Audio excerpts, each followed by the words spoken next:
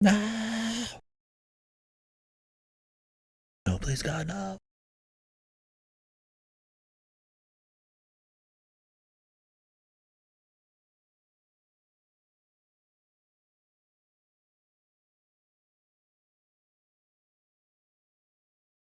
The short message doesn't even deserve to have its name called properly.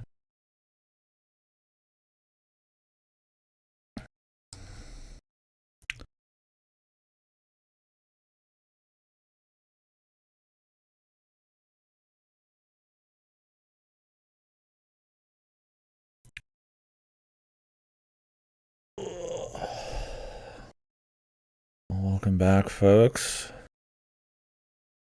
Shouldn't have worked this time for a bit, so we'll be able to ride out the rest of this bad boy. I'll check the mail later and we'll see about Cuphead.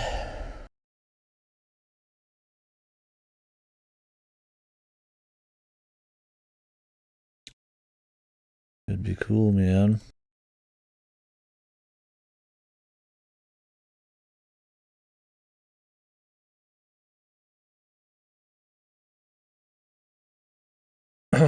Any of these iffy?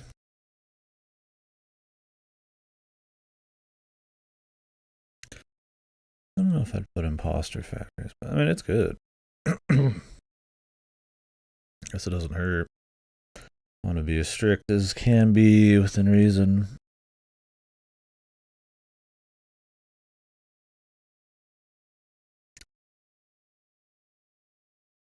I'll review it at the end and see if I should have added some stuff or got rid of some stuff.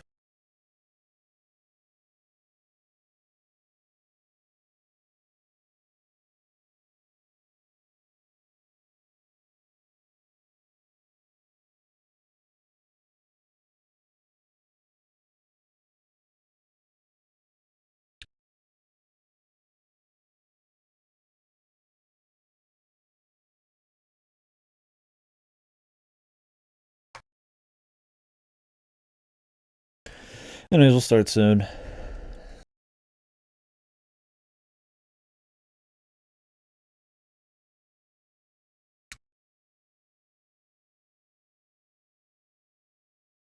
We'll go to from 53 down to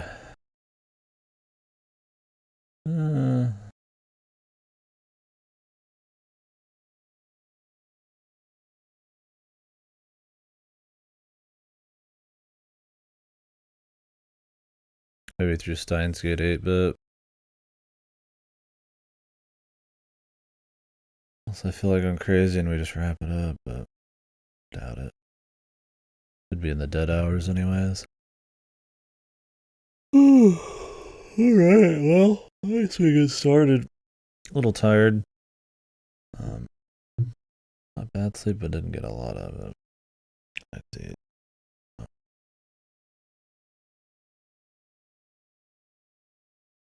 This is day 2. The yearly stream and review. 2024 this time. Yeah. Don't need to go over the whole spiel. Just picking the best games of the year, the worst games. Went back over a couple things in the VODs yesterday. Did recheck out Chicory. Honestly, my opinion was pretty much the same. I just said it in a much cleaner, cleaner way in the VOD. So we'll leave that where it is. I think it kind of that. And that one I actually said I liked it better than Wander Song, writing wise. I think I was mixing up some of the writing. Same problem still though. It's different magnitudes. So we'll look back over things, but it's not really the. Alright, let's turn this back down.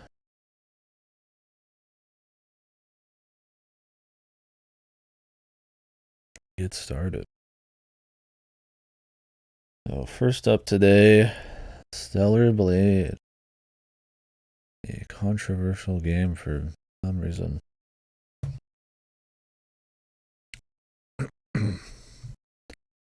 I guess because it's a somewhat more mainstream and it has sexy characters. Because it's pretty tame compared to a lot of stuff that comes out. It was a weird one for sure. But about the actual game, honestly, I thought it was kind of just. I wasn't super. I love action games. I love difficult action games of all different flavors, either character action or more methodical stuff. Stellar Blade just didn't do it for me. I don't think it's bad or anything, but it has bad elements. Oh yeah, I should be explaining what the hell the game is. So, okay, Stellar Blade is a game about you're essentially a robot who doesn't look anything like a robot. Um, I couldn't even really tell you what's going on in the story. What's up, Rocky?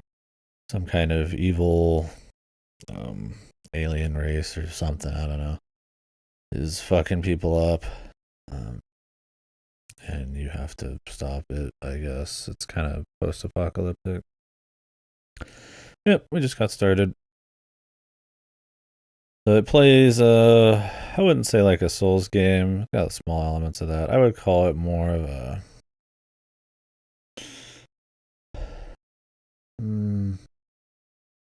It's not quite as fast and fluid and crazy as like a Bayonetta.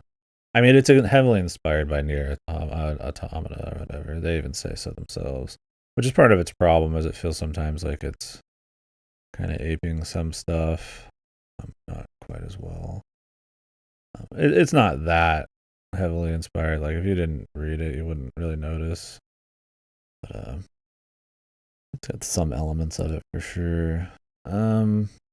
Yeah, so it kind of plays like that. It's kind of a like Devil May Cry without the combos. Kind of is about the feel.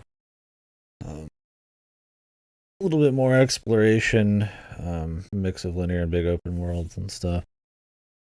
It's made by the devs who did Goddess of Victory Nike, the gacha, um, where you shoot stuff and the asses jiggle a lot. Yeah, so it's an interesting case of, which I guess I could plop this on here for that. It's kind of notable. I think there was another game earlier that was that way too.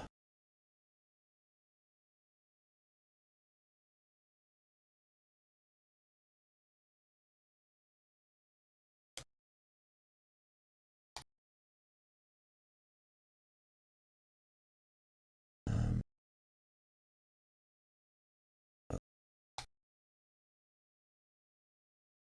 Yeah, that's kind of a notable thing. I mean, like gacha and the way it works and how predatory it is kind of a blight on the industry. And I feel like that's only going to get worse. A lot of your Western stuff can only dream to be as predatory and nasty. I've played quite a few of them. Can sometimes enjoy them, but I've never played one that felt like it wasn't brought down by those elements. But it makes a lot of money, so it's kind of interesting to see a game made by one of these companies through the money they've gotten from it. And kind of one of the positives, I guess. They make so much money, it's cool to see a dev go, hey, I'm just going to go make something I want to make. That's like pushing AAA because, well, they have that kind of money from gacha games. So, yeah, this is that. There's another one this year. I don't remember what it was. That kind of did that. We talked about it yesterday. I don't remember. But yeah, so sort of character action game, somewhat exploration heavy with like 30-hour game or something. I wasn't huge on it. I think the story is almost just nonsensical, almost unintelligible at times with some of the dialogue and the way the characters work. They feel like lizard men, like they feel like something trying to emulate humanity. Now I know they're robots, but it's not purposeful. It's not like that, right? Like, and only like it's only her who's a robot. Or maybe there's one other person. Well, there's some enemies too, but I thought the combat was clean, but it never really got me like going. It's some this mix of methodical parry, kind of juking around and stuff. It feels fine, like it's serviceable for sure, but compared to some of your greats, compared to some that really just feel awesome, eh, I can't say I was super into it. The side quests and stuff are pretty dull. It does have a lot of side stuff and exploration, but it's very cookie cutter, very textbook. There's a couple special ones here and there. But by the end of it, it was one of those games where I was like, I'm just skipping entire areas. And I don't usually do that kind of thing. Although I feel like I say that a little bit more nowadays. I don't want to be ever compulsed to like finish everything in something. And this was one of those where just ended up saying fuck it and just went through main story halfway through. I just was not interested in kind of the bloated cookie cutter kind of questing and all that. It's not quite as checklisty as like an Assassin's Creed or something. It's more important than that. He's getting weak. Yeah. No, I've got too many games to play. No.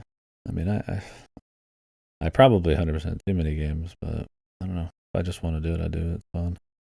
But I don't think I need to like discuss it or something. Most people don't even finish games. Stellar Blade was definitely one of those. I was like, I just wanted to see a little bit of everything, and then I was like, okay, I think this is all the side stuff is gonna be. Yeah. I think part of it is I didn't care about the world. The combat was just like fine, and the story was dog shit. So just getting upgrades for the sake of them. While there was a couple tough bosses near the end for sure, that maybe one or two upgrades would have helped on.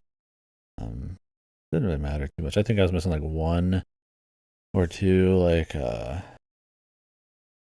damage upgrades, and really those bosses probably ended up better being harder. So I don't know. It's a great looking game on a technical level. It's not a horrible art style or anything. It is very like AAA in the sense that it is looks over function. White paint, yellow paint type of shit, Batman vision. Where you press a button and it shows you everything on the screen. It makes the exploration parts be so much more railroaded, and you have so little agency that it just kind of it's dull. It's all in the service of like high fidelity, but that kind of clutter and detail and stuff with not really any like thought as to like landmarking and pathfinding and stuff and backtracking and all that kind of just it's not too terribly interesting. There's some good songs in it. I think it's a little undermixed, but there are some solid songs in there for sure. But honestly, everything else brings it down a little too much. It's not bad. Some people really like it. If you're a big fan of action games, and you're looking for something that's gonna like really light a fire on you, I wouldn't go for that. But if you're just looking for another big budget action game, because there's not a whole lot that are purely focused on the action, then go for it. If you want to see somebody kind of pseudo ape near, I guess go for it. If you like TNA, it's not too bad for that. There's some costumes that are pretty spicy, but honestly, it's not as much as you think. The main characters, got some fan service, no doubt, but I feel like you could find something much more spicy releasing every week. So that was an odd part of the drama and everything. I feel like a lot of it's probably my ears bother me. I like waterlog yesterday really bad. But yeah, I think it's more just because it's like big. AAA was kind of mainstream. Sony was like, it's got Sony exclusivity. I imagine they bankrolled part of it, and I think just your people who don't really pay attention to the industry, where you don't see like fan service games and the mainstream kind of attached onto it. Anyways, I'm not gonna put it anywhere really. I wouldn't even say I thought it was good. It's like, I mean, I respect somebody calling it good. I don't think it's like a fucked game or anything, but I also don't think it was like horrible. So I'm not gonna put it in the worst category. I'm Trying to get the water out of my ears, man.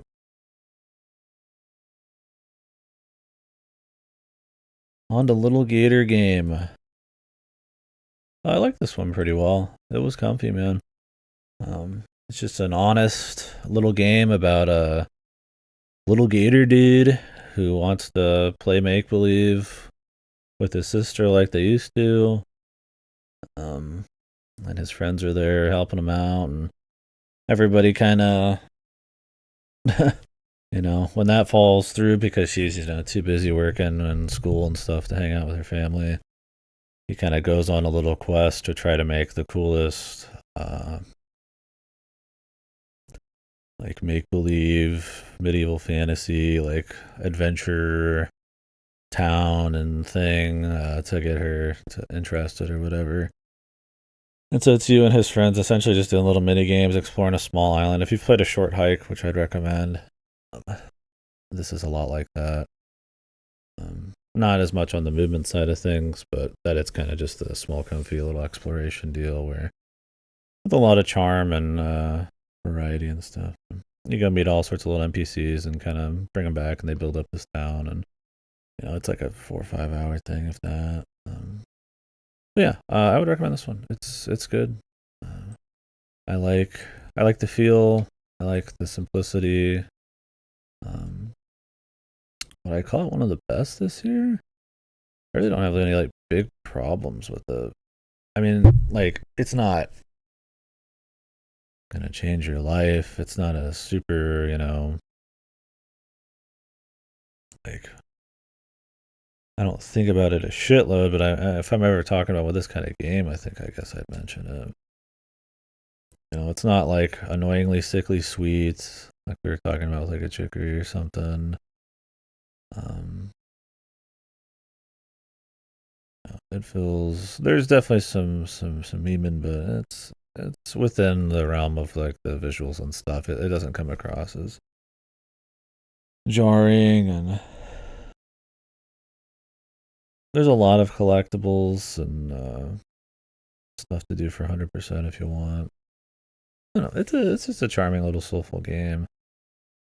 Like I said, I don't know if I have any like big issues with it. It's also not really like it doesn't feel like that amazing. The story isn't like really getting me.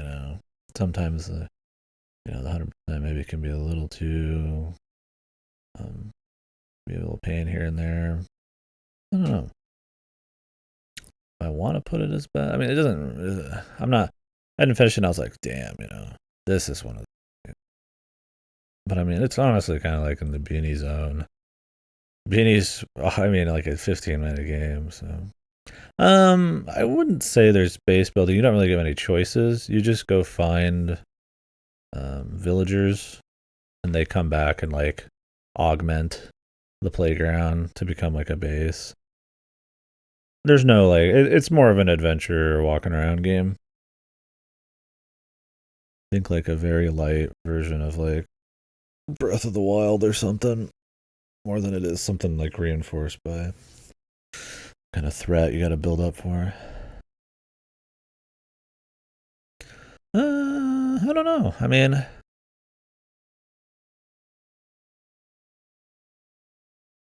it's pretty good. Comfy. I mean,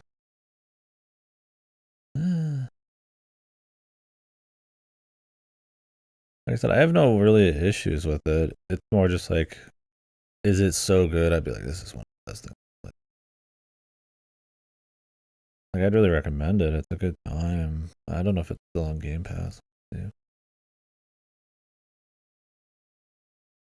It's got a lot of charm.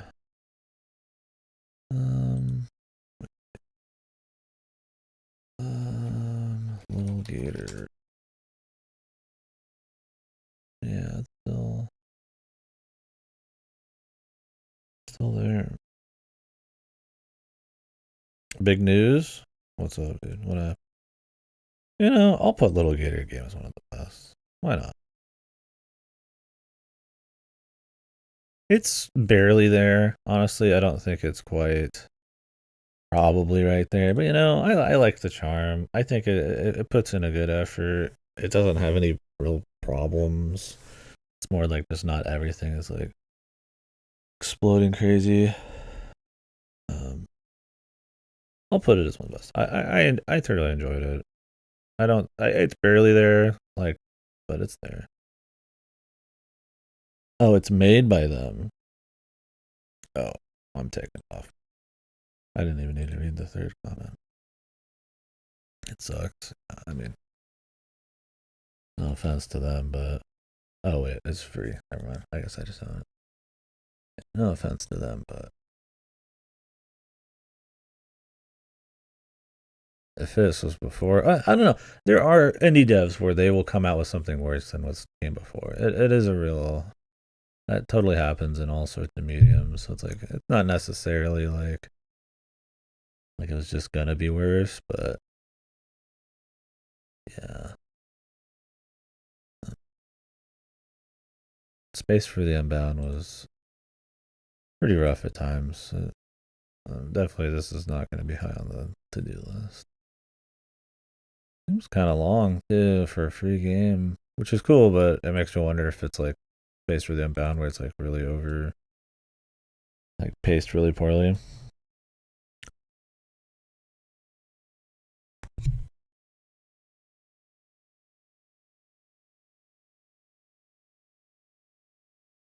I mean, good for them to keep making more stuff. If they keep making shit, I mean, they've got something that catches your eye for sure with art and maybe concept. If they're gonna focus in on the story, man, shit needs a cleaning up, dude.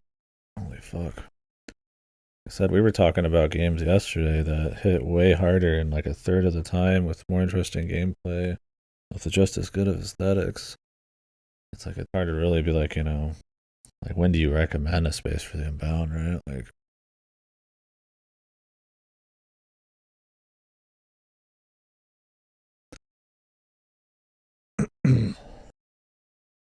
all right. Well, that was a little Gator game. Yeah, so I recommend it for sure. It's comfy. I would recommend stuff like a short hike before this easily, and that's kind of where I get off with Little Gator games. Like, it's comfy in that same vein, but I feel like it's a little, like it could be a little bit tighter or paced just a little bit better or have a little bit more um things here and there going on, but honestly, it's hard to really fault it. That's reaching, and that's kind of why I put it on the best. So. Next up, Alan Wake 2. This game fucked. I really liked Alan Wake 2. Um, I'm a Remedy fan in general. I don't think all of their stuff is godly, but as far as AAA games go, they're always interesting. I feel like there's some of the few AAA devs, especially in the West. Well, they're Finnish, but I don't know if that counts. Does that count West? I think anything that isn't like Asia is considered West. Right? um, but yeah, I feel like there's some of the few Western AAA devs who still really have some kind of like distinct vision, even if it's like niche, possibly. For some of their games. I mean, it's not like a daring game on gameplay. It's kind of like a light Resident Evil. But the the art direction, the atmosphere, the story is not probably what I'd say is like super like safe mass appeal. It's more importantly just really distinct. Like it looks really nice. The dialogue's great. A very interesting story with a lot of crazy surrealism and stuff. It just takes Alan Wake 1's premise and just fucking runs with it, man. Like Alan Wake 1 has a problem with, and I guess if you don't know what Alan Wake is, this is a hard sequel to it, and it's in the universe of Control and everything, which is another of their games. It's essentially the idea that there's this writer who has like a supernatural ability, kind of. I don't want to spoilers to write essentially what's gonna happen. There's rules and weirdness, and it's way more crazy and surreal than that. um, I'd really recommend them. The first one's a little rough at times because it could be kind of paced poorly. Some of the gameplay sections are a little too long. But if you like, the Colorado mountains vibe, or like even like a Pacific Northwest kind of vibe, it's kind of more like a kind of like a Twin Peaks, I would say, in terms of like location and stuff. I would really recommend it. So, um, definitely would play the first one, but and American Nightmare is a fine one to play too. It's not too long, but this one definitely blows them both out of the fucking water. So, a little bit more horror on this one, but not too crazy. The gameplay's got a lot more exploration. That's rewarding. Little puzzles and side lore things. I enjoy just walking around to every single person, talk to all the people. It's got a nice little sense of humor at times, but also interesting kind of, like I said, surrealism and drama and stuff. And it's cool. You play as two different characters. Play as, what is her name? I don't remember her name. It's on the tip of my tongue. Um, FBI agent researching what's going on in the real world, related to some cult killings, and then he plays Alan Wake, who's in not such a real world, who's in like a city essentially, like a weird hellscape city, and him kind of their stories kind of intertwining and shit going on, and it's cool. It's looks extremely good. The art direction, is awesome. Like I said, even just the normal areas like that are just part of like a town, they just have this like dreamy, comfy kind of vibe to them, but with like some kind of weird horror on the edge always. You'll kind of be going from like a nice chill, like, you know, little wooden cabin hotel, and then, it just seamlessly kind of goes into like some kind of like horror theme park, or, just around a corner into some weird place. And there's some cool videos on the art direction on this. I'd have to look for them, but yeah, great time. You definitely get into it for the story and the characters and the dialogue and the immersion. It's a game where I just feel like slow walking everywhere.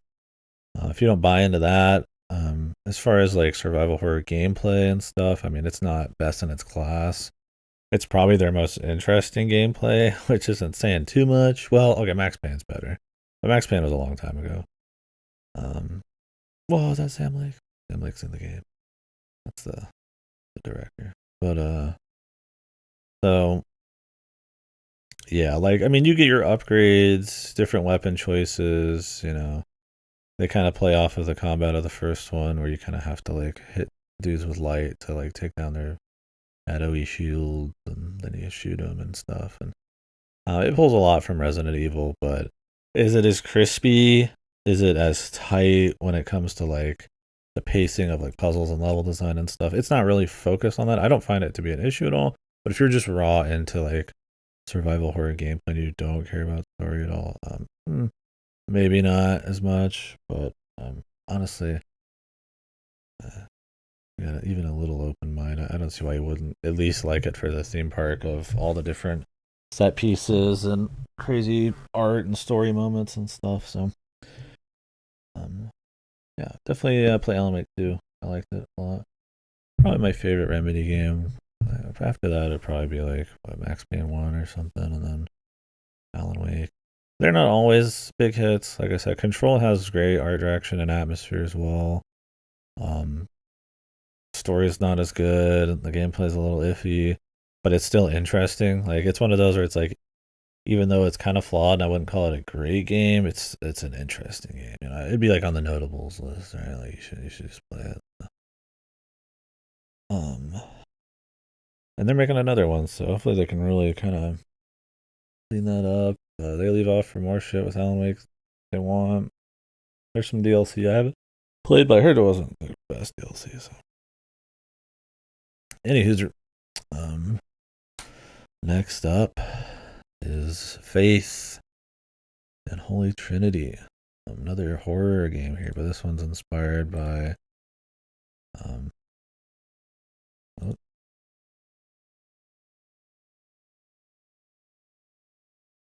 more like old kind of DOS looking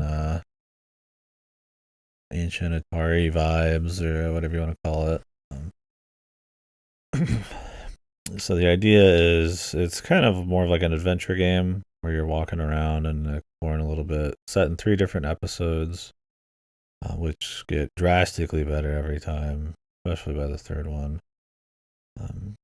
You play as a priest who is out to exorcise demons. He's had a fuck up in the past. Plays big into the plot where he couldn't properly exorcise a demon or something like that. There's kind of part of the plot. So it's kind of him and another guy and these cults and stuff. The first two episodes, honestly, the first one's kind of interesting. It's got a few different endings and stuff you can do. It's less than an hour, probably to even see most of them. Second one's a little bit more puzzly. Has some pretty cool moments, but also is kind of a touch more tedious. But really, it's worth it alone just for the third episode, I would say. I'll put it as one of the best. Honestly, it's a little shaky at times. I'm gonna put it in as one of the best just because I think the art design is killer, and the third episode has so much cool shit going on. So many different areas and little secrets and stuff like that. Where how unique this game's like art design is it kind of just I don't know, it's super memorable. Like it stands out. And this is very well executed. So music and the sound design's all exactly what you'd expect. The look and stuff. I guess the very end kind of has this little, kind of maybe in a way a little much, but but it's still pretty cool. These games actually aren't like super easy either. There's a lot of like slowly dodging projectiles and shit in some fights. You're worried it's like just walking. It mostly is, but yeah. Think of it kind of like with Hylics. Like it's the gameplay is fine. It's cool, but it's you're in it for the atmosphere and the art direction. I think the only reason I would maybe not put this in best is because episode 1 and 2 are kind of whatever. 3 really takes the cake, but 3 is also like 5 times as long as those, so it's like longer than both of those combined, and then some. Yeah, it is. It's really cool, and it sounds cool too. I don't know if this trailer actually has the proper audio.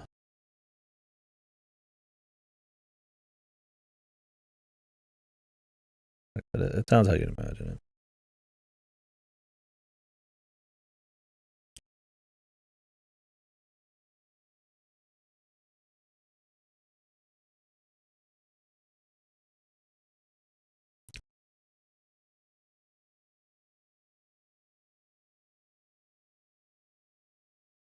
But yeah, it's a good example of honestly a less is more style horror at times, which I find to be pretty effective.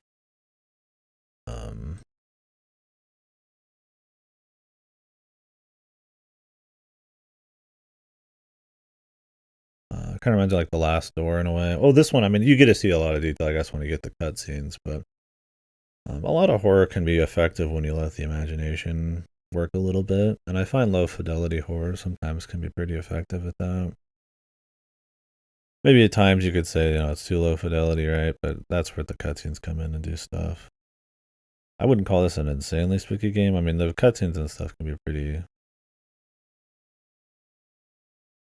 spooky looking, but yeah, it's a cool deal there. Like I said, The Last Door is another good example of like low fidelity that kind of lets you play a little bit into the imagination and add spookiness. It's kind of like how something's more spooky when it's like you can kind of not fully see it, sort of deal.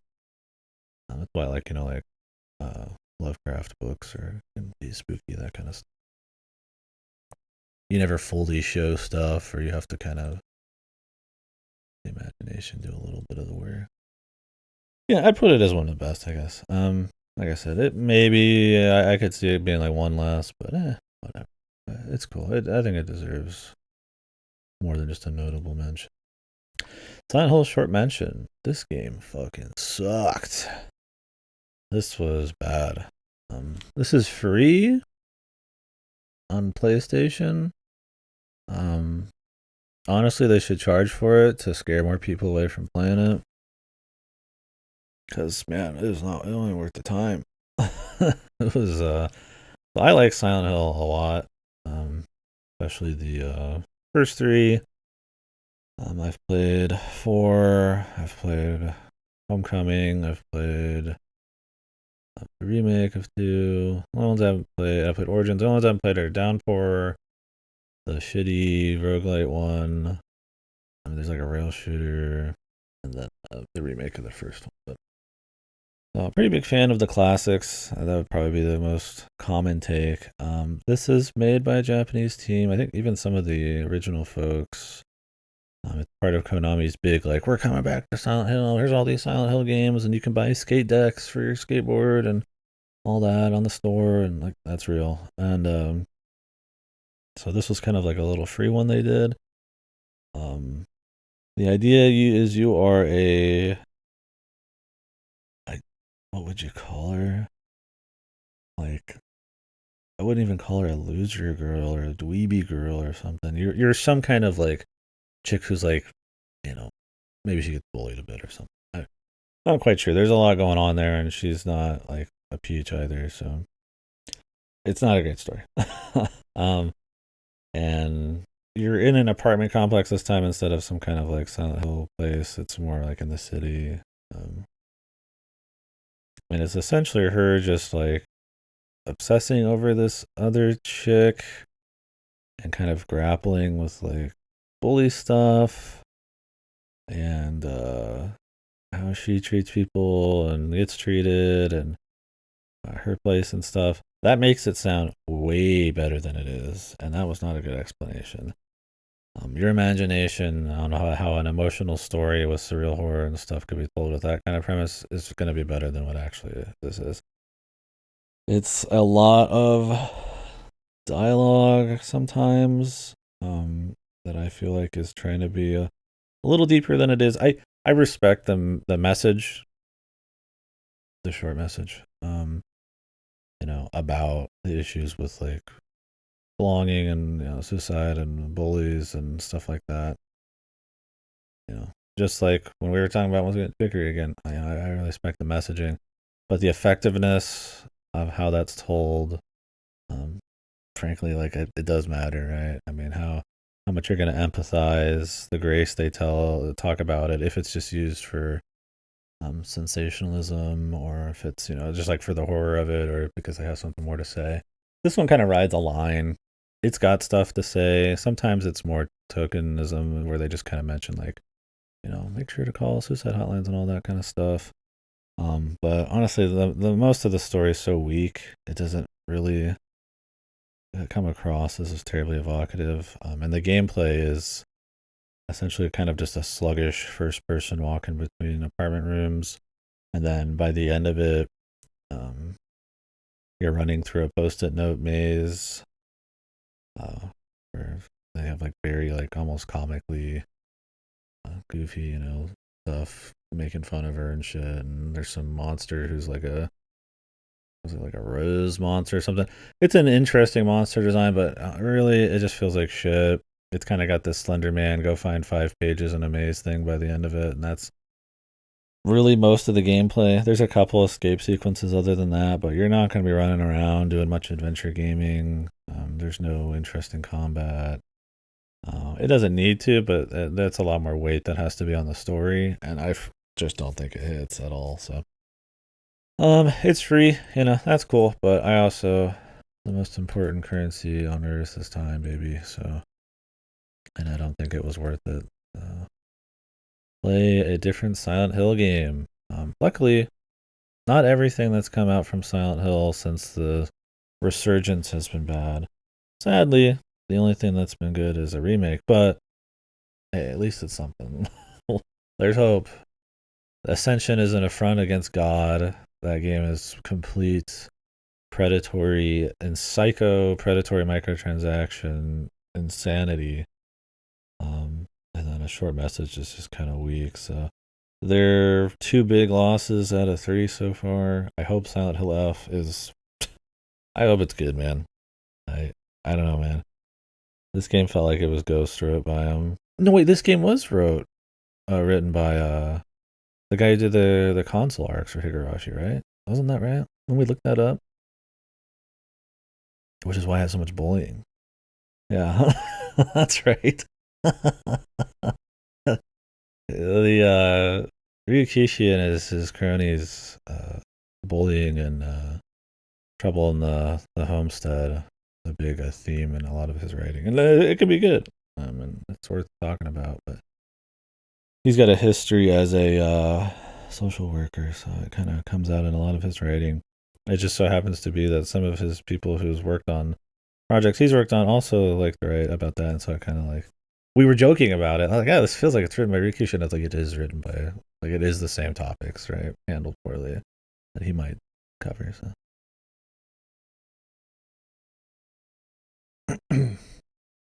How do you feel knowing the monster design guy for NG is doing the art for Silent Hill F?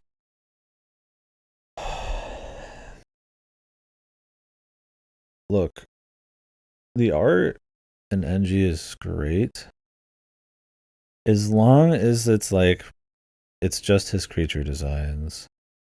The worst thing about and NG doesn't do it, but Deathmark and Deathmark 2 is that fucking crappy tweening like flash animation joint and like the way they animate them, and they look so bad.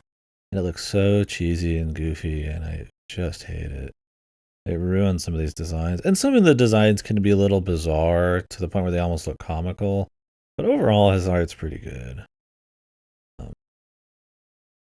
Those games are really just worth playing for his art. So I think that's good. I've never seen his art in 3D, though.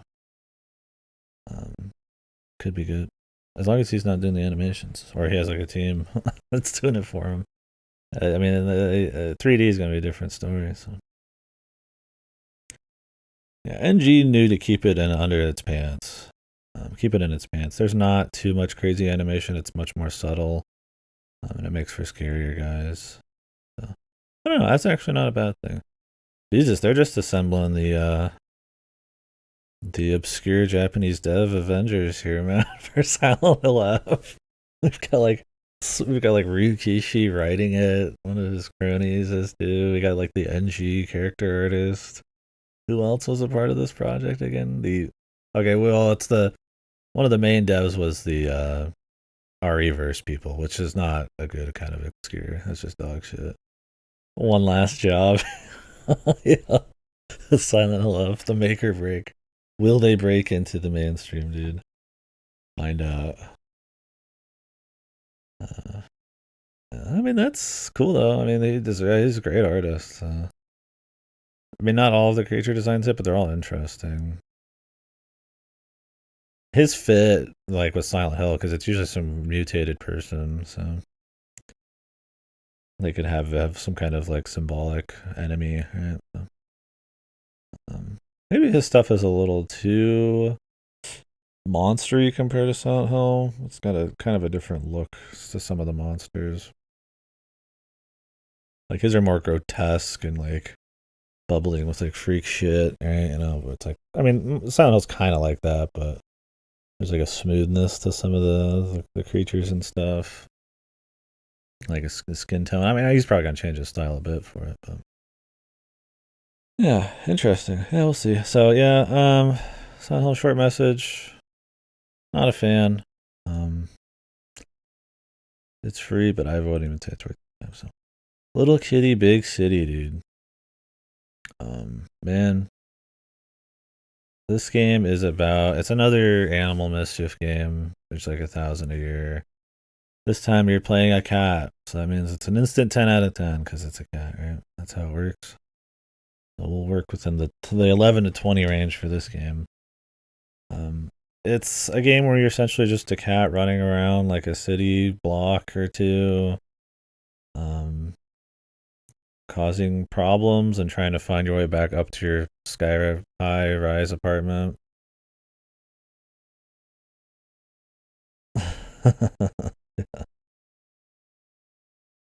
Yeah, if your game doesn't have a cat, dude, it's not even in the same point bracket the rest of the games. I joke, but I do think there's a huge cat bonus in games. I mean, I've played a lot of games that are really shit that happen to have a cat, and everybody says it's the best thing ever. Um, I like cute animals. I love kitties. I love doggies. Uh, little animals are great. Games with little animals in it, that's just fine. But a shit game is a shit game, and I'm not gonna let any of that other stuff get in the way unless it's so awesome and is so much of the experience um, that it's just like the focus, right? This game is an example. I don't think this game's very good. I am almost gonna put it in worst game. I thought it was first off extremely buggy. This game was broken as fuck on release. It's probably better now, so. Um, but this game, I was getting soft lock, blasting through worlds. It was all sorts of fuck. But besides that, really, it's just doesn't feel very good. The jumping, the sluggishness, the how responsive the controls are feel bad for all the little jumping around you have to do. Really, all the little events. These games are all kind of inspired. I feel like by like Goose Game, like where you actually cause mischief and stuff. Really aren't that creative or fun. I feel like after a couple minutes, you've seen most of them. Yeah. The dialogue is surprisingly wordy. It just keeps going. The humor is a little. I don't remember if it was memes or if it was just that it was overwritten, but not for kids in the sense no kid's gonna want to read as much as they fucking talk in this, and not really super like great for adults because frankly it's still overwritten anyways, and it's just not all that funny. So it's like you're really just in it for this sandbox of running around as this cute cat. And like he can fuck with people, but like I said, most of the scenarios aren't that interesting. I didn't have any joy trying to do 100% or anything, so we stopped early at that. Probably once again like halfway through, just kind of focused on beating the game, and yeah. Between that, really looking, I don't really care how low fidelity a game is, but in a game like this, where the charm and the animations and all that are a big deal, there's some good stuff, but it's not really like that super duper interesting to look at. I would say it's more because of the lack of like variety of truly interesting stuff going on. I mean, you get little hats. There they are. Those are fun, but that's really about it. I don't know. I almost don't want to put it as like worst, because part of it's the cynicism of like games getting filleted because they have a little cat in it. There's some games with little cats I really like. I really like Stray. I love that game. That was a good game. Some people didn't. Some people gave it shit because it is a cat game, but then you get this game that gets filleted because it is a cat game and it doesn't deserve to be filleted. Um, so I don't know. I mean, clearly the game's got some charms. It's hard to really want to like totally like lay into something, but I don't know. When you got your little gator games and your fucking all that kind of crap on the same list, it's hard to really look at this and be like, oh yeah, this is the one. No, for sure. And I have zero issues with the game having a cat.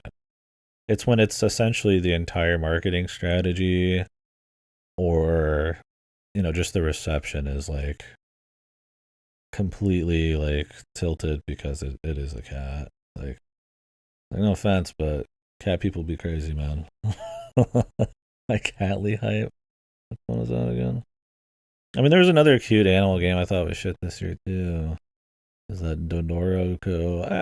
If I'm not gonna put that as worst, then I won't put this as worst either. But that game was free, Doronko Wonko, and it was like shorter. That this game was as buggy as it was too was honestly unacceptable. But the bugs are probably fixed now, so it would really just be that it's a kind of lukewarm animal mischief game, and there's like 1,000 of these a year. That's a big one too. This was Game Pass. I don't think people realize how many of these kind of games come out every year. So, um, Nothing wrong with it. Yeah, I think there's a lot of creativity to be had there, and just being a cat, I mean, it's fine. There's a lot of cool shit going on. But I don't know. I don't just clap when I see myself controlling a cat. That's a dime a dozen. So, and I feel like that's really all this game has going for it. Like the rest is kind of just lame. So, this one I'm not gonna put it anywhere, but it's like borderline worst. I was not a big fan. So. Put that on the record, baby. Next up is Degradia Narashvan. Wow, who is this incredibly sexy, amazing guy on this video here? There's no gameplay or trailers for this game, so I had to put myself playing this game on here. I couldn't find one. Or maybe I did, and I didn't want to have like a spoiler one, although I do have that for some other ones. So. Honestly, you get the idea from 2 seconds here. So this is Degradia. It's a VN. There might be one, yeah, but I couldn't find it quick, and it already take like 3 hours to put this together. And I was like, all right, that's enough. Because I mean, what's a trailer gonna do? I mean, if you got one, we could click it, but I'm not too worried about it. So Degradia is a VN about a group of people who get stuck at the bottom of a sea in like a little facility submarine thing.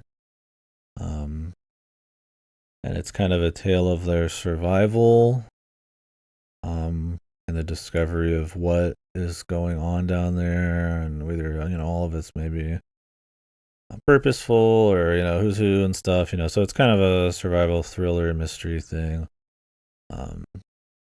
It was only fan translated by somebody in the chat. They're not here right now, probably, but by one of our own Giga Chads. So it was a good translation too. I think the dude pretty much learned the language and practiced it through this game. So it was I liked it. I liked it quite a bit actually. I probably like it more than most people. For me, a lot of the end twists and some of that atmosphere and stuff, and how unique and how much it recontextualizes things was so strong for me that I kind of brushed over a lot of the faults, which is like, maybe music variety, music quality sometimes, a lack of CGs, some of the events and character stuff not being always godly, but overall, I really liked it. Yeah, I think it had a unique premise. Well, being stuck underwater surprisingly is not a unique thing for VNs, but it's a very exciting one still. Although there's a lot of mystery thriller VNs where you're stuck in something, like in a place, not in someone's ass or something. There's a lot of VNs probably like that too, but so it's not the first one. Like I said, Ever 17 is probably your like famous like stuck in an underwater facility thing, but yeah, this one was really good. I liked it a lot. Would recommend a read. Sadly, the Kickstarter for this didn't work to get an official translation, but nice to see there's a fan one. I don't want to spoil anything else, but yeah, it's cool. I think if you read a lot of VNs and stuff, some of the twists and shit can be pretty refreshing or pretty interesting.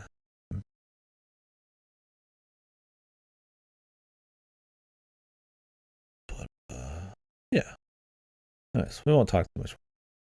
Cool VN. I like my favorite VN of all time right there. I think I gave it like a 9.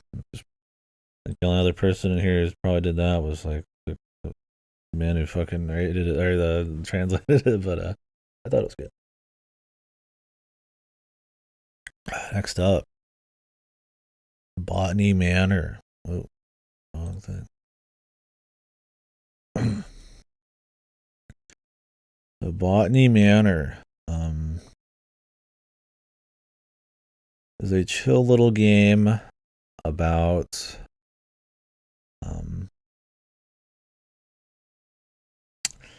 what exactly was the story in this? You're some lady who came back to this home and are trying to. Um,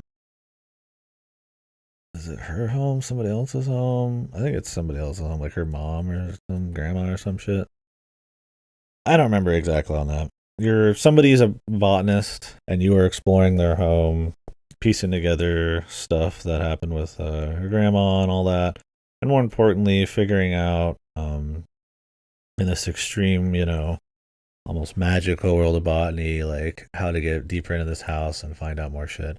Think of it kind of like if you watch me play Lorelei, it's kind of like that, but a lot more chill and laid back and stuff. So um, it's a kind of little exploration puzzler. I liked it. I thought it was solid. Um, Nice, kind of serene art. Fun little varied puzzles. Kind of piecing together. The story's cute, but more so for the hidden mansion secret vibe than anything. So at times, maybe some of the shortcuts can maybe not be as frequent, so you have to walk a bit, but really it's not too bad there. Um, like I said, the story and all that, not gonna, I mean, I don't remember it super clearly, which to me means it probably wasn't something, that's like stuck with me. So it's not super awesome, but it's not really about the story as much. So it's on Game Pass. I don't know if it still is, but I'd recommend it for sure. If you like like you know, freeform puzzles, like exploration, running around mansions, with like a kind of comfy vibe. There's a lot of those. It is just good. Yeah, yeah. It's really hard to go wrong. I mean, regardless of the premise or puzzle, this one's like less survival horror, right? Like a lot of them might be, or less difficult than say something like a Mist. Um, so the botany angle's kind of cute.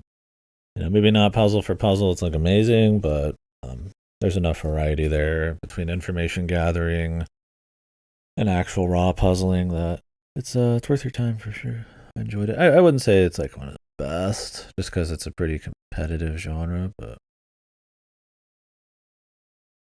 oh, because of the trauma center, Jesus, just fucking just skip it, man. This fucking guy. This fucking guy. Yeah, it was a surprisingly nice little game.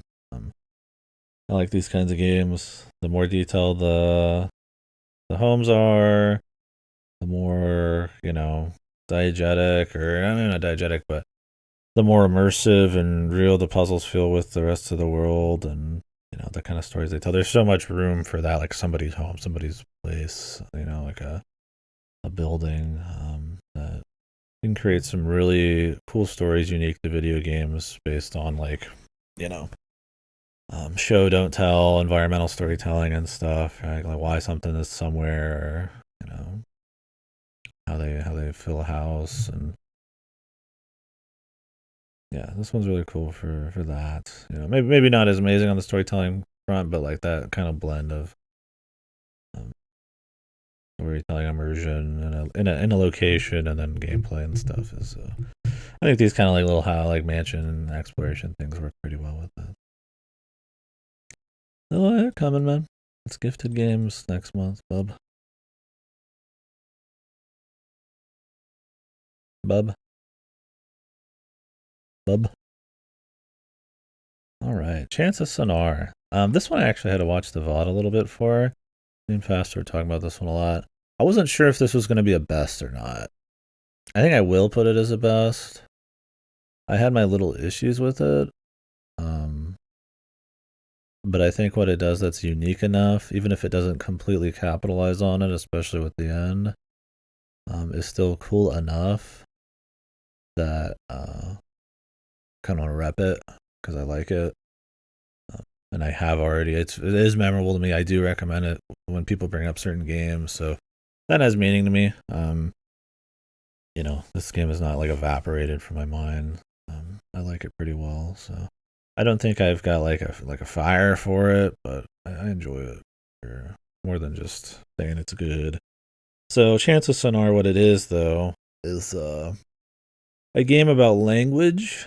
You are just some guy who starts at the bottom of essentially like a caste system that literally is like layer caked into the sky in this like super tower.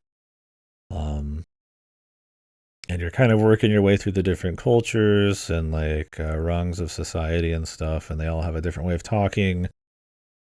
And so the idea is you're supposed to piece together through context clues and conversations what letters mean, and each deciding what symbols mean, to help you solve puzzles and to make your way farther up and understand what people are saying and kind of reach your eventual end, whatever that is. Um, and it's real cool. There's other language games out there. There's other games where context clues and information are used to kind of move your way forward. So not super like unheard of on that, right? Like deduction gameplay and stuff. But how it handles that and the cool art direction that goes with it is pretty unique. It's very distinct. It's cool for it. The pace can be pretty sweet. It depends. Sometimes it's tough, sometimes it's hard. Sometimes you're usually going through these places. There's a fair bit of variety to each of them, and you're going through quite a bit of them, so that's nice. I do have my issues with. I think they don't take it as far as it could go. Especially by the end, it kind of turns more into like a goofy like running thing. Some of the stealth elements can be sometimes a little wonky, but eventually with disguises and stuff like that, it doesn't really matter too much. Um, there's times where I feel like the game is like not as all in on the language stuff as I'd like. It still is like the chief focus and the main reason to play it. But when it's using other gameplay elements as like a nice break or distraction, it's fine. When it goes too hard into those, I find it's at its weakest. Um, but usually that's not a huge issue. I don't think the story is also terribly great. It seems like a game that would have a lot to say about stuff. Frankly, I don't think it's very deep. Spoilers, I'll put the spoiler tag up for this because I'm going to spoil it a bit. Um, really, that it kind of ends with this like comically evil force of like some AI and everybody's just like hunky dory and comes together is kind of. I think some kind of like mutual understanding through language and yeah, games for impact. And honestly, I thought it had some of the most surface level like non-impact. Like, oh, there's a big evil AI at the end or something. Like, wowee, why did that get nominated? Just because it's about language and people understanding each other and like caste systems and shit. Not that it has anything to say on it, just that it literally brings up those topics. Yeah, it's embarrassing. Honestly, it was nominated. I mean, not because it's not a great game, but the Game Awards are sometimes kind of embarrassing. Man. Like I don't know. I think you play this and there's not a whole lot of like deep thoughts about stuff. It's just kind of a nice setup. You look at it and you're like, oh yeah, wow, it's like this kind of you know different cultures, treat people differently, all these different reasons. Like you think it would have like a lot to say or something interesting going on, but really it ends up being kind of just goofy, and not a very good ending. Not only does it not play into the language enough, it does to unlock the ending, but the actual ending itself, it doesn't matter much, and everybody coming together with some AI instead of like a proper like you know something to do with the actual language and each other's. It's not the best there. Honestly, it almost wants me to keep it almost want to keep it at a best for that, but I think I'll put it into it. I think it's cool, man. I like it. It's definitely on the lower end of the best just because like it has so many good things going for it, but there's just enough, man, of bullshit. Just a lack of focus sometimes. Just kind of a weak enough story by the end. Too many like distractions. Don't go difficult enough on the language gameplay. I get maybe it's part of it's like want to be a bit more mass appeal, possibly. Although I don't think that's truly the case because it's not. I would. It doesn't look like a mass appeal game, but I don't know. I don't know. Maybe they just wanted to keep things spicy. I don't know if it was worth watering down some of it, but yeah. So, great game though. I liked it. Definitely give it a go. You don't play a lot of stuff. You've probably never played anything like it. There's not a whole lot of games like this. There's a few language games. There's some games where you'll have like an end game that has like you have to learn a language. But the way the context you learn them, it's a little trial and error sometimes. I think stuff like Return of the Obra Dinn and um, Golden Idol, there's a lot more of like a push to not like trial and error and kind of just force your way through some um, understanding certain things. But yeah, just call it Cats of Sonar or something. And it's about a cat who has to like learn the human language through context clues without giving himself away. He can maximize his food intake or something. There you go. There's your game idea. Boom. You're a cat who understands speech or has the ability to. What do you do? But yeah, it's a cool game for sure. But yeah, if you've played other deduction games, you'll like this. Like if you played Obra Dinn or Golden Idol. In those, you can brute force, but it's a lot more interesting not to. In this, there's times where you brute force, and that's kind of just like the way you do some of it, it almost feels like. Not every time, but it definitely lends itself into being that kind of game a bit more than maybe it should. But that kind of gets into the difficulty and stuff and focus. Anyways, and like I said, we can talk about any game you guys want, even if it's like old games on this list. Let me fuck. Let me repost the spreadsheet if you guys want to go back through it. By all means, could go back through if you want to talk about a certain game, or if you guys want to talk about your own games, or you want to talk about anything. Always open territory. I always feel like because I'm just talking the whole time, maybe people feel like they can't interrupt. By all means, it's as much of a thing here to recommend shit to people as it is for me just having fun looking back over the year and remembering shit, as it is a discussion platform. So it's whatever. Yeah, you got to be the adventures of Professor McGonagall's cat. Yeah. There you go.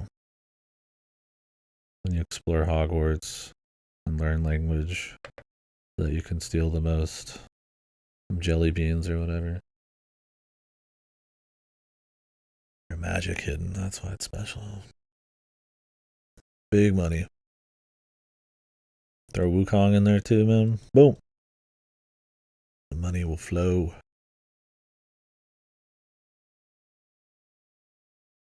What's something else that's popular?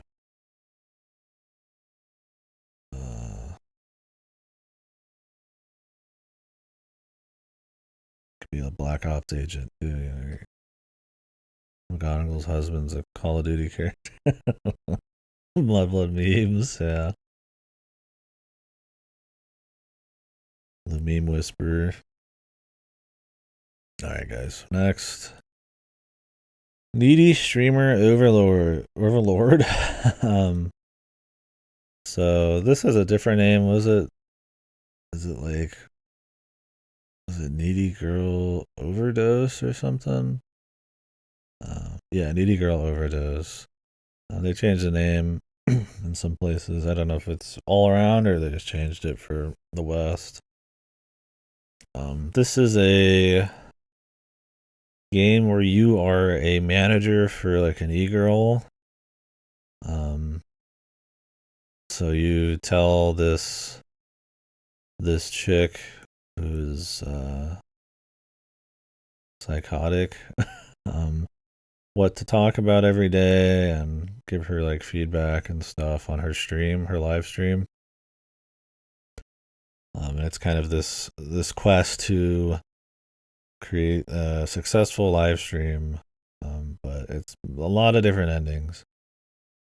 She could get lost in conspiracies or become a drug addict or murder you or cuck you or just be really famous or whatever. There's a lot more than that. Um, so the idea is to kind of do all these little endings and um, play around with the social media and the different topics and stuff. Yeah, smoke and kind of just manage this e-girl, I guess you'd call it. And it's an extremely like high energy, like chaotic, just nonstop. Like it's very quick to get through like an ending and stuff. Uh, I didn't like it as much as most people did. I like it conceptually. I love the energy. I like the dark humor. Um, Really, I feel like after illegitimate. Oh, I mean, there's no. I mean, no. I mean, it's not trying to be like. I mean, it's got a display of like obsessiveness that she has, or like falling down the rabbit hole, and the ending and stuff kind of contextualizes stuff differently. But it's a lot more about being like sensational and over the top and extreme. I mean, she's becoming like a cult leader in some of them and stuff. Like like there's all sorts of wacky shit. I would. It's not trying to be believable, but I mean, there's elements of like real, themes or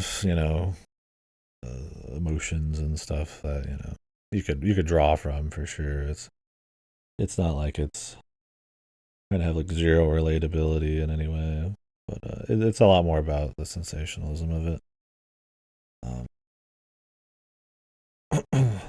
More than it is, yeah, trying to like point a light at like maybe problems with the industry or something. Like there's freaks and stuff, in her chat and shit and all that, but she's as much a freak as anybody. So you could definitely like draw conversations from it, like slippery slope stuff, but it's a lot more about the dark humor of it, honestly. So um yeah, I thought it was all right. I really like the energy of it, and I think after a few playthroughs, really, I mean, I would recommend just stopping there and then just looking up other endings and just checking out all the new events like online or something, because really it's kind of repetitive. You have to do a lot of the same things, go through a lot of the same conversations, hear a lot of the same music over and over and over and over again just to get sometimes some pretty weak endings. I think if anything, funny enough, this game could have went way more over the top. Like the endings are super different. How you get there's more crazy. I get that's probably more expensive. Maybe the endings wouldn't be as much, but there's just a lot of times I just play for a couple hours. I'm like, I get a few endings. I'm like, okay, like these are fine, I guess. But like if you want to get all the endings to reach the true end, it's just kind of like it's a lot of the same shit over and over. And I think that kind of hurts the energy and the pace and the speed of it all, um, the craziness of it. I think when you're getting into some of the really crazy ones, it's cool. There's always your standout bits. Um, I think the play of her e-girl persona versus her real persona, the left and the right. The e-girl's the more cutesy, white-haired one, but it's cute. It's interesting, and I think that lack of depth, though, of like maybe character and shit, until kind of the end where they try to rug pull you a little bit, is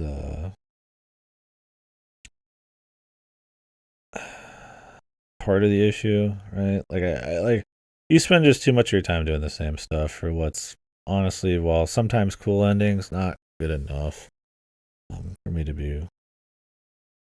I would say it's a really good time if you just play like it a few times and watch. Otherwise, like, yeah. I I don't even know if I'll put it on good, honestly.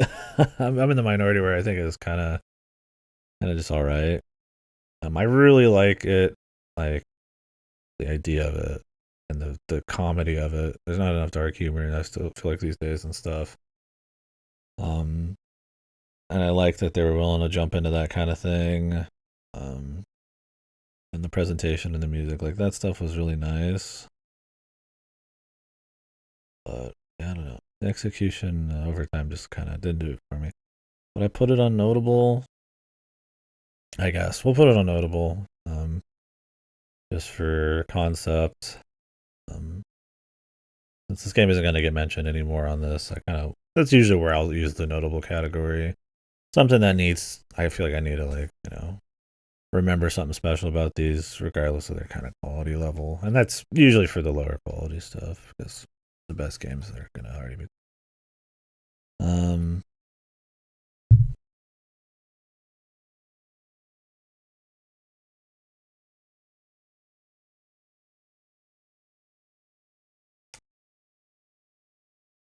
so yeah,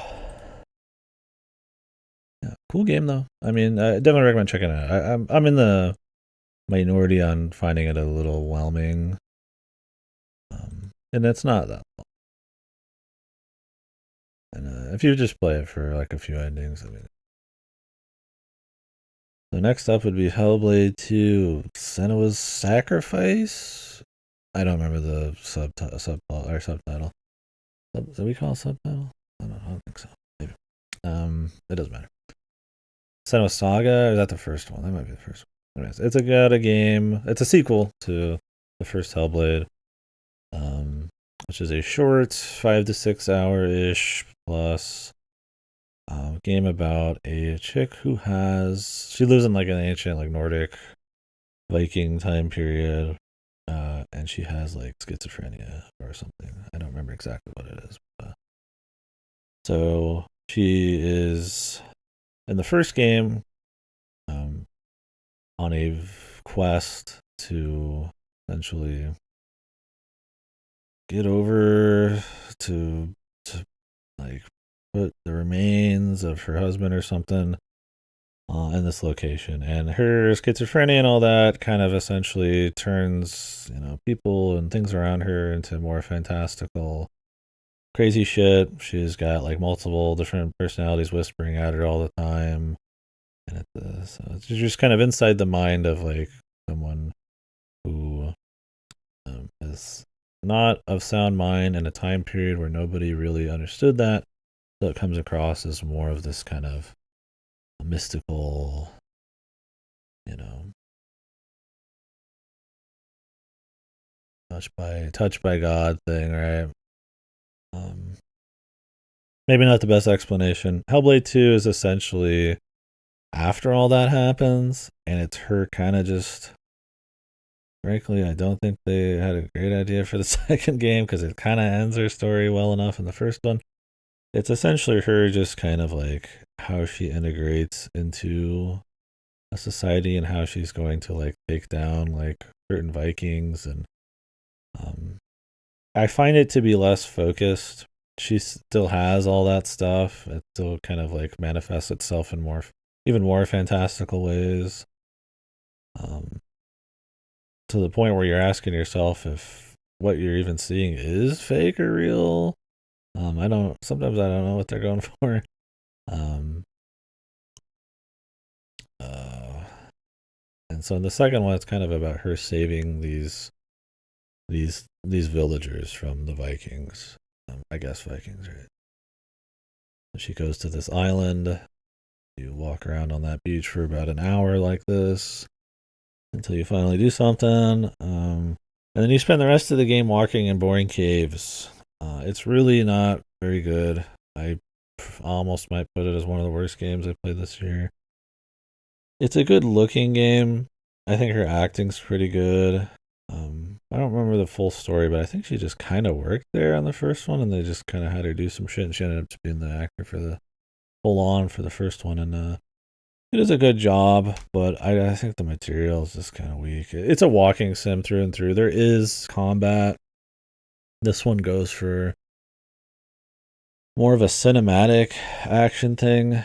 With the way the camera works and how there's not really any like prompting or anything, you kind of just have to freeball it, but it's so forgiving that doesn't matter much. So it looks nice, feels kind of whatever. But really, the pace of it's just bad. Like just walking through these caves, doing nothing for a story that frankly has very little focus or themes. That ends in a fucking just like platitude fucking vomit of like whatever the fuck. I guess there's a couple endings, but it's some of the supporting characters are alright, but I don't know. It's just a kind of just a sloppy, unfocused game. It looks nice.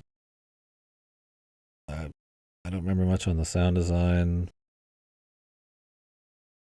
Yeah, I don't know. It's just very whatever. I would I put it as one of the worst? It's pretty weak. It's not like super poorly made. It's not like completely fucked, right? So maybe I shouldn't put it on worst. Like it's not like some like really like game I just hate. I feel like I should be putting more on worst. Honestly. Like, I mean, way too generous for some of these. How many of these games come out 20? Are these in 2024? Jesus. There's not many releases this year that were very good that I've played so far.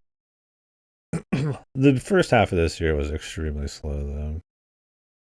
The Hellblade 2 did come out this year, but I don't know. Worst? Did anybody actually watch this one? You got the whole game if you watched it. I don't know. I don't know if it's that bad. It's pretty bad. Like, it's not solid, but. And it's hard to really want to give it too much on, like, artistry and, like, technical stuff alone.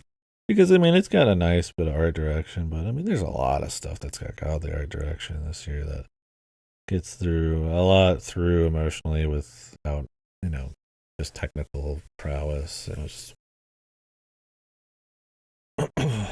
like this, it's like, it just looks like a really nice looking real place, right? More than it is truly like godly art directions.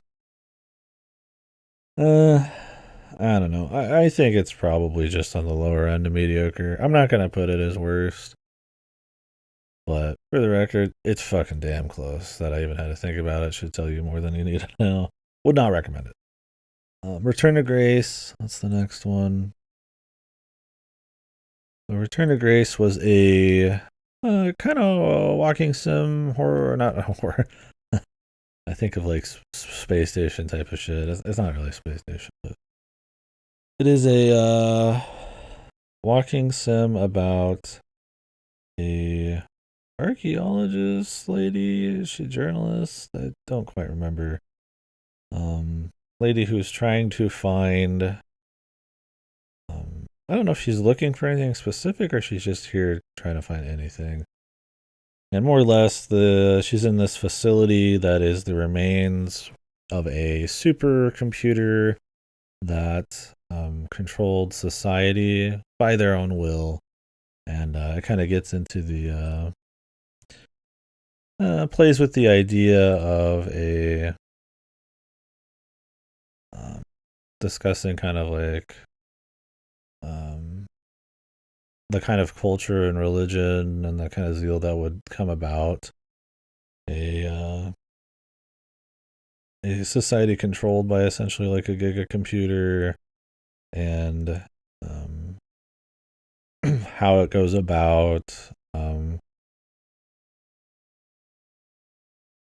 You signed the contract on your own will. You're done. So partially it's her surviving because this is her like last stop. I don't think there's much left for her. Though I think the idea, and this might be spoilery, I guess. The world's kind of in shambles, and I think humanity's kind of on the fringe of like eating shit. So it's kind of the idea that kind of looking through the past and the different choices, I guess, that humans have made, and whether this thing was like useful or not, and where it went, because it kind of went into hibernation, and essentially you bringing it back or not is kind of the idea there. I guess I should have spoiler tagged all that. But, it's not quite as deep as it sounds. It is not as somber as it sounds. You can tell because there's a fucking wrist thing that's got a smiley face on it. It's actually a little bit more like goofy, humorous at times. There's a lot of characters in this, but they're all different compartments of the supercomputer's personality, essentially. It's you essentially walking around, combining different like emotions of this supercomputer into new personalities, either erasing them or keeping them, and then deciding, how they're going to influence you and what you're going to choose by the end of it. Not quite as robust as it sounds. It's not like super player driven or anything. It's pretty much just linear till the end. Choice. The puzzles are okay. It's not a bad looking game. It's kind of got this like 70s future retro thing going on. But yeah, really though, I liked it enough. I don't know. I might put it as good, but it's like on the edge. I think it brings up enough little topics. It's a well realized enough little world. Some of the humor is kind of whatever, but I've seen a lot more Quirk Chungus bullshit. So, not too horrible there. Like I said, I don't think it has the level of depth and emotion that I'd probably want for a walking sim like this, but its attempts at some of that, like I said, in a well realized enough world, I think it's cute enough. I'm gonna put it in good.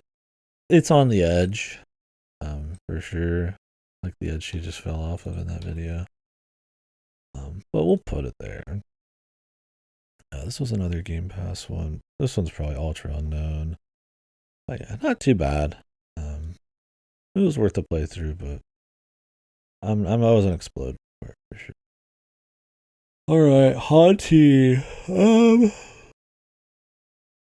are people feeling on Haunty? I'm gonna check. Well, I played this on release. This was on Game Pass. Just boom, on release. 91%. Not many reviews for this bad boy.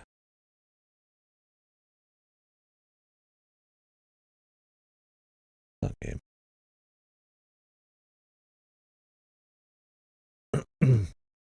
So this game looks really cool, but it isn't. That's my take on it. I'm done now. I'm not gonna say anything else. And the fuck is Mother? I want to do Mother 3, but my RPG backlog is insane. I might play Earthbound 1, Mother 1, before Mother 3.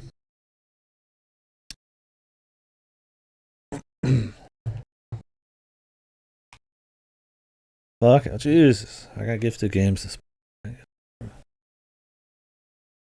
All of them probably. Oh, I don't know. I mean, it's probably pretty good though. Yeah. A big list. But yeah, so Haunty is a game.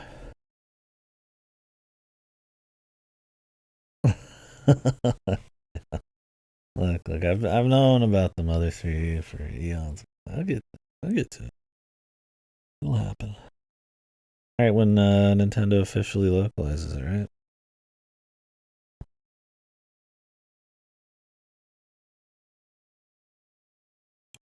I've got to play the 20-hour RPG in UFO 50 first. Cowboy RPG. You understand? Yeah.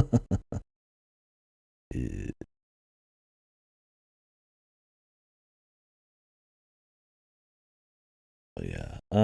Haunty is a game. I'm trying to explain the story. You're kind of just this little dude who's lost his powers, and he wants to meet back up with these like transcendent beings, so he can escape the world they're in here. And this world is full of people coping being in this kind of afterlife, trying to find their way, trying to just kind of exist, decide whether they wanted to really move on or just kind of want to linger. Um, and that sounds way more cool than it is. Not honestly very interesting story, despite looking like it's probably gonna be very artsy and cool. That unholy minigame, the sandworm one. Yeah. I remember there was somebody in here who bug tested for that, and they had to go like tell the devs because it's so fucked. It was like clearly like not even like intentionally that's supposed to be that bad, but yeah, that was interesting. There was some buggy shit, but uh yeah, it's a cool looking game. Really, a lot of the visuals get a little old. It's the same style the whole way through, and it's pretty long. It's like 10, 12 hours. Yeah, I mean, I did not have great things to say about it at the end. I don't know if I'll go so far as to put it on one of the worst this year, but um, I was pretty bored with it by the end of it. I think I'll let it sit. I think I'm being way too generous with the worst category. I think I'm saving it for stuff I like despised more than like was pretty weak. But I mean, if anything doesn't hit the good pile, it's mediocre. And I'm trying to mention if it's like lower than that. This one's on the fringe. So it plays kind of like Mario Odyssey if it had no gameplay and it just had the moon collecting. Um, there's a little bit of like transforming and like messing with stuff and talking to people and shit. I shouldn't say there's no gameplay, but it's. I mean, you can see the gameplay. There's gameplay, but like it's very. Is the music not coming through on stream? It might just be too quiet. Here, I'll turn it up.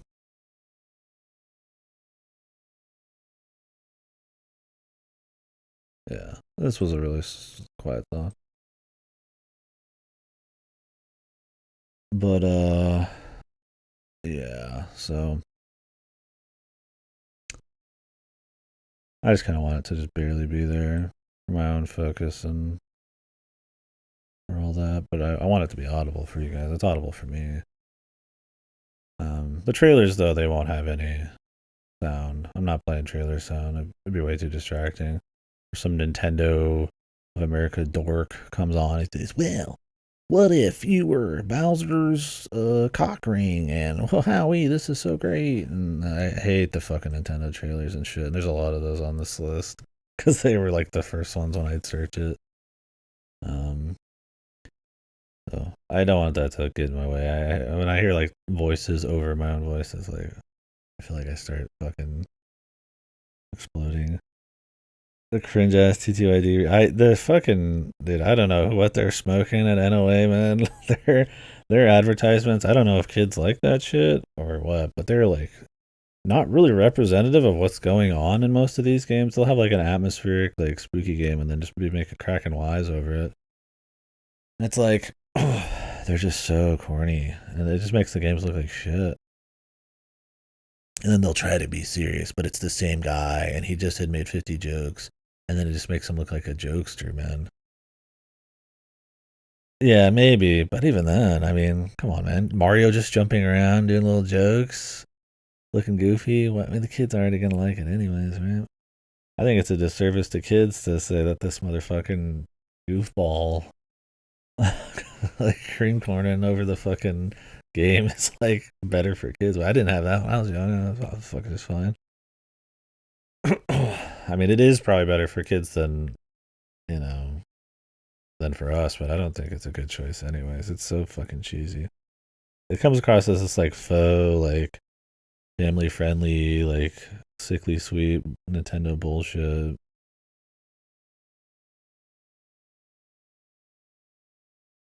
They're putting on airs, man, with this fucking goofball. Him and that chick or whatever. But yeah. Void Stranger Switchport, yeah, when you cut to the big titty snake lady. You can bounce on her titties like a pillow. Or you could punch them or whatever. Yeah.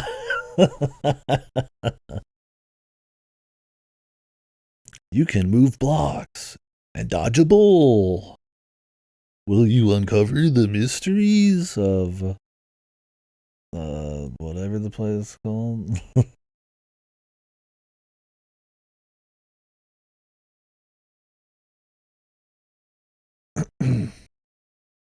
The bulls. The bulls. The bulls. But yeah, Haunty. Um, frankly, it's just too long. The gameplay is way too anemic and dull. I 100%ed it, I think. Um, it's got some annoying mini games, some just unfun parts. Just way too anemic a gameplay, meaning there's just not enough depth. It doesn't feel good enough to run around for how much running there is. While the art style is nice on the surface, it gets kind of old. The story's really not that gripping or anything. Um, it's got its moments. It's distinct for sure, but I find the sum of its parts to just kind of be dull. Um, I really would have liked much more interesting gameplay. The possession stuff is cute, but outside of the possession crap, it's really nothing going on, and it's way too long, and it's very little to say for something that is so focused on vibes and walking around and talking and shit. So yeah, I mean, I was really excited for. I was like, damn, this game looks sick. I'm pumped. And then I get there and I play, and I'm like, damn, this game is like super. And I hate sometimes just saying boring because it's like, there's more to a game than just like fun. And um, I feel like that's always such like a low effort like criticism I'll see people say who just gave something 2 seconds of a try. But there are games that just are boring. Like they just don't like they're just not the gameplay's just not fun. The pace is just bad. They have too much stuff like walking around that when it's not focused on like interesting walking around. There are games that are just walking that are really interesting. Like I said, I slow walk through Alan Wake 2. I just want to walk. There's more to a game than just fun. Is a crazy sentence, is it? Is that crazy? That's not. I feel like if you're any kind into the industry, right, that's self evident, right? Or is it crazy that it has to be said?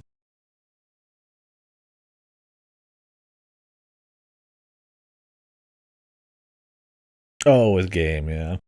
Yeah, video game. At this point, let's make a new word for video games. Thingamabobs.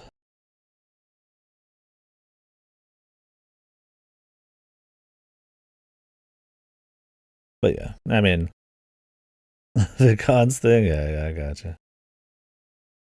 Play Barkley. If I ain't cry, yeah.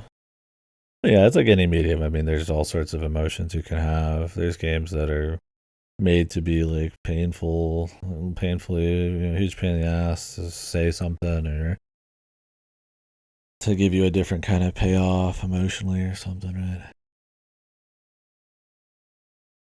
Not that I have a problem with just like raw fun stuff. I mean, Jesus, I'm playing UFO 50, but um, you know, boredom isn't a affliction caused by just a lack of fun. It could just be a lack of like any stimuli at all. Like I mean, so. But some people I think would just be like, oh well, I'm not fucking jumping around. Bing bing wahoo. Like it's about that's not fun. I have to walk for 5 seconds or read a little bit. I mean, those actions in their own right can be fun, but also they could be other things too. So um, you kind of have to explain what boredom is to you and the why. Because boredom, I mean, you could just be some lose who like reads one line of text and they're bored, right? Like, because you just can't handle reading. And it's like that's very different from like maybe how somebody else, who only reads would describe boredom. So that's why I kind of think sometimes just saying boredom is not enough. But yeah, this game's boring. I'm not gonna put it as worst. I kind of want to, because you fall back into this game and you look at it like, oh yeah, this looks really cool, and it's kind of like what it was before it came out. Yeah, this is when games were good.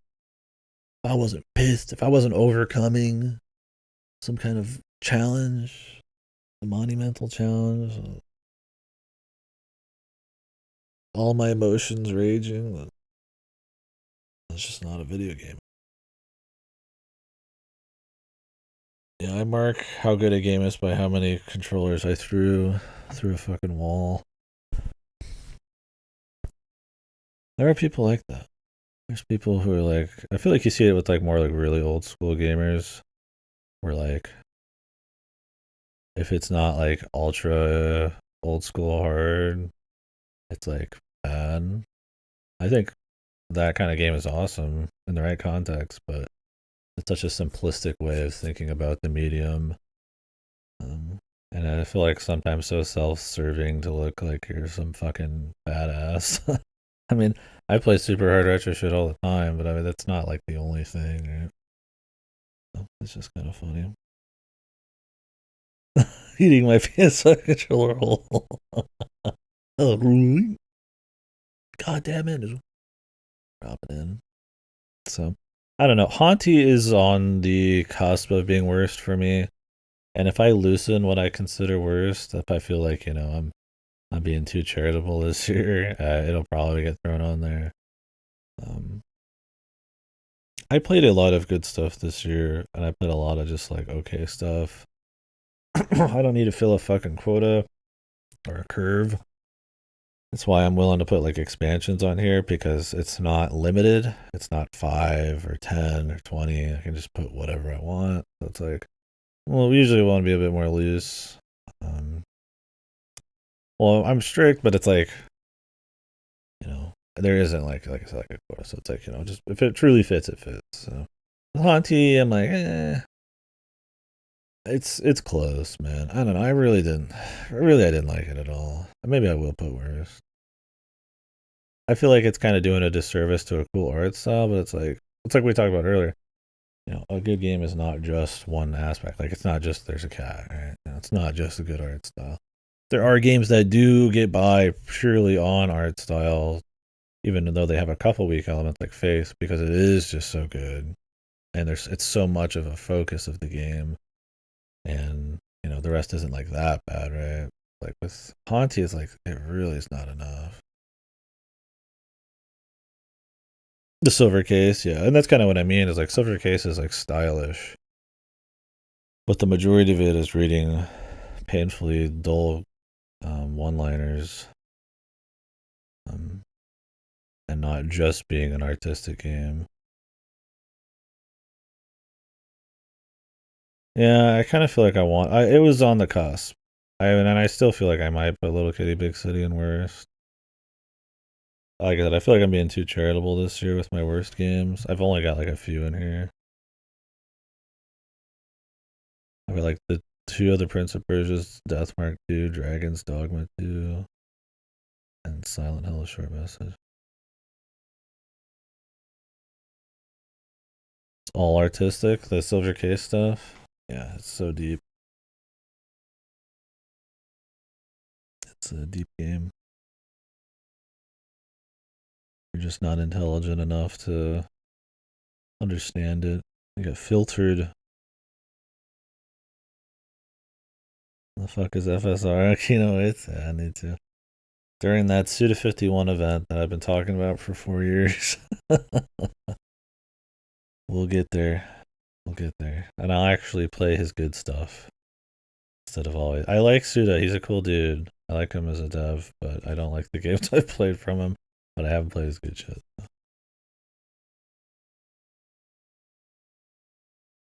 We'll play Tokyo Twilight Syndrome or whatever it's called. Play FSR. The No More Heroes games. Maybe Shadows of the Damned and Killer 7. Yeah. Where are these silver case players that we've been waiting for? Killer 7's the only one I'm truly excited for. Yeah, no, I fully expect most of those end up shit, but um, I really hope Killer 7's at least awesome. That's like the big one. I think everybody talks pretty well on. And I feel like in a video game you can get away with almost style over substance. As long as the gameplay's not like fucked. Because at least there's like a bit more engagement there. And he won't have to sit there and write stories. Although maybe it is full of dialogue. I don't know. I don't think usually his games are like ultra dialogue heavy from what I understand. But who knows? I don't know. I kind of want to put Haunty in worst. Little kitty, big city. When the guy says you're fucked. I mean, I like that, but we'll see. I don't know. Like, I don't have like just a disdain for Haunty, but I honestly feel like a lot of it's because I played it like 80 games ago, and I've like excised like some of the negativity from it. Yeah, it's like the sound of drops, like worse, right? So I don't know. It's on the fringe, right? Um, I almost feel like this year I should have made a category for like low end mediocre and high end mediocre. Like there's this pretty big wiggle room on some of these I've been talking about. Usually it's like pretty clear cut, but this year it's like there's a lot that's like I don't feel like a true hatred for it. I mean, I'm not staying up late at night thinking about how bad some of these are. But like I really didn't like it. I don't know. I really didn't like Monty. And I didn't like Little Kitty Big City. But at least Little Kitty Big City was kind of like short. Monty was a little long. Uh, we'll see. I'll come back to it at the end of this stream.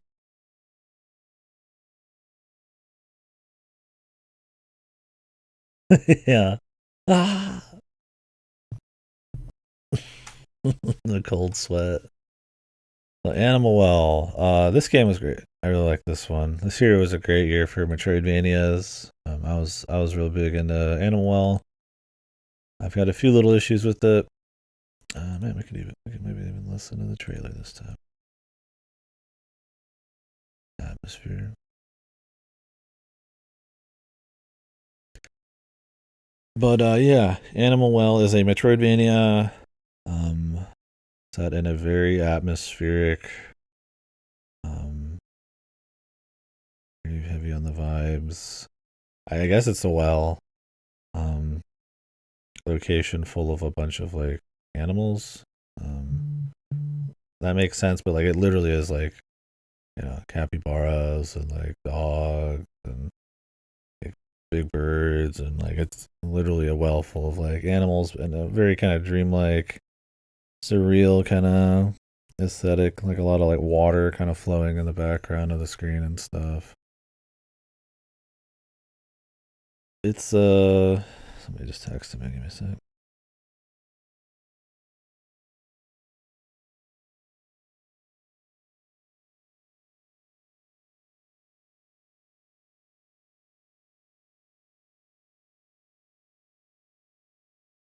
Um so yeah, what kind of makes it cool other than like a really good atmosphere is its kind of approach to exploration and stuff.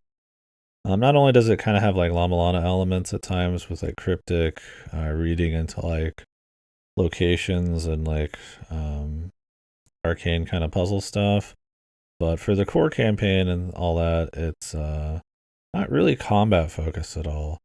It's about having really unconventional abilities like a frisbee and stuff, and finding out ways to kind of use these things to move around in cute ways. Like you jump on the frisbee, and you can do crazy shit. So, kind of running through this big, open kind of Metroidvania map, out of order than compared to most Metroidvanias, even. Um, oh,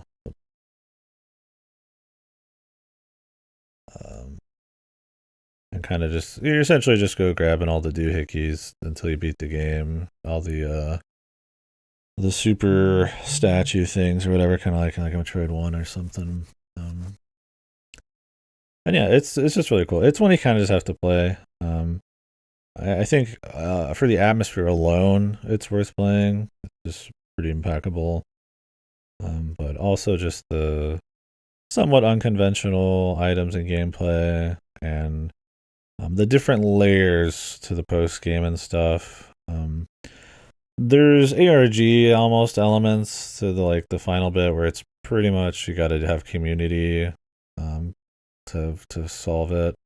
And frankly, um, the reward for some of that's kind of lame. Oops, I didn't have it on repeat. Oh, we're getting a 1,000 Year Door remake. I'm getting red hot. I'm getting hot. Ah, I'm waking up at night thinking about it. Um, no way, man. I won't do it. No, I'll play actual 1,000 Year Door music. Um, so yeah. Wait, I went all the way to Haunt. Jesus Christ.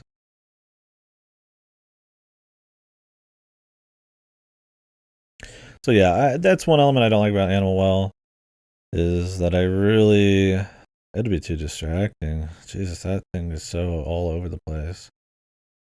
But yeah, I kind of wish all of the crazy secrets led to something more substantial, more cool. They do lead to something cool gameplay wise and a cute little message from the devs and stuff. One of the most powerful spoken voice lines in history. Um,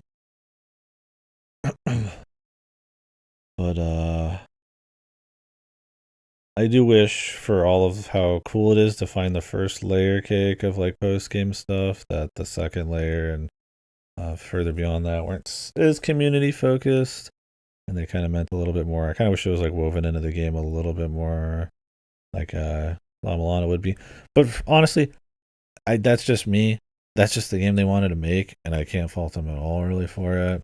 And the rest of it's so cool. The game's like fucking a megabyte or whatever.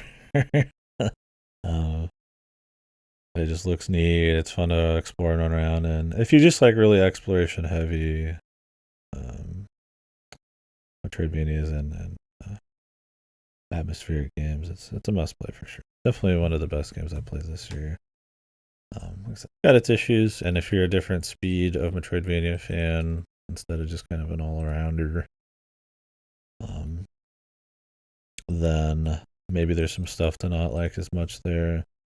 But it was a good time.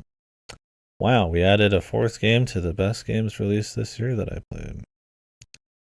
2024, big year. Huge year.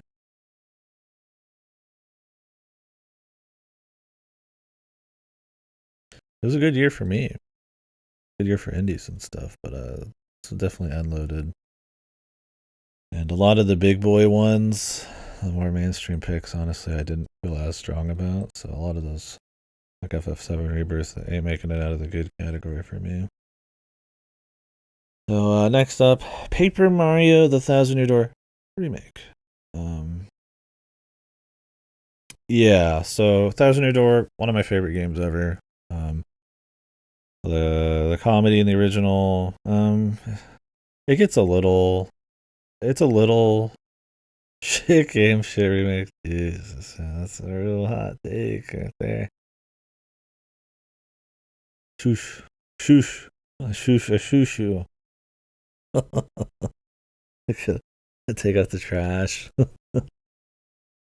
Get out of here, get out of here, boo. But anyways, yeah, to remake one of my favorites, 1,000 Year Door. Come on, the Kino ad. Oh my god, is this from the fucking jackasses? Oh. Oh my god. The Kino footage. Yeah, with great bangers like this. Screeching kazoos.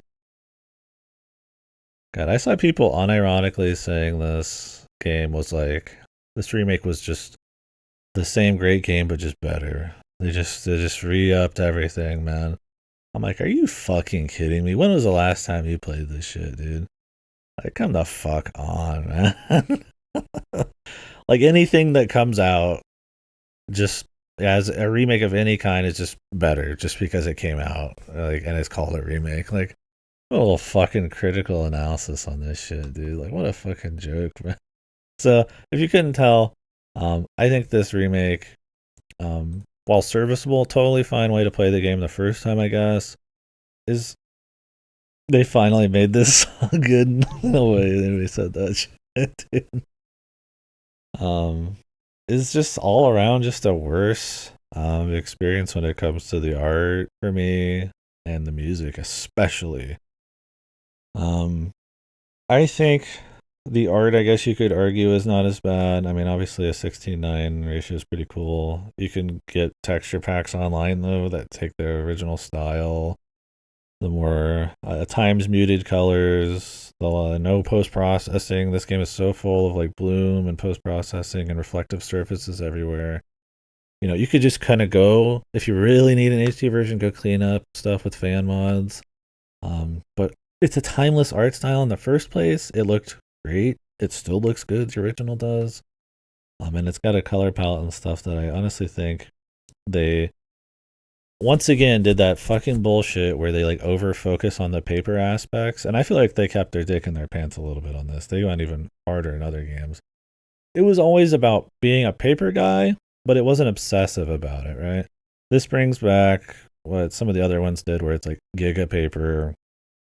Everything's got like a paper edge.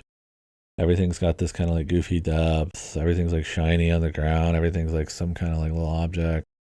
Um, so I think the art style peaks at how bad it is at the beginning with Petal What Meadows.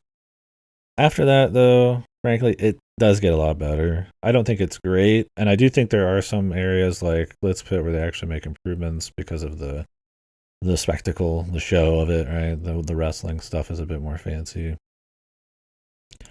There's parts that aren't as good, like some of the spooky shit and all that in those chapters. So for me, it's a full price remake, pretty much, right? I mean, maybe it's like that, like stupid $10 less than full price, just to make people think they're not essentially paying full price. I mean, it's like barely not full price. Like you schmooze over some of the bullshit. I mean, the story's already made, the gameplay's already made, the fucking assets, are just going to be redone. I mean, is it really a full price thing? Like even $10? I don't think so, but um, Nintendo doesn't give a shit. The gameplay is a little worse at times because of some weird kind of like input lag stuff going on. It doesn't feel as good to hit some of the keybinds. I played this game literally at the exact same time as the original. We did it side by side. It was a huge pain in the ass, and it definitely, it wasn't adding on to the fun. But I think I got an extremely clear look at why I like the original art style and the music much better. I'll keep talking about it. Let me catch up with that. When you play this next, it fits how we feel about TTYD remake. Why did that open on there? Not there. Oh, there. I got like too many fucking windows.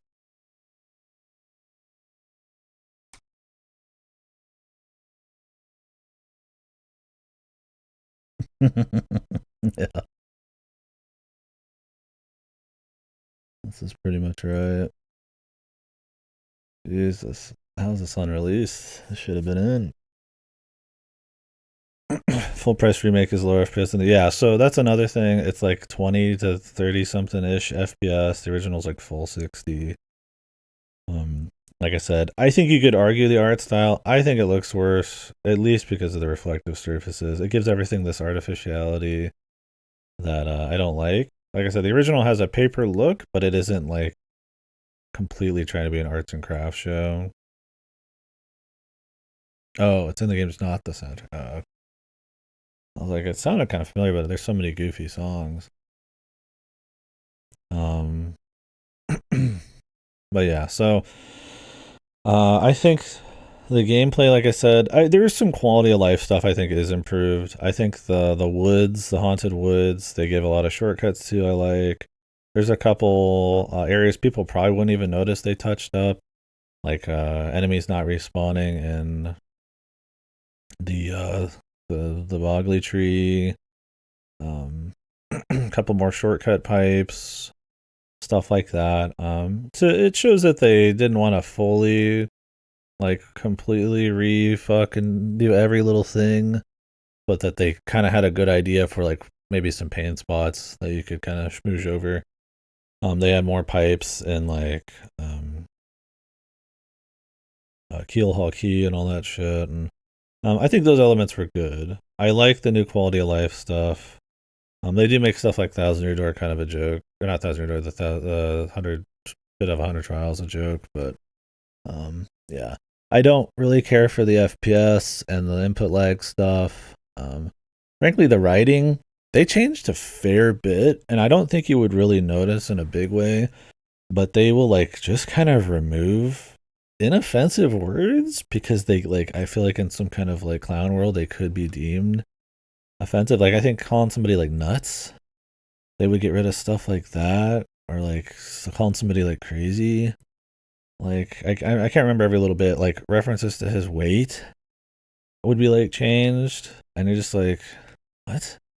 Like it's like extremely like Thousand Year Door is not an edgy like offensive game, right? Like they'll poke fun at characters, but it's like within the realm of like just goofing around, right? Bald bros, yeah, yeah. Bald bros deserve it, man. Um, so it's a little odd, and I don't think most people even notice because I don't think they don't change the vast majority of the meat of it. It's not like some crazy censor job, but Thousand Year Door, one of its greatest aspects is its writing. And I think when you just kind of smear a little shit on it, it hurts it. It's worse. It is worse. It is a worse script. They didn't improve any of the writing. They just kind of made some of the jokes, some of the dialogue just a little shittier than the original translation. I don't care if it's closer or not. It most likely isn't. A lot of that fun was part of the original. So, really odd they did that. I don't like that. But frankly, the biggest problem, despite all of that, is the music. Holy fuck. Jesus, dude. The music is. So the original is like very consistent. It has like an identity between all of the songs, kind of this like shared DNA where they'll use a lot of similar sounds, sound fonts, and like little clips and bits and stuff. And it kind of gives it a distinctive sound. You know, some of the songs are bangers, some of them are more chill, but it sounds like a Thousand Year Door. In this, it is the fucking stock, like textbook, like example of fucking overbaked remake music. Jesus Christ, dude. It's something I hate. It's used to like so like music I find to be one of the most timeless things in games. Um and just in general. Like yeah, there's music quality and stuff, but there's not like outdated music really a whole lot, right? You could say there's like outdated game mechanics or you know, maybe in like I wouldn't even say in movies, but you know, some people would maybe try to argue like black and white not being like a, you know, like maybe you can make arguments for it. But in games especially like dated things, you know, they can exist, I guess. But music's not one of them. So when I find that a remake is going to, okay, I gotta turn back on the music. This song's too powerful. It's good. So I find when this song even playing? Um, when a remake or a port or remaster redoes the soundtrack, unless it was truly a fuck soundtrack or they just added more songs, which they do add a couple new songs in this, and you know that's fine. The music's usually not worth touching. if it's like a full on ass remake where like they just need to fit like a different speed of song in, or they're scoring it and they need to fit it to a new cutscene, okay. But it's like, yeah, it's like the like for me it feels like arranging the soundtrack and making a new version of a song is such a fucking lame ass way to justify a larger price tag on a game that doesn't need it. It's like these games don't need the new soundtrack, but if they don't just change it, it's not going to justify the price tag as much, right? So just change it. Fuck it, right? Change the surface level elements, not the meat of it. Even though I think the music is a huge part of any game, but it's something you can just like fuck with, and people will not give a fuck, because I don't think people share that opinion as much as they should. So I find it to be annoying in games, and almost never do I find these like redux soundtracks to be better. Like when we're talking like a SNES to like a modern remake, maybe you just can't do the same music if it's going to be like a completely different visual style. When I'm essentially playing the same shit, like on a GameCube where there wasn't that many limitations to like what they could put sound wise in there. Maybe there's like a bit of compression in some games like SMT3 you had to do. But generally you could just put anything you wanted. And these were the original developers with their original vision. And that was the soundtrack they decided on and worked on. Assuming they didn't have any like, budget concerns or just didn't have the time to do something. Like why change at that point? I hate that they'll go out of their way and change these soundtracks, and usually overbake them. Like Thousand Years is an amazing example of it. It goes from, like I said, a very distinct, like steady, like varied, but like has an identity to songs that are incorporating metal into like cowboy bullshit, into like fucking like techno, into like epic orchestral, all in one song, just changing every 30 seconds. It feels like a celebration kind of soundtrack, and that's cool if you've played the game before, but I think it's a horrible first impression where every song sounds like a fanfare. It's all of the famous parts of the songs are getting these extra flourishes, like it's coming out on the red carpet, like, ooh, here comes that part, and the fucking jizz is flying everywhere, and the guitar solos are coming out, and the Latin choir's busting ass, and it's like it's lost all identity. It's so like Rogueport's the best example. It's so overboard for what's essentially just supposed to be a grimy city where you start the adventure, and it's supposed to have this kind of chipper vibe, but it's not like over the top, and it sounds like you're going on a fucking disco metal tour through fucking like heaven or something, and it's just like it's so bad. It sounds so shitty and so overbaked, and it's just cynical because it's there to fucking get an extra buck. You can put the original soundtrack in, which is one of the caveats, but it's in a fucking shop. Most people probably don't even fucking exists. And it's well after you've heard most, like not most of the songs, but like a fair few songs, including one of the worst ones. I think it's a disservice to one of the best games ever made to have all of these little changes, and frankly, almost none of them are improvements outside the gameplay, level design bits, and that they had the fucking balls to charge for that on top of that, like full price, is just crazy. I don't get people who fucking give this so much credit. Its only saving grace is that it isn't a worse remake. Like, yes, you could play this for the first time and still get the vast majority of the Thousand Year Door experience. But why wouldn't you just want to play the best version? I wish they just ported the fucking thing instead.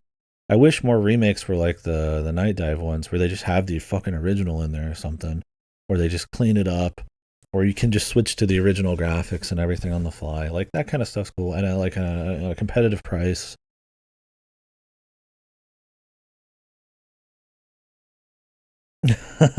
Yeah, sorry, Rocky. Don't worry, you got the video there. You can dance to your heart's content. Yeah, like I mean, Luigi's Mansion 2 is like insane. Like, uh, that taken to its like zenith. Like it's like nothing has changed hardly. It's not a great game, and it's like $60. I mean, Donkey Kong Country Returns HD is coming out soon, made by like apparently not that great of a porting studio, and it's gonna be full price. Great game, But man, dude, yeah, they're seeing what they can get away with, and it turns out they can get away with quite a bit. So I don't know. I've always the attachment to IP, to remakes, to nostalgia is bad in every medium these days. I'm obviously more tuned into games, so I find it pretty horrible. I think people should play these things, and I get a lot of people don't have them or don't have ways to maybe play the old ones. So it's nice to see people getting an opportunity to play some of these great games, and hopefully that lets people reflect on the current state of the industry, especially with AAAs. With indie, not as much of a thing. And then, maybe hope for more stuff like this, or maybe give the game, put some money back into these franchises in a way to bring them back. Like maybe this game does well enough, or they make more classic Paper Mario's. That's a pipe dream. And a perfect world remakes would just be for games that actually need it. But I just find it super cynical. And then on top of that, how they're also nickel and dimed. And then on top of that, how they kind of tarnish the vision and what made some of these great in the first place. There's way worse remasters and remakes to the point that they just kind of destroy some of these, or they're just outright pure downgrades. Even just visually, on a fidelity level, like the Batman remasters, where they look like way worse than the original, like the Assassin's Creed ones. They're not even changing art style like this game is. It's just outright worse, right? You got fucked. You don't even know you're getting fucked. You have no idea, but you are, kind of thing. And so that's the problem. Is you kind of are with this too, because it's there is no place to go play the original. If you are just new to it, right? You're just this has enough of the original style that it's gonna feel solid. And like I said, you get most of the same meat, but it's you're getting a slightly worse one. It's why play one of the best games ever, but worse? Just it's just not worth it. So I don't know. Honestly, I recommend go play this with texture packs or something. But if you gotta play it this way, you have no other way. You don't own the original anywhere or something, Um, you know, it's serviceable. I would really recommend getting that.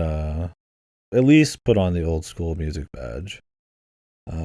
It's not gonna sound as big budget, in your face, hyper variety, but it's gonna feel good. It's gonna have more identity. It's gonna be much more unique and much more in line with the vibe it's going for. The rest of the overproduced giga fucking post production, shiny fucking god ray bullshit, whatever, you can't do much there. Really, the ground being shiny is the worst aspect. The rest is not that bad visually, but um, I mean, you won't have as much annoying levels, I guess. You will have worse gameplay because of the input delay, rebalancing of some stuff, and lag. But yeah. I don't know. I feel a lot of ways about it, more because of the industry and because I do like the original so much, and because we played a side by side playthrough. Um, I think most people are gonna cream over this, and I would be in a hyper minority that actually even bothered to go into the level of detail. Most people probably don't even know the script's different, but it's actually a lot of lines are. I would say it doesn't destroy it, but it's just everything's just a little worse, and you have to pay a premium for it. Why bother? Unless you just don't have the opportunity, and this is the only way you'll ever play it. It's just a worse experience. I don't know. Do I put it as worst game? I don't think so. I mean, it's still a good game. It's Thousand Year Door, but um, I'll put it as notable.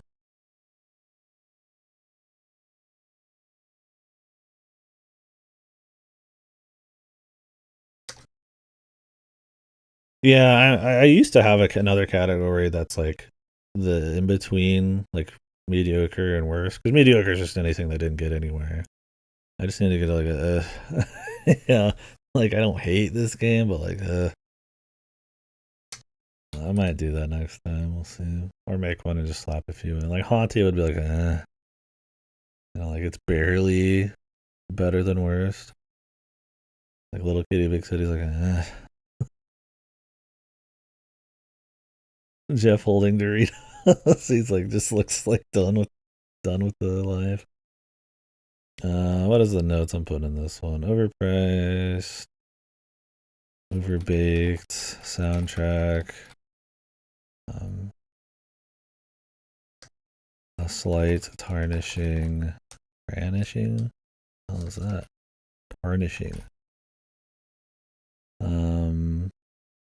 Tarnishing of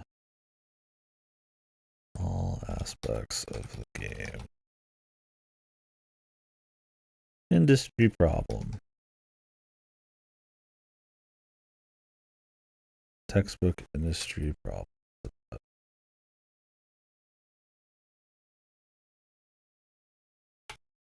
Not recommended. I trust that more than anything.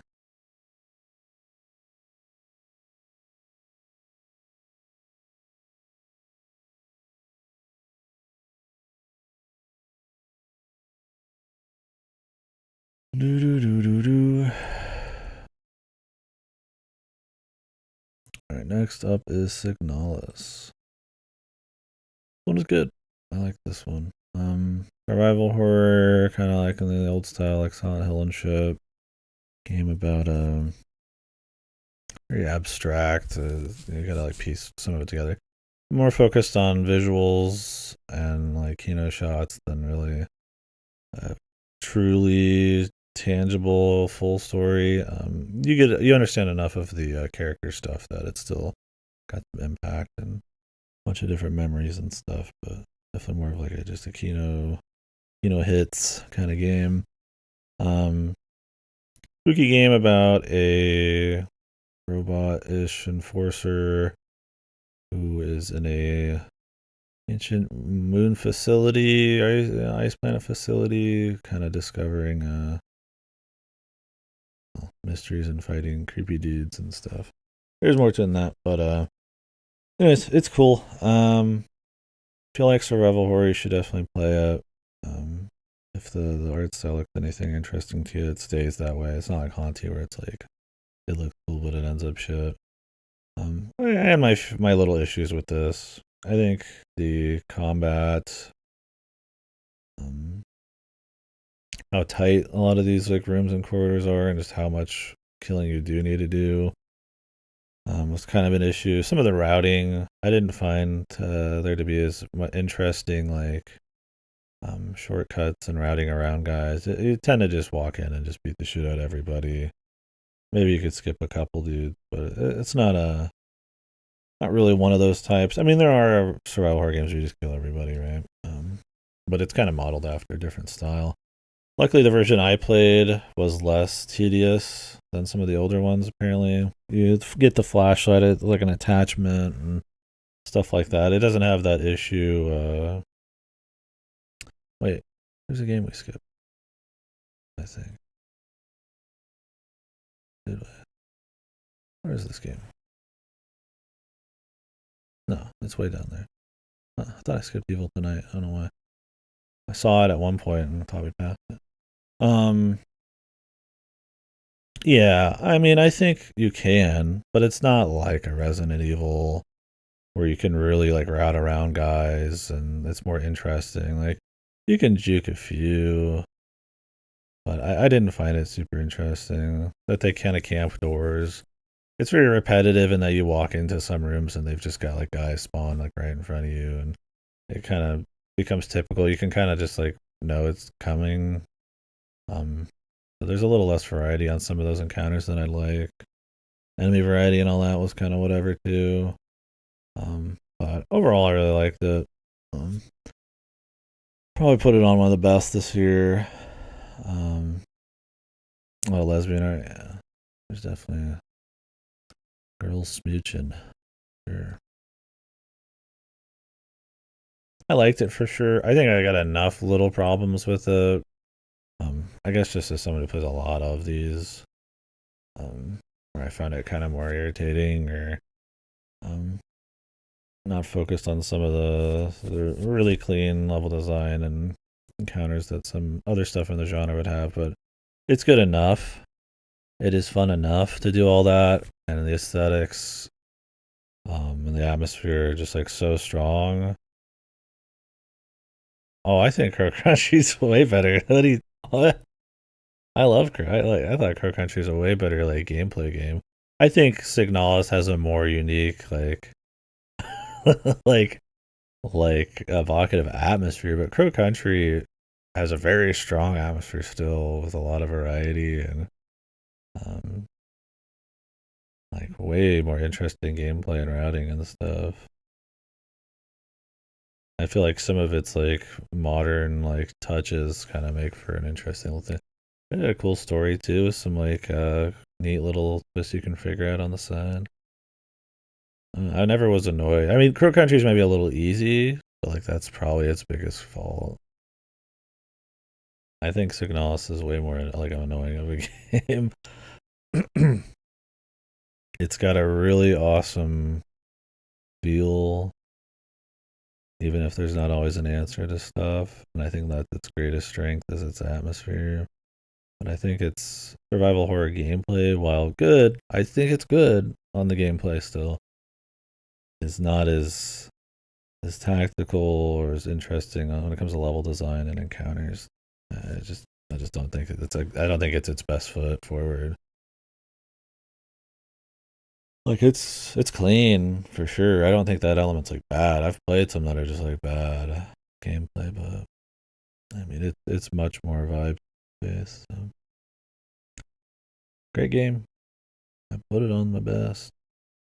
It's on there. Signalis wasn't this year, right? That was like 2 years ago. 1 year.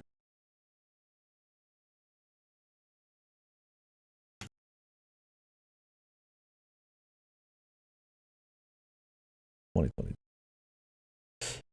Yeah, I would recommend it. Cool game.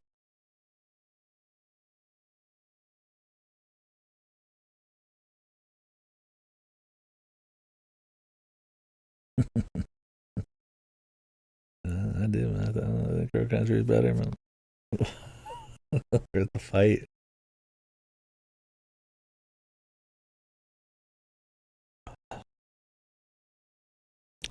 I don't know, there's just some repetition signal. There's like a rotating ammo. It felt like you were always getting like one of each weapon's like ammo in a row. Like I said, the encounters and stuff. Like it felt very repetitive and kind of like expected in every room. It's not something I usually feel in these kind of games. Fasto mind poisoned me. What did Fasto say about this? Other than story shit, which I just gave it credit for.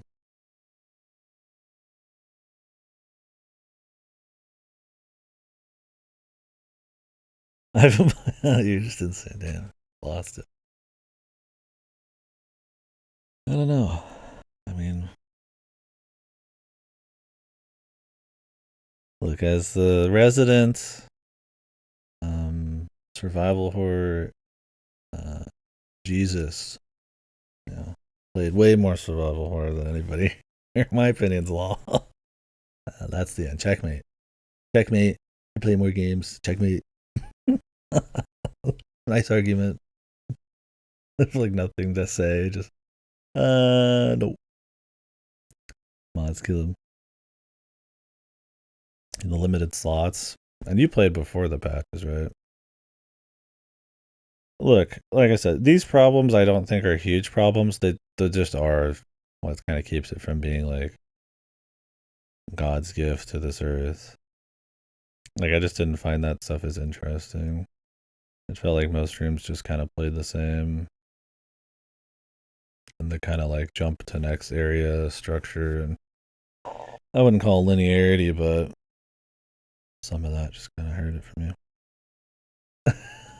Nice argument, but shut the fuck up. This is a huge bit badge. His pressure, his aura. I, I can't move.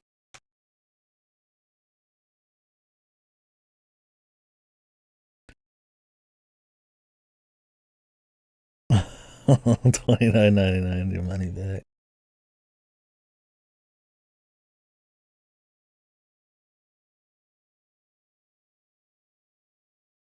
I have a singular tarot card. Yeah, I do think the last area is one of the shittiest, like the ultra dark, like Silent Hill Zone. Got kind of boring.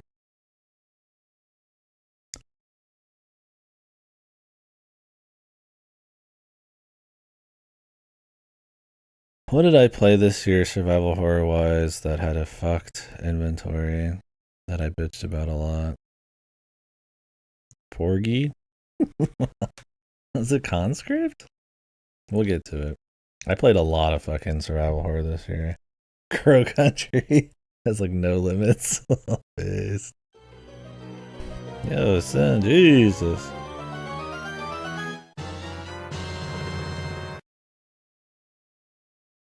Thank you, bud.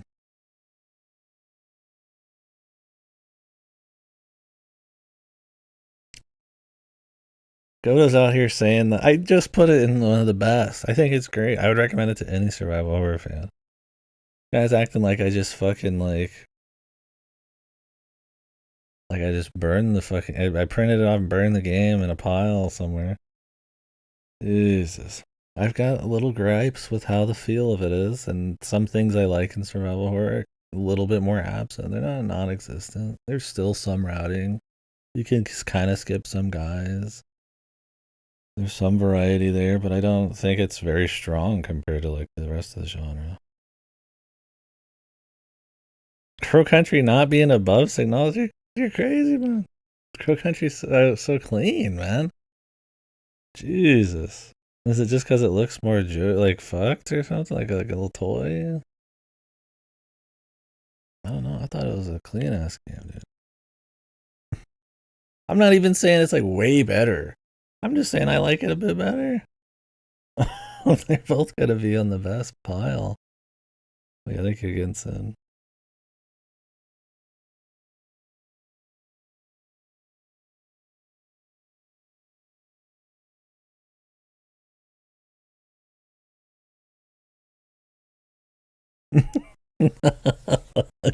Okay. Yes, I do think it is better, but it's like I'm not saying it's like another level, right? I just think it's better for sure. But it's not like League's better. They're both like in the same category. I feel like I'm getting destroyed. Like I think Signalis is bad, and that the Crow's Country's just good, and that's not the difference.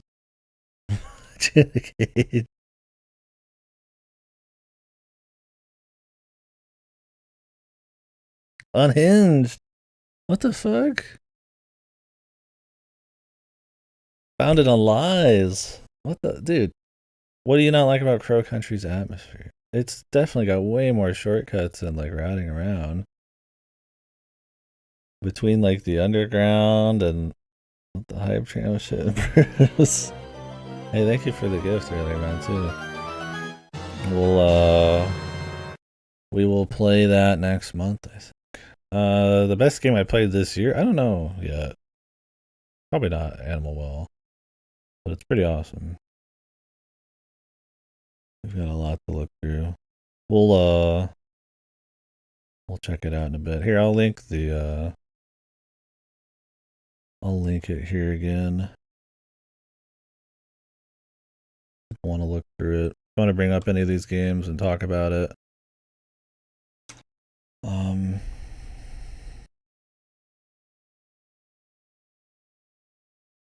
Feel free to, if anybody wants to talk about any of these old games that I've already passed up, we might review some of them again. And obviously, once I finish, we'll check each category out in full. But floor's always open for any convo. I wouldn't say Animal Wells the best of the year. I don't know. I don't know if there was a single game this year I was like, damn, this is my favorite game I played this year. Animal's pretty good. It was definitely one of the top Metroidvanias this year. But I played a few Metroidvanias that were really good this year. Fuse 8 Destroyed, yeah, it didn't even get into the good pile for me.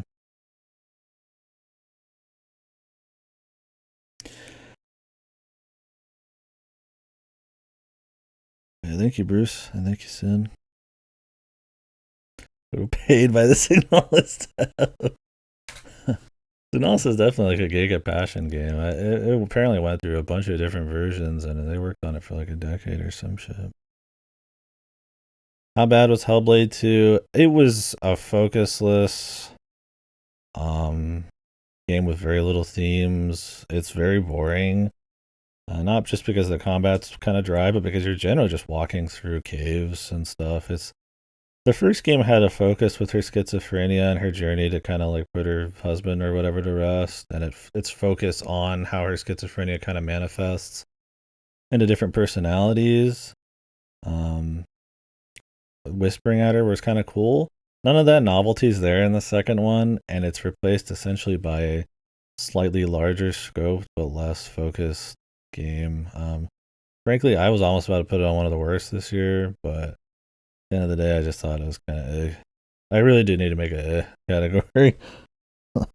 Just like because honestly, the mediocre category's got some range right now. There's some that it's like, and then there's like, I just don't feel like I truly don't like it.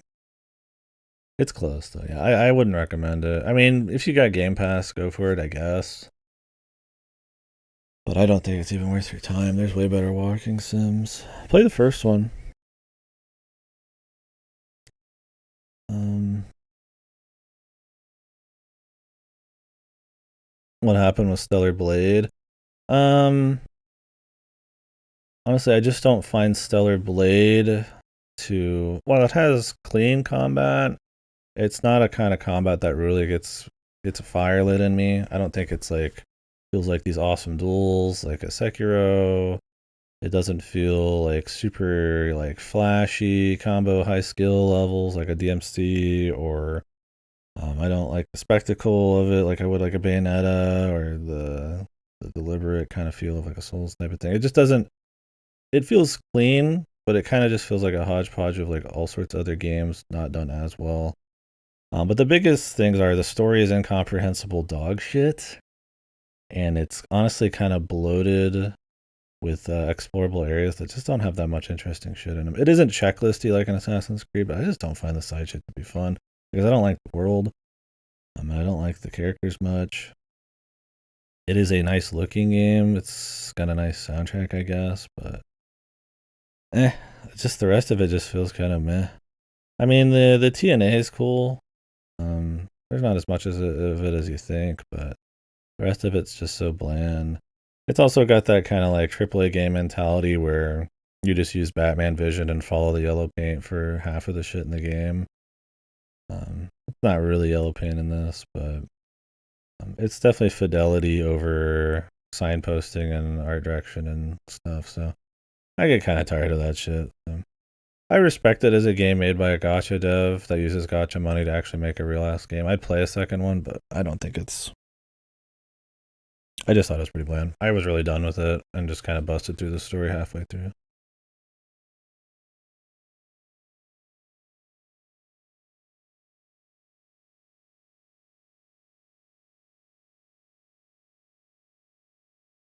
Except for the Signalis like being made by the Valhalla devs. Do you mean the one that's like inspired by the Silver Case and Parasite Eve or whatever? What was it called? Parabellum, Cum Shot or whatever the fuck. Yeah, I mean, I think one of the best parts of Stellar Blade is its best gameplay and areas are in the last quarter, and I think people end on a high note and they forget about the rest, unless they really hated the rest like me. Um,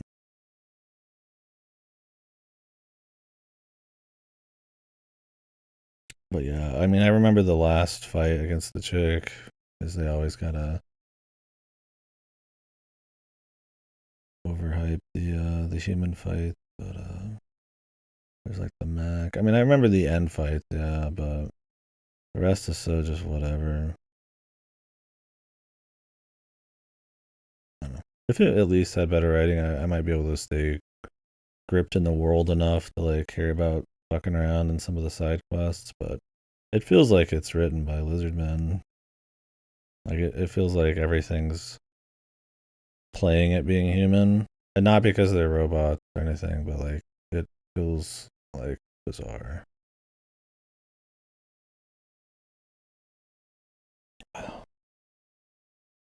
Anyways, that's Signalis. Great game. Play it. For anything, just a really great atmosphere.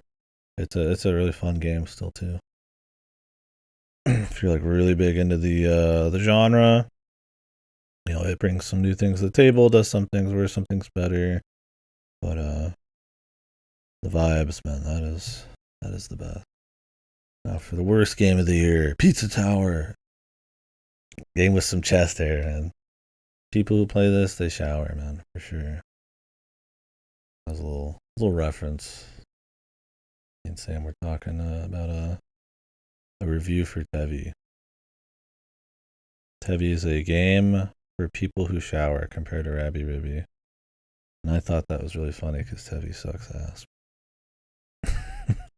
But yeah, Pizza Tower. This game's awesome. Yeah, really, really dug this one. It's essentially you just play as like a guy who makes pizza, and then somebody's like gonna close down his pizza joint. So you run through this tower. Then a pizza guy. He's a like ape man whose pizza, like, I guess owns. It's psychotic. It's essentially Wario Land, um, where it's just like crazy shit. But it's way faster than Wario Land. Wario Land's usually a little bit more slow. It's still focused on speed, but this kind of cranks up the speed. Crazy level variety, really cool art style, super charming, fun, crazy over the top music, and characters and stuff. Just kind of a rush to play. It's a lot of fun. Yeah, there's like crazy depth. I mean, you can play as multiple different characters. You can come back and try to like perfect all the levels, and there's clearly like these like very godly like set kind of like paths and like rat times and stuff you can do, and really nice challenging bosses. And like I said, the variety is just crazy, and it's not just platforming. They do some goofy little stuff too. So. Yeah, Noise was really fun. It was a really cool character. I mean, I almost wanted to do another round, but I was like, we got too much to play. But you got Fat Rat. Deranged Italian stereotype by somebody unusually talented in 2D platforming design. Yeah, that's pretty much it. It's really cool. I think if there's like one little thing I would probably say against it would be that sometimes within each level, things can get kind of samey. They can get like look the same. You could run through like 5 different bits of platforming and they feel like the same bit. And a couple levels will share some of that aesthetic. Overall, each level has a different aesthetic, but when you're in just the nitty gritty platforming areas, they can feel kind of samey. I think that's something Wario Land, because it is a little less speed intensive, kind of does sometimes a little better. You're going to have a lot more variety in a smaller area. But this game has so much charm. It's so crazy. That's like, it's really just a relative complaint. I mean, in the grand scheme of games, it's way more than you'd expect. Oh, that's their new beat 'em up, Woon. Yeah, that's cool. I'm looking forward to more games. Yeah, this is an excellent game. Awesome platformer. You will not play very well. You got to practice. You'll bang it on the wall half of the time. You won't find everything. But it's cool. Cookage, I don't think I died a single time despite playing hard mode. There's no threat, no need to consider resource you're carrying your coddle the entire time. It's not cool story, good presentation, really nice game, but it's not close intention. A little fire chase signal us. I mean, that's fair, for sure. I do think Crook Country's a little too easy, no doubt. There's no real threat of losing, but I mean, playing perfect's also its own little reward, I suppose. But I don't know. For me, Crow Country just has such a breadth of areas in such a small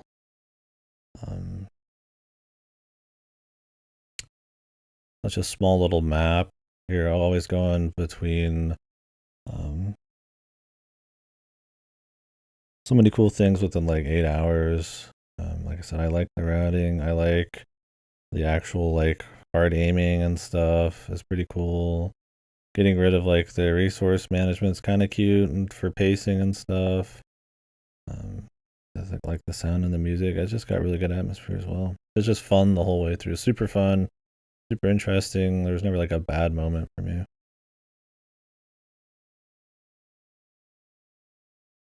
We'll get into it, I guess, when I get to Crow Country. But yeah, I don't know. I mean, I think they're both great.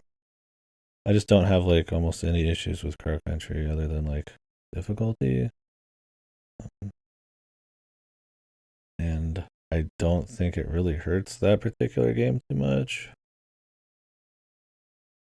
because of the variety, because of the story, because of the kind of just the feel of the gameplay and the looting and stuff.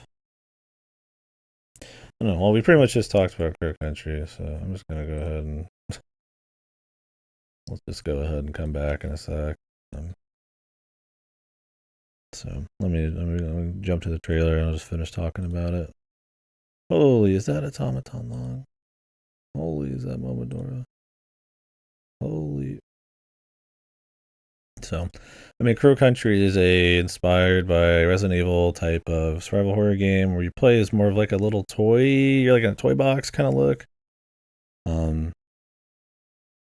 Really nice detail, really cool atmosphere. Kind of add some modern touches to the formula. Not always a good thing, but no real limits on inventory. They changed the shooting to be more free aim and stuff.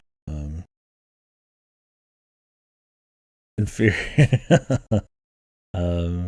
Really cool atmosphere and actually a pretty interesting story. Fun to like run around back and forth between the areas and grab the different items and meet some of the NPCs and stuff.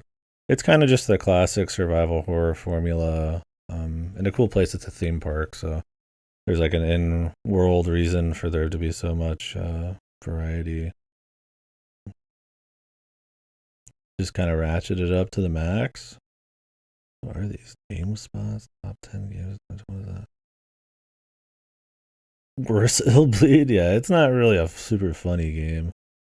It's got elements of it, but yeah. Another game with just really great atmosphere. Oh shit, dude. This is sorry. I don't want to show you guys the game of the year yet. Got a little sneak preview there. Yeah. I mean, it's honestly just all the other than like difficulty and resource management, which I think they make a good case for not having in this. Obviously, it's great in certain games like Resident Evil and stuff. It's just kind of, yeah, very good. Just very crispy, clean. They definitely know their survival horror. They know their pacing, very well paced. Not really any annoying parts. Going back through the areas, you get a lot of changes in atmosphere and weather and traps and the way you'll go through them, the density of enemies and stuff. So backtracking is, can be sometimes in these sorts of games where it can be fun because you're routing a certain way. But they try to make it fun and how the areas will change too. So yeah, you're not going more than 5 minutes at a time without something different going on.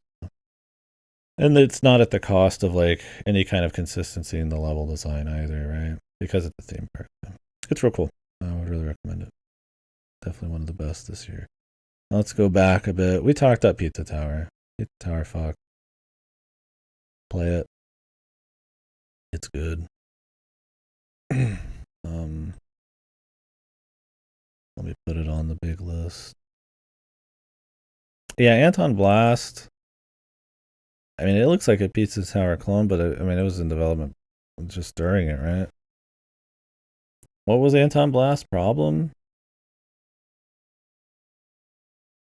Oh yeah, best 2024. There's been so few. I forgot it was this year.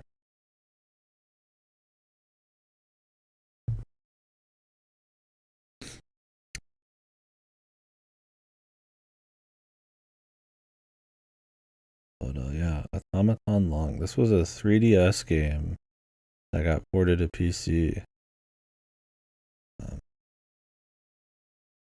It's not good, but it's interesting. Why did somebody just throw that 3DS on the ground, man? What the fuck is this trailer? The game trailers make this trailer? Or is this just the dub? The 3DS just getting thrown around occasionally. Yeah, so it's not really.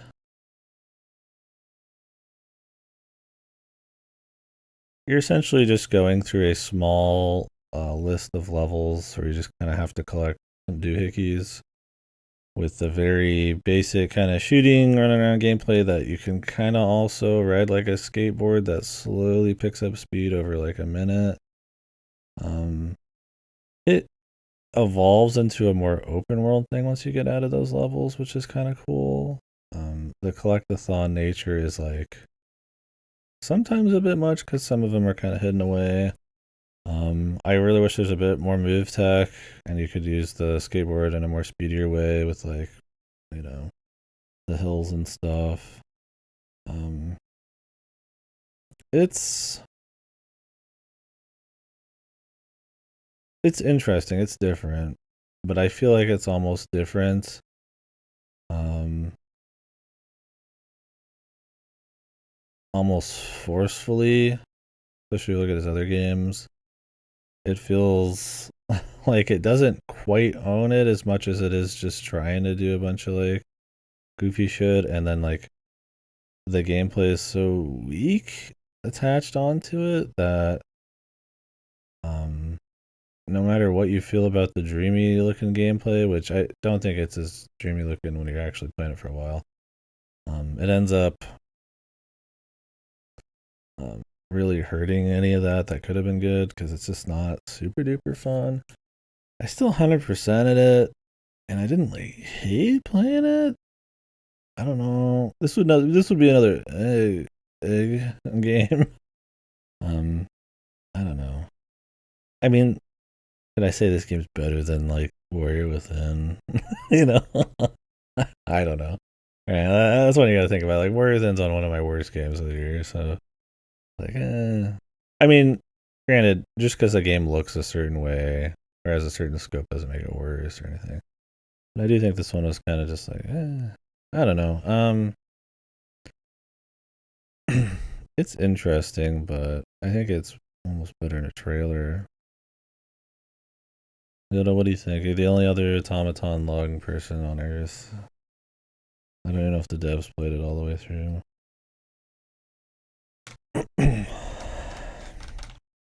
I might put it as a worst. I don't know if I just hated this, but man, it's pretty fucked. Like, I think if it was like going for more like low fidelity, like with purpose kind of feel, like it actually felt kind of fun and the level design was tighter and the pace of the game was better. Like, it's cute that it goes from arenas to like big areas, but um really it's mostly executed so poorly in so many ways that it's really hard to give it any credit for any kind of like low fidelity art design. It almost feels incidental than it is something purposeful. So I'm gonna put it on worst. I don't think I have the kind of disdain for it that I do with like a short message or how fucking annoying I found Warrior Within. I think there might be a couple more games I'd slide in here. I definitely think next year I'm gonna make the UG category if I don't do it tomorrow. But yeah, Momodora Moonlit Farewell.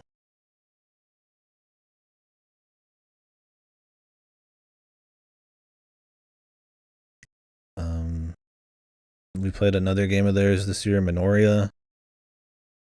I prefer Minoria for sure. Um, this one probably got a better art design. Not as good at art as Momo 4, but a little bit better art Minoria, I guess. It is a Metroidvania, long-running Metroidvania series. Momodora, this is the fifth one. The last one, I think, is the idea for now.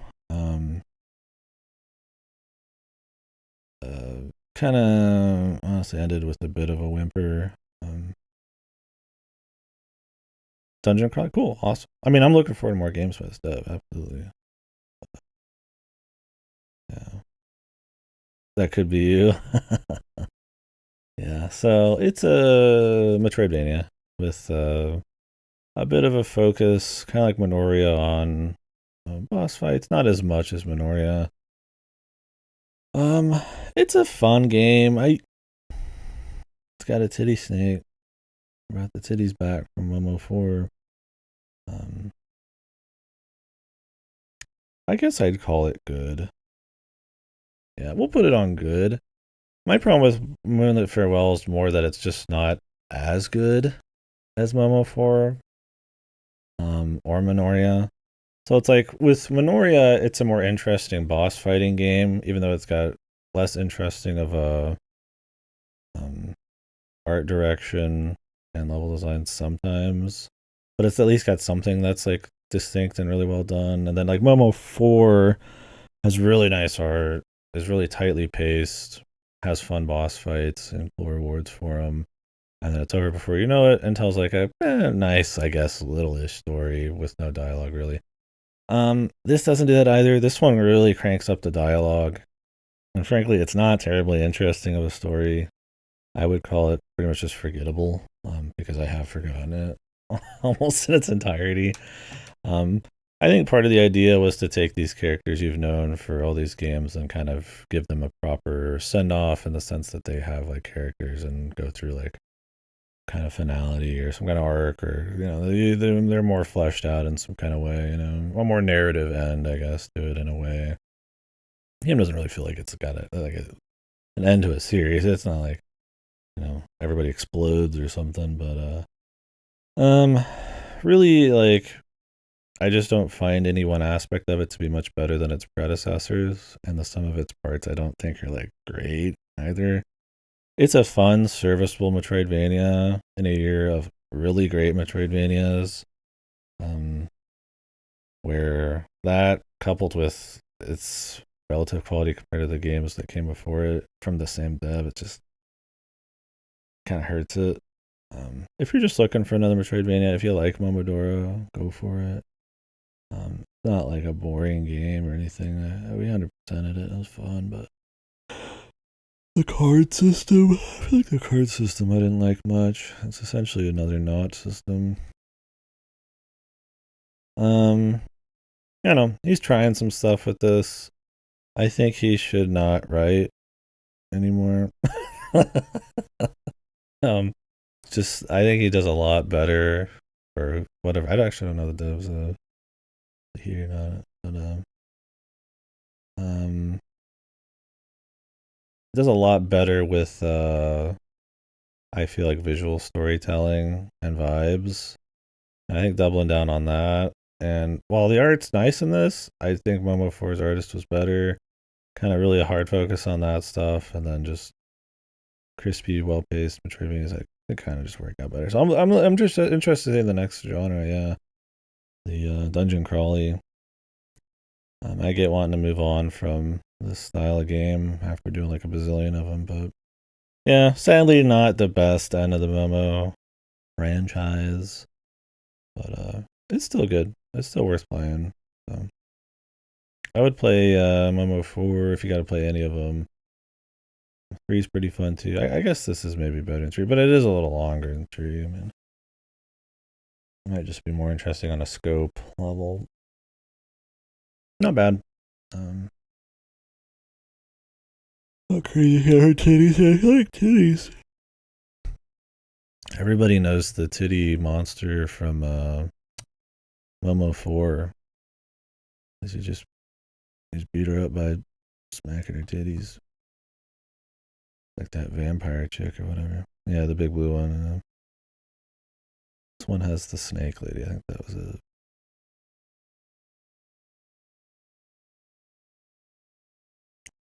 So, anywho's,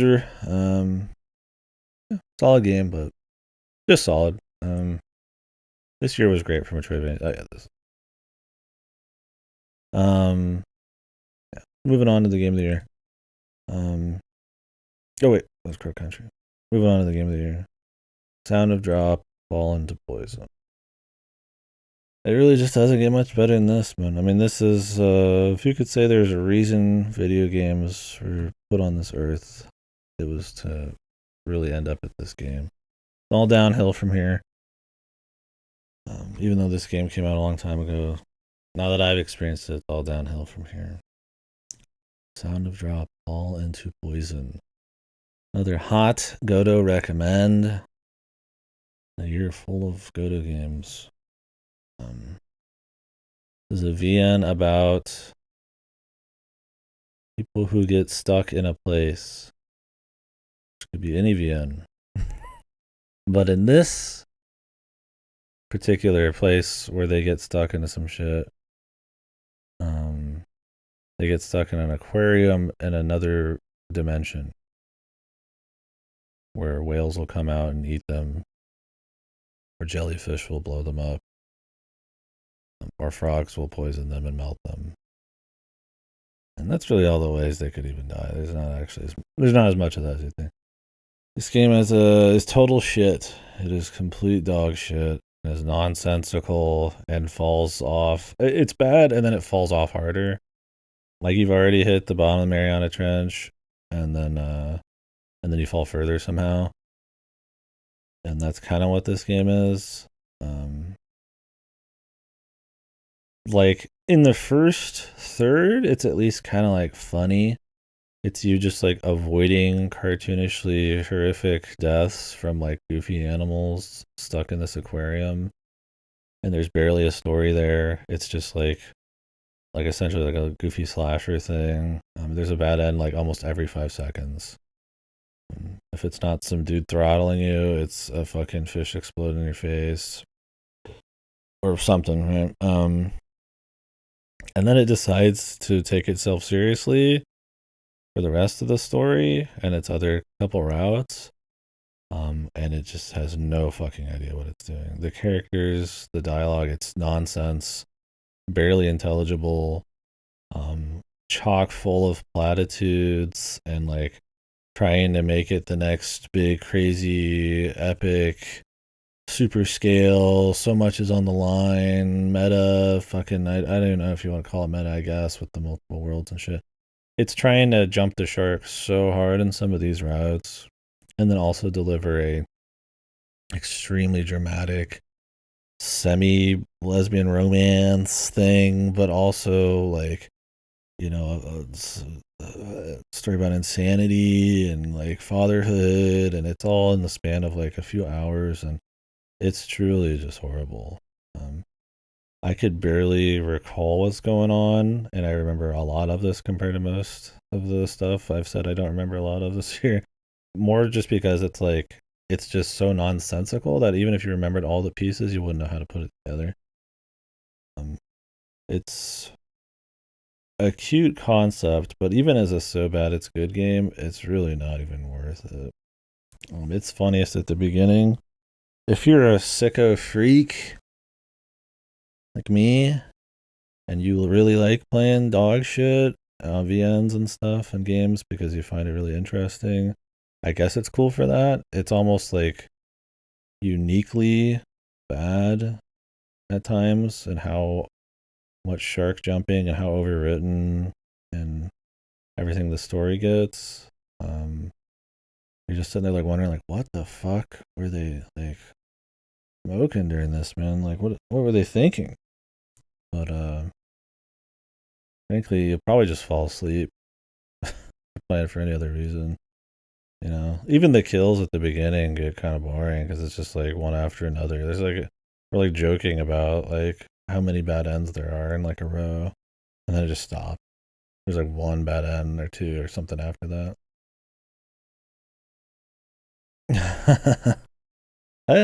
Surprisingly, I don't think there is a shark. There's a lot of whales that kill people, and metaphysical whales that are the accumulation of all of this hatred of the spirits of the people who died in the aquarium, given form into a gigantic eldritch beast. There's one of those, as there usually is in a story. But I don't know if there's any sharks. Yeah, it's it's something. It is a story of questionable quality. We'll put it in the worst category for sure. One's a lot. This one's an easy lock-in. I don't even have to make an ugh category for this bad boy. It just sucks. Thank you for that, Goto. Bastard. Will not recommend, like I said, unless you're a freak. Freakazoid.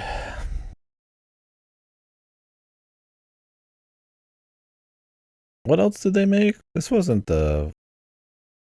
This is the Sacrifice people, right? Or was it? No, This is the Sacrifice was the scientific escape where people get stuck in a place. It's a ship in that one, and then they have to get out. Which is different from the Abyss of the Sacrifice where they get stuck in the city and they have to escape.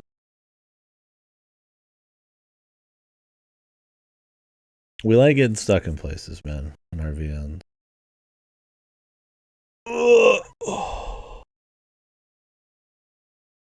Alright. I need to take a piss. After Amori, I guess. Yeah, so Amori, the next game. This is a I guess RPG Maker, but not in the sense that it's just a walking one. This one has like full on gameplay. Is not short. I don't really want to try to explain the story in a non-spoilery way, but you're essentially some kid running through a surreal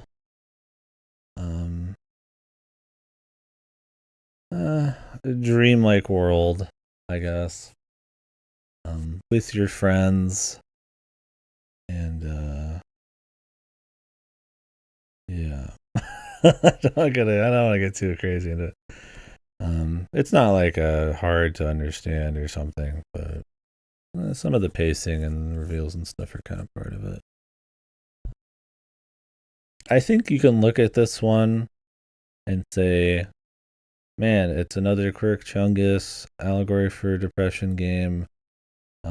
But it's really not. It's so much more than that.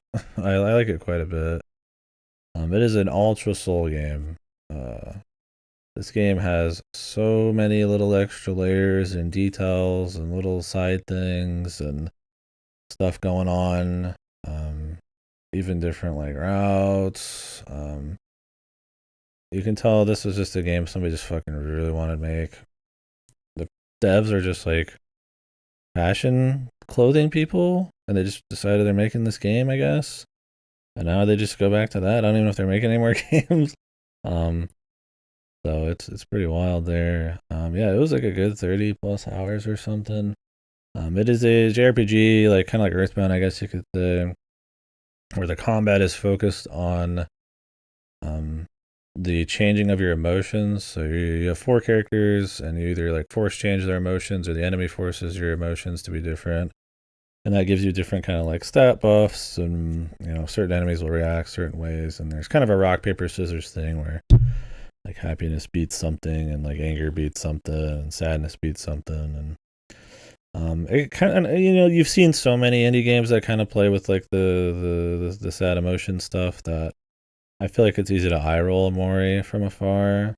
But I think they do such a good job of like building up these characters and weaving in these different tones and surrealism and horror elements and all that. And there's just so much detail to it, with just a banger soundtrack and cool art direction that I think it very easily rises above any of those kind of like surface level like knee jerk reactions to it.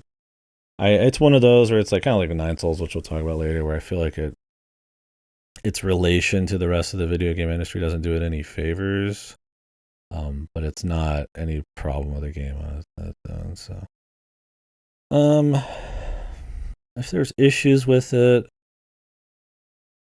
I mean, I guess it depends on how much you connect with some of the story. Maybe where it ends up, maybe it might not be, maybe not what you're. maybe not what you're at. I don't know. I don't really have a lot of big issues with this one. I like it quite a bit. I mean, if it's just not like your speed, then okay. I think it's more of a taste thing than like really a big quality problem. There's a couple chapters that maybe drag that aren't as interesting. But yeah, it's a good time. It's not just like a Yumeniki, although there's definitely Yumeniki inspirations. It is definitely more of a full RPG than it is a just kind of a tour through a crazy location. Because there's more than just the Dreamworld stuff. There's a lot going on here, so would recommend it. There's one corny ass song. Other than that, it's great. Great soundtrack. Yeah, I'll put this as one of the best. I really like Mori.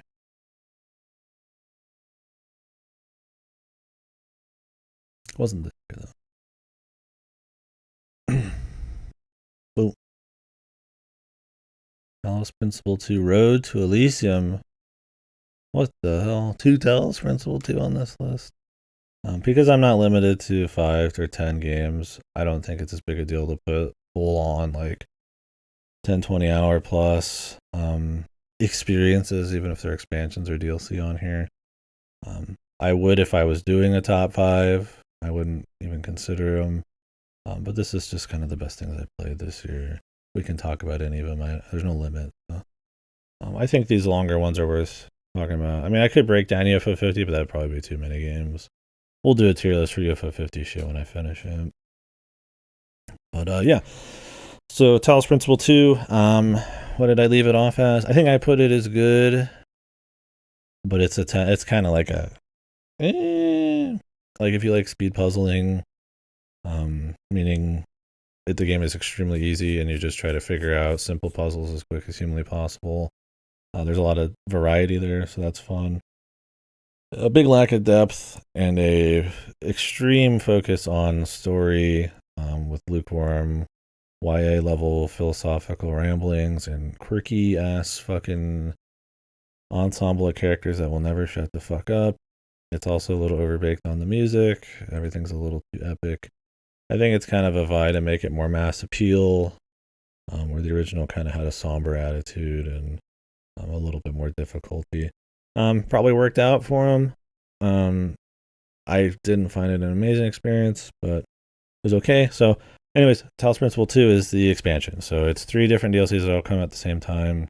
One's focused on hyper laser puzzles. One's focused on kind of going into touch more depth on the original puzzle mechanics in Talos Principle 2. I would say not super depth in the sense that it's difficult, but more in the sense that it's just combining things that weren't combined before, because you barely scratched the surface on the original Talos Principle 2. It also has an interesting kind of like central structure. One of the big problems in Talos Principle 2 is I don't think they really use level design and structures and stuff to do a whole lot. I think at the very end you can tell they want to. They have that level in the Talos Principle 2 at the end where you're going between like 2 different realities and like playing with like or times or realities or whatever, where you're playing with they're like mock versions or whatever, but and you're playing with puzzles that move between large long areas and stuff, and there's like a little bit of exploration stuff. Not an amazing level, but it's a cool idea where they kind of want to do something different instead of just puzzle rooms. And this is kind of that way as well. So it is puzzle rooms, but they all feed into a greater Giga Cube that has like, you could say Mario Galaxy physics where you're like upside down and sideways, and you're essentially just trying to find like little laser connections and goofy platforming bits. It's really cool. It feels neat, and it feels more like what you're kind of hoping Talos Principle 2 would kind of take at least at its core and kind of move into. Not an amazing level, but it feels like they're trying to do something special. Not just rooms with puzzles, right? And I kind of want to see that from Talos Principle going forward. Like, really get creative with like the locations and how the puzzles work with those. Totally fine to have rooms too, but I think we could do more than just having essentially an Unreal Engine looking ass world, and that's kind of mean. There's clearly more craft in the world than an asset store flip, but a hyper realistic world with some puzzle rooms sitting around in them. I think honestly, we could just that's totally fine, but I also feel like there's so much untapped potential that you don't really see in a lot of puzzle games that you could go beyond that. So that'd be cool, like more kind of like special abilities and like unique weaving of like puzzles on the fly and like maybe an explorable area and stuff. And I think that would work better with their like storytelling they're trying to go for. But anyways, yeah, Road Elysium, that second one I'm talking about right now, it does bring back a lot of the story stuff. You are playing as the goofy, quirky Chungus, green guy who hates puzzles or doesn't think he can do puzzles, but then can do puzzles. There's a whole DLC's about him doing the. It's not as annoying of writing because there's just a little less of it, but it's still pretty whatever. You don't have to listen to some philosophical ramblings from some fucking like Greek statue or something, or some like Roman god or some bullshit. As often because you're not going through like full zones like you were before. The structure's just not there for it. But it is still in the same vein. But so the second DLC is pretty good. First one, like I said, was just laser stuff. A little harder. It's cool to see like a laser focused thing. It's like seeing a mechanic be hyper focused on it all. But they're not the best. It's not an interesting area, and some of the puzzles are kind of wonky. They definitely feel more like a kind of weaker fan kind of levels. But the best one is probably the third one. That's where they actually try to make it more difficult and make more clever puzzles. Like that's the third one. This like purple one, not the best looking area, but it doesn't really matter. It's where they bring back Elohim. He's talking and shit. I like his voice, so I don't mind that. All fan service, but he's a lot less annoying. But yeah, so they actually bring back some difficulty there. There's no like big meta puzzle. It is just puzzle rooms, but they'll take the mechanics and actually try to do something clever with them. And you have to have figure out a larger understanding of how the mechanics work or interconnect. You won't be stumped for too long, but you will have some level of stump, which is more than you would be in the other ones. So it just has a larger variety of structures that are woven into the puzzles, like rotating platforms and balls and stuff. And they will essentially create like new puzzle mechanics through stage design that just kind of incorporate the actual mechanics. And it's kind of more like what you would like to see at the base level, not just the difficulty, but that there's some ounce of creativity in it.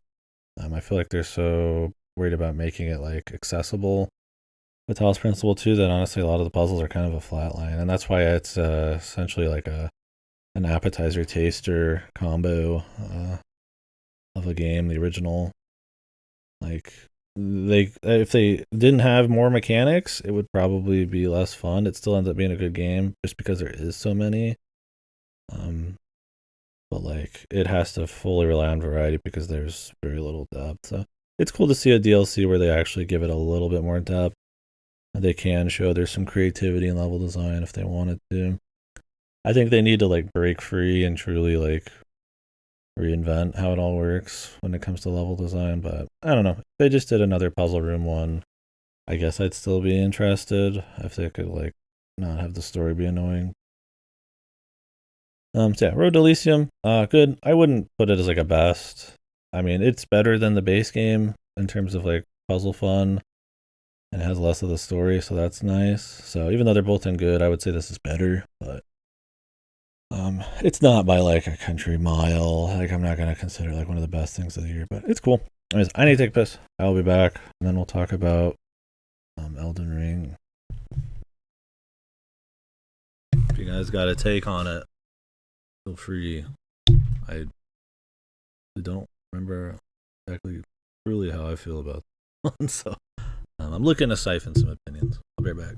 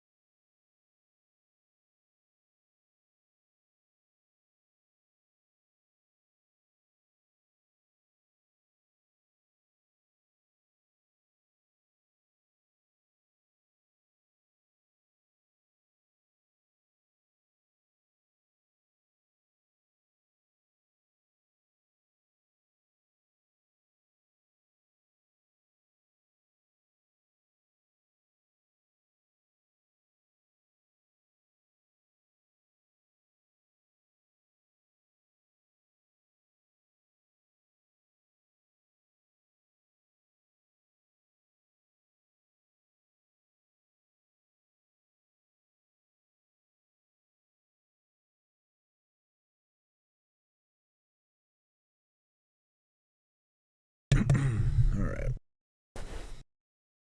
Elden Ring. The DLC.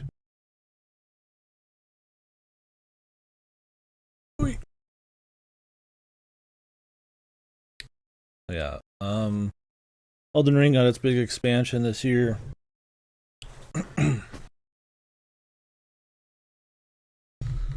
Probably the biggest deal release, or one of them, of the year.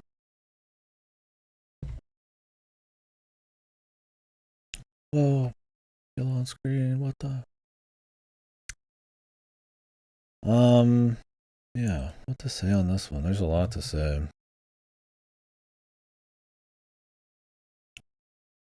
I mean, if you don't know what Elden Ring is, it's open world Dark Souls. Pretty much literally. It's the same kind of gameplay, the same assets in a lot of ways. But in a massive hyper gigastructure, megastructure, that's our phrase. In a world. I really like Elden Ring. I don't think I like it as much as like Bloodborne or Sekiro or anything. But I still think it's an excellent game made by one of the best somewhat large budget studios in the business.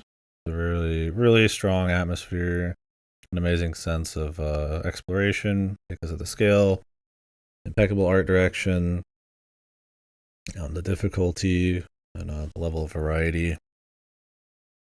I think sometimes it kind of falls apart in the combat. I feel like they've kind of taken the core Souls combat really as far as I like to see it go without evolving, kind of like a Bloodborne or a Sekiro. Some of the bosses can get a little goofy, in a way to try to keep things challenging and all that. Some of the roll dodge stuff can get a little samey over the series a little bit. There's an expectation kind of there, but still great games. I like Elden Ring quite a bit. Very long. And this is the expansion, which is also very long. This is like 30, 40, 50 hours or something. A pretty fucking juicy ass thing. I full explore these, fight all the bosses, get all the items. I would say this is just a more dense Elden Ring. Did it ever really hit the highs of the original campaign when it came to the surprise of the areas and the scale? Maybe not, but I still find it very interesting to explore and has very cool art and all the same hallmarks of Elden Ring. The new weapons and abilities are really neat. I like most of the new bosses. I think it's got some of the shittiest bosses. Maybe not like blue smelter levels of shit, but like I would consider like the final fight to be just kind of like, all right, man. I think it's time for the next phase of like soul stuff. I was like they're kind of hit like they've kind of reached their point with the final boss in this, where it's like we're hitting a level of diminishing returns on how goofy and over the top and challenging we can try to make them, where they don't feel quite as fun as they should be. But for the most part, a lot of the bosses are great, like Mesmer, and a lot of the side ones. This expansion to try to bring back the difficulty, because I do think Elden Ring's one of the easier ones in general, has a system where you collect, I don't remember what they're called, little shards or something, just around the world, anywhere, or off of some bosses and stuff. There is a set amount, and you need to get all of them to get maxed out on power, and it essentially scales your power separate from your levels. They nerfed that since I played it. I think now they don't do as much. No, they do a lot, but you don't need as many to get the power jumps.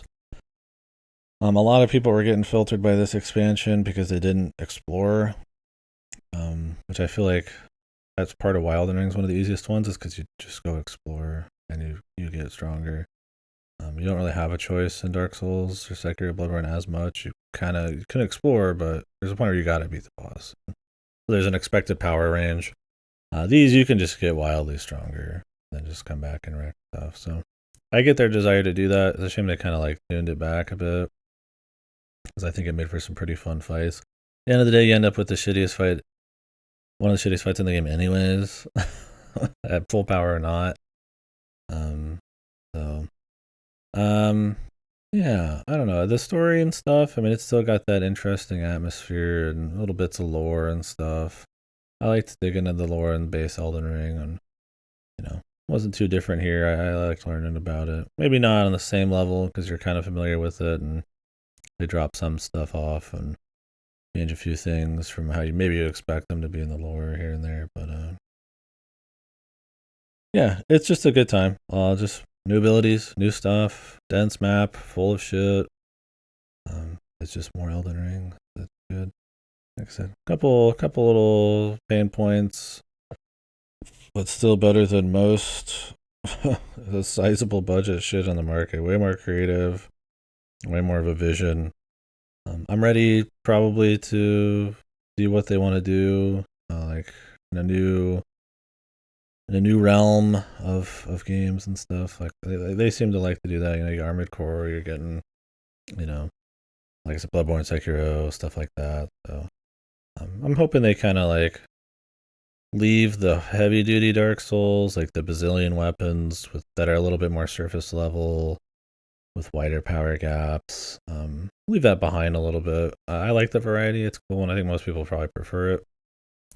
But for me, the stuff that really gets a fire lit under me is the stuff that's where they expect a certain level of like power and abilities from you, so they can make fights designed around that. I would like to see something that really pushes like the boundaries of that kind of system. More of a choice-based system would be cool too. Wouldn't mind seeing some of their assets kind of like, I don't want to see Asylum Demon again, who's also from Demon Souls. There are more power-up type mechanics. I haven't finished either. It's like more abstract mechanics. Power-up type mechanic. Yeah, I mean, specifically to the DLC zone, just in the DLC zone, you have a currency that essentially just powers you up when you use them. Kind of think like how you have to like get shards to make your Estus better in Dark Souls. Think of it like that. You need a certain amount of them to power your just character up to reach essentially the level he was before you went to the DLC. I think you might even end up over 100% power after the balance changes. I think you're like 110%. So they do have that, but it's a way to try to, make it so that your 150 level character has as much challenge as a level 80 character, which I think is fun. It also gives you a reason to explore, because frankly, outside of the new weapons, if you go in with a juiced character, other than just for the sport, obviously there's not much of like a material reward you care about. Yeah, they're Skadu tree fragments. That's what they're called. If you mean like power-ups like the Great Souls and stuff, there's not really a lot of new stuff there. Just a lot of new weapons. Like I changed my main weapon a few times. I think I ended up back with my classic by the end of it just because of the DPS. Yeah, so good time for sure. I'll put it as one of the best this year. But I'm definitely ready to see them kind of do something else. But luckily what we're getting is a roguelite Battle Royale Elden Ring game. Co-op Monster Hunter deal. So just exactly what the doctor ordered. Later this year. Or next year. Awesome, dude. Where are we dropping, boys? No, I don't know how much the Battle Royale stuff is true. You saw a death wall in it, for sure, but that's supposed to be a budget game coming out.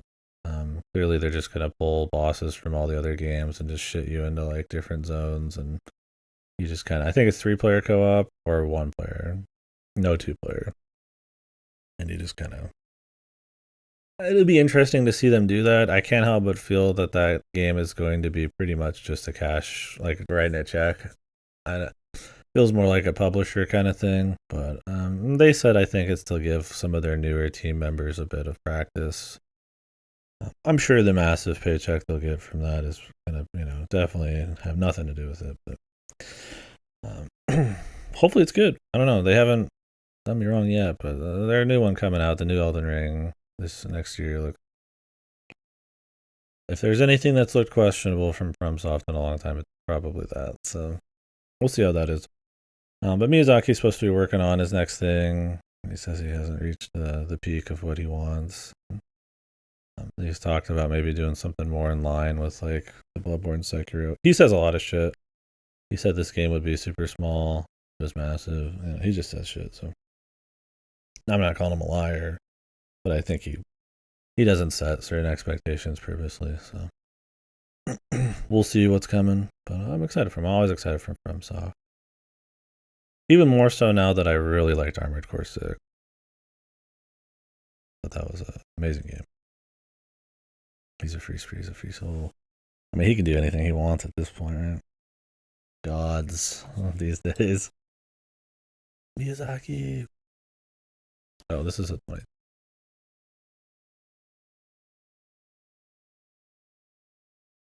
Yeah, I wouldn't normally put a DLC as like I said, a top contender. I don't think it's a if you're like a limited amount of choice game awards type of thing, I think it's bad because you're missing out on so many proper like full new releases. But when there's no limit like this kind of list, just throw it on there. It's a good time.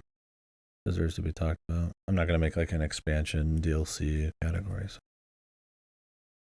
I'm not limited to 5 choices, otherwise it would never be on there. Even if it was some transcendent experience. But yeah.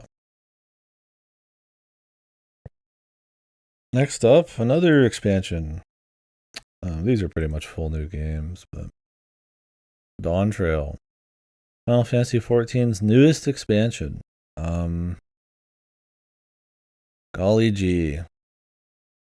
And if you don't know what Final Fantasy XIV is, it's an MMO RPG, kind of like WoW. This is like the 5th expansion. Heavensward, Stormblood, Endwalker, Shadowbringer. This is the 5th one. And then FF14 was remade from the ground up. The original FF14 was a catastrophic failure. And then they literally nuked the world. Well, like a moon fell on the world. And remade it. And it became one of the best Final Fantasy games, one of the best MMOs. It's a theme park MMO, so it's not a sandboxy, like immersive, like you're walking around, RPing as much kind of thing. It's a lot more theme parky, where it's like you go into queues, you walk between loading zones to different areas. I would call the strength of FF14, frankly, is the story and the presentation and stuff. It's got like attempts at PvP. It's got like cool little raid stuff and dungeons and shit. But a lot of the presentation, the godly music, I should say the music's great. And a really good story up through Endwalker. Not this one. It's kind of where it's special. I think it's class homogenization. It's not really dynamic world or sandbox. Are kind of its weak points, but those very rarely feel like they matter a whole lot in the face of the game when it's at its best, when its best parts are at its best, right? The story and everything. When those are rocking, you're like, I don't give a fuck how formulaic some of this is or how dull maybe this thing is here and there. You're like, I'm all in, dude. That's great. So the problem is, what happens when the story sucks huge cheeks, when the presentation is fine, but like not anything to write home about, and the class homogenization's at its like worst. It's like, well, then you start noticing everything else. You start noticing the repetition. You start noticing how we've really been doing a lot of the same stuff. Like, this is the problem with any MMO. where that formula, that core kit, that way you interact with the world, like it can only stay interesting for so long without innovation or new little things or something, community, whatever. And it's like, what happens when the best part is not there anymore and you start noticing those parts? It's like it really it hits, man, in a bad way. And that's Dawn Trail. This story is abysmal compared to the old ones. Extremely annoying characters, very little focus, odd pacing. It was supposed to be a little beach episode, kind of, where we were going to bring back down the scale because the main story arc ended with Endwalker. A huge story. Each of the expansions is kind of its own deal, but they all feed into each other, especially the last two in the core game. And so this was supposed to be like, let's reset the scales, maybe. Come back down to earth, refocus on characters again, which has always been the strongest point of the story. And then, maybe work our way into a new arc.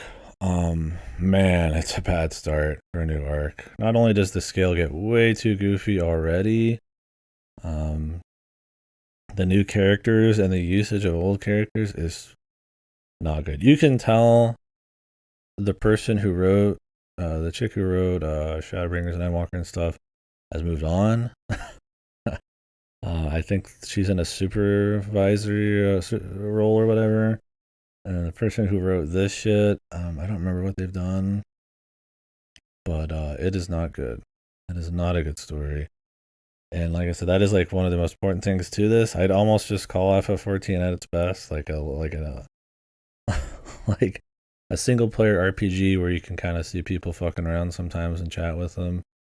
One of the best stories in the series, a great story in video games, but Dawn Trail is a huge misstep. To say it took the wind out of my sails on this game would probably put it lightly. I will see if I come back for the next expansion. I plan on it, but we'll see how many times I come back in between.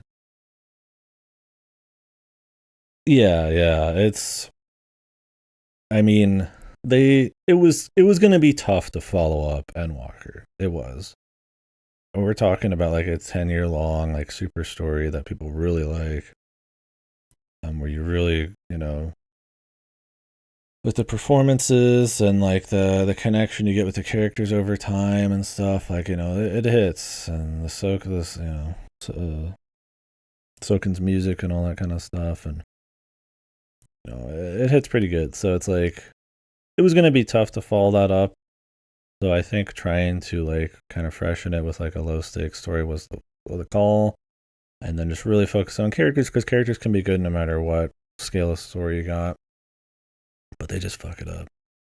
It's so overly focused on a particular character who's just so extremely tropey and boring and annoying, that it cripples the story. The story has like these phases too, where it just kind of like cuts one thing where it kind of ends an arc and then it starts another one, and they feel very separate. Just the general writing, right? The platitudes, just how boring some of the arcs are. It's a slog to get through. It's a struggle to get through. And it killed any interest I had in leveling or doing side stuff. And I love leveling in this game. It's just therapeutic, just chilling, just leveling shit. I always say Argus. It's from something else. I don't know. Where is it? What the? It's not even halfway on the screen yet. Scott, keep it in your pants, for Christ's sake.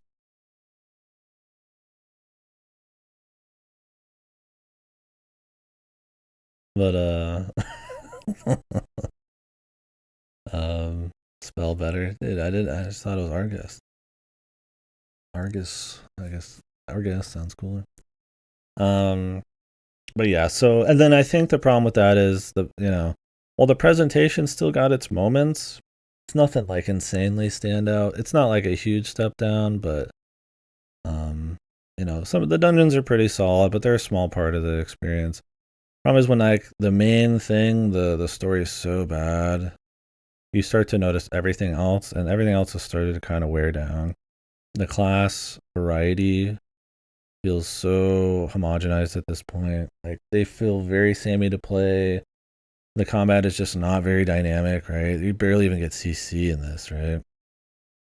It's the Argus game of the year. Yeah.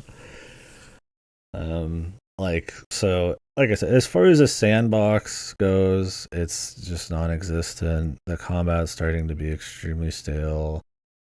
The way they dole out content, every 3 months or whatever, 4 months, the way it looks, all that kind of stuff. Some of those things that you didn't mind before or that weren't really problems are starting to kind of like, for me, get repetitive.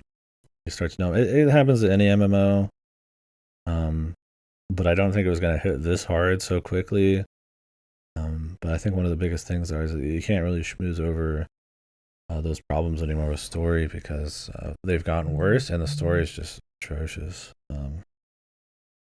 So there's still some good music here and there. Some of the areas look fine. Like, it feels much more workman like than any of the other expansions. And it's got me worried for the rest of it. I don't remember if they've come out and said that this one was fucked. I think they've maybe said some things where there's issues on this expansion. I don't know how people are thinking about the post-launch stuff.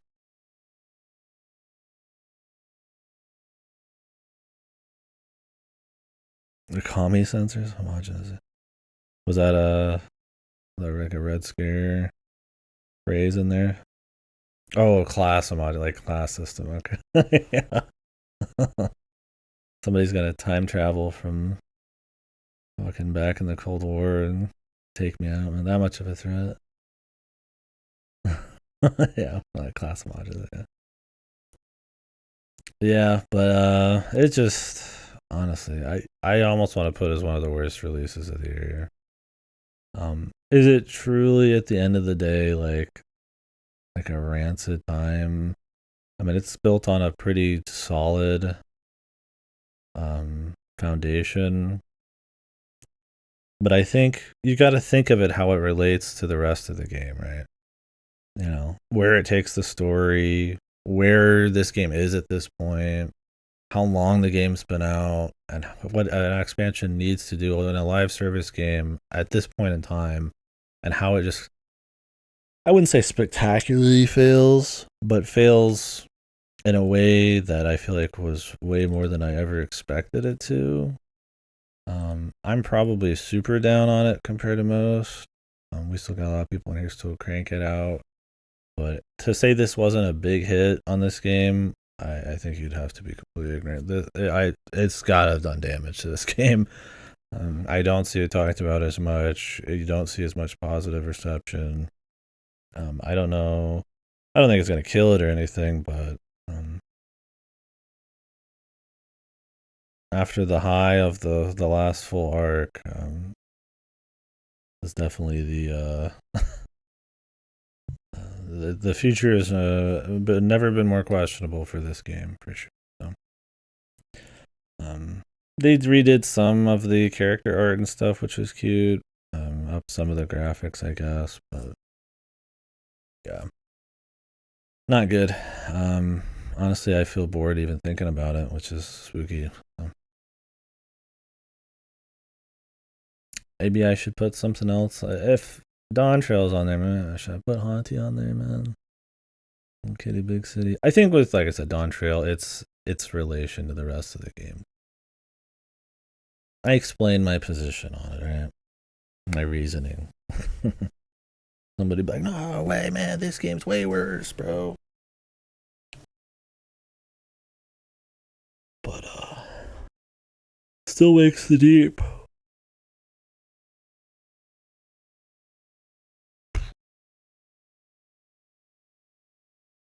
And I don't think this like expansion like tarnishes the stuff that came before it. I mean, it's definitely a bad taste, but absolutely would recommend the shit before Dawn. Great stuff. I mean, obviously, some of that's going to change because combat changes and stuff, but they're not drastic. It's just a slow class homogenization. um, More that it's honestly just cutting a lot of the the charm, the identity, the depth on a lot of classes to kind of make them more um, a very, I don't know if accessible is the right word, but this cutting of the fat, where you cut the fat so much there's like no soul left in it, kind of thing. Um, More importantly, I would prefer to see them really reinvent the combat.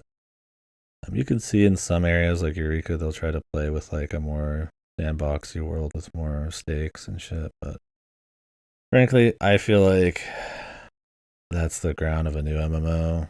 But I don't know if they'd want to let this one go.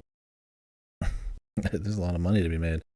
That's also one problem with Dawn Trail is, man, that's how Square Enix makes a lot of their money. So that's got to be a little spooky to have a big hit. I just think a lot of the talent of the team probably left with FF16 and moved into different roles and stuff. And because it doesn't feel like something from the same level even. So anyway, Still Wakes the Deep. This is a game about in Scotland. I'm not quite sure. You're essentially a guy stuck on an oil platform. It's made by the people who did like Dear Esther and Amnesia 2, all that stuff. You're stuck on an oil rig in some kind of weird, monstrous, kind of like The Thing, but if there was no social elements at all, and it was just the Thing monster flying around, you kind of have to survive and figure out what's going on, and where all your coworkers are, and figure something out about this guy's story and his life and stuff, and how this is gonna affect him, because you're kind of stuck on a fucking oil platform. Is it the same thing? Probably same. Things are good. It is a walking sim with a little bit of stealth. 5-6 something hour. Great voice acting. You'll laugh a little bit because it's kind of like it's a Lemmy skit or something. I mean, a lot of people probably they don't talk a lot of people with that accent, but it's actually really well voice acted. It can be funny. They do play up some of the slang and shit, but excellent voice acting. That's probably the best part about it. I like the setting too. The oil platform is pretty cool. All the waves and the sound you get from that, and being in like little cafeterias where you see like the ocean out there and storms brewing and all that kind of stuff is really neat. Starts out pretty strong. I like the character building. I like that it's an extremely slow burn start. Shit doesn't hit the fan for a little bit, and I feel like it helps you build a connection with the location and the people and stuff. You even walk through a fair bit of it. After that, as a thriller horror thing, it's still pretty cool for a bit. It's mostly you just running around. You're an electrician guy, so it's kind of your typical video game horrors. I'm stuck in a place plot where it's like, I gotta go turn on the power for the elevators. I gotta go fix doohickey 5s to, pad out the section or whatever. And in between that, you're gonna learn about why he's here and his wife and his kids and some of his friends who work here, and just kind of what's going on in this place. It culminates a bit in like learning more about like the creature and kind of what happened to this place. Some big finale moments, but really, I think it kind of falls apart a bit. The story doesn't stay quite as interesting as the build-up kind of sets it up to be. I think the actual walking around gameplay gets a little dull because it's kind of like this, where you're just running through metal mazes for a lot of it. And you're not really stuck in a maze, but they just kind of feel they look like that. When you're inside the oil place and it's supposed to be more spooky, everything's breaking and there's like a bit more creatures, it kind of gets a bit more boring, and without like interesting enough plot going on, um, those elements kind of drag it down. Also, its little stealth gameplay is really atrocious. I think this is a perfect case of a game where they should have just cut that gameplay. I respect them trying to put like actual gameplay in, but it's so poorly done. The AI is so bad. Everything's on such like a specific scripted sequence that if you slightly step out of that script, it's just over and you got to restart it. And it doesn't do anything for the pacing. It doesn't do anything for immersion, and it's not fun. So like, why the fuck? And it's not spooky because it turns every monster more into an annoying obstacle than anything interesting. Yeah, that one. That's the one I'm really thinking of, and they're all kind of like that. That one's probably the best example where it's I people will say this about horror games, and I think it's right for the most part. Game overing in a horror game sometimes eliminates the scariness. I think some games, they should game over in horror games, but there's something to be said about the constant fear kind of lapping at your heels or whatever, but not but making you think you could die, but not really making you die. To kind of keep that tension at its highest point, the bubbling right at the surface there. I think the smoke and mirrors dissipating so quickly in this, with the bad scripting, the shitty stealth, the repetitive dialogue from these enemies because they speak like humans, kind of, because they are like kind of something to do with that. All of that ends up feeling so poorly done that it really just evaporates most of the plot, the feel, like the atmosphere and all that. And so when you're not dealing with those, you're kind of running through areas like this, and I don't know. It's at its best when you're just talking to other humans and you're just shooting the shit, or you're just talking about the drama of being here and their families and his history and all that stuff. It's where the performances get to shine the best that they could. It's probably some of the best written stuff, but it's just really bogged down by everything else. It runs like shit, but I was on like a 1080, but it's really not that crazy looking of a game. It just runs like ass. You don't even have an option to turn off DLSS. You like have to have it. Like it's that kind of performance. So this looks really smooth. So that didn't help my opinion either. It looks really bad when I was running it. You got used to it for sure. It was more of an FPS issue, especially in these little areas here. Surprisingly, they ran worse. I think it's because it's so dark that things are more like it's already you can get kind of discombobulated a bit. And so when the FPS is also low, it's like you're looking at a couple frames of light and a bunch of darkness, and then half that frame rate, and it's already is rough. So, I'm just gonna leave it where it is. I don't think it was bad. I enjoyed some of it.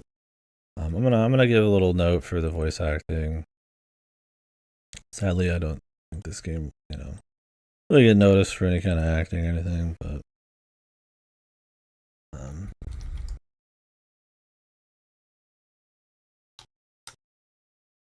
a lot of these characters felt like real people and stuff, which was cool. But yeah, I wouldn't say it jumps the shark. It does try to keep things a little vague, but not maybe. I mean, it's a cool finale in some ways, but not in other ways. But I think too much. The game's probably too long for how bad some of the gameplay and the pace is. I really wish they could have kept that that momentum from the beginning going. It was such a great start before you even get to monsters. Yeah, the evil company thing. I mean, it was more like an evil manager, and I don't think it had a lot to say about the company. Really, if there was a theme, it was more about something to do with family. I mean, spoilers. I want to talk about it a bit. Essentially, the idea of the story is like this guy beat the shit out of some dude who was interested, I guess, in his wife or something, and he's wanted by the police, so he goes and gets a job on an oil rig, and the cook is his buddy, his great buddy, pretty much his brother, essentially. Um, he helps him get the job, and it's kind of him, friction with, I guess, like the manager there and stuff, and they dig a little too deep, and some kind of cosmic eldritch something or other that essentially just assimilates people, and they still kind of talk through it. Comes out, I guess. They don't fully explain all that. It's kind of intentionally left vague, which honestly, maybe more of like an actual answer might have been more interesting, but kind of just their tale of survival. It's got a corporate like problem thing, but that was more just like somebody just digging too deep when they shouldn't have. I don't know how cynical it really was about the corporate stuff. I mean, I agree with you. That is so overplayed. And trust me, I'm very critical of like big corporations and stuff, but it's super overplayed, especially when it's coming out of like somebody funded by some giga corporation like Outer Worlds or something. I'm like, it's so lame. Um,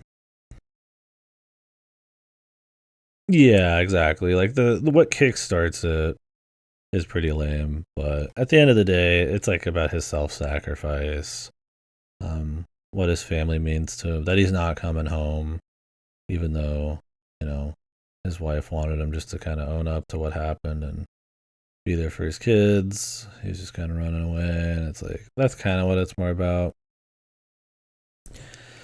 Um, it's not an amazing story, but there's kernels of cool stuff there um, that I feel like is elevated probably more than it deserves to be by good voice acting.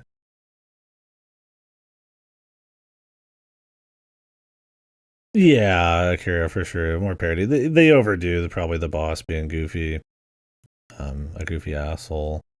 Because I mean, they play it up a bit where it's like your main guy is kind of a like he's not a dick. He's a good guy, but he's like a don't take shit kind of guy. People like him, but if you're an asshole, it's like he's gonna let kind of dude. So he's got friction. So it's like the boss being an asshole, kind of like maybe it's also partially because your dude's an asshole, but yeah, they go all out with it with him flying away on the helicopter and stuff. I think they wanted a reason why the helicopter would show up and you would have even less of a chance to get off. So they just used the boss for that, and it ended up probably being a little goofy. I don't think that's the biggest problem with it. I definitely don't think it's a great couple moments. Um, yeah, it is kind of a series of failures or whatever, kind of goofiness. Yeah, it's that, and then like I think the thing that's supposed to burn off the excess like gas is like fucked up, and obviously the growth underneath it from the eldritch shit is like starting to take over and mess with it. Yeah, that's another thing. It's like I mean, and then of course people are gonna like sacrifice themselves for it and shit. I mean, some of that's fine, whatever, right? Like I think if they could have cleaned up the pace, made the threats feel properly spooky, kept that momentum going from the beginning, and like accented it with like really good human drama, it would have been fine. But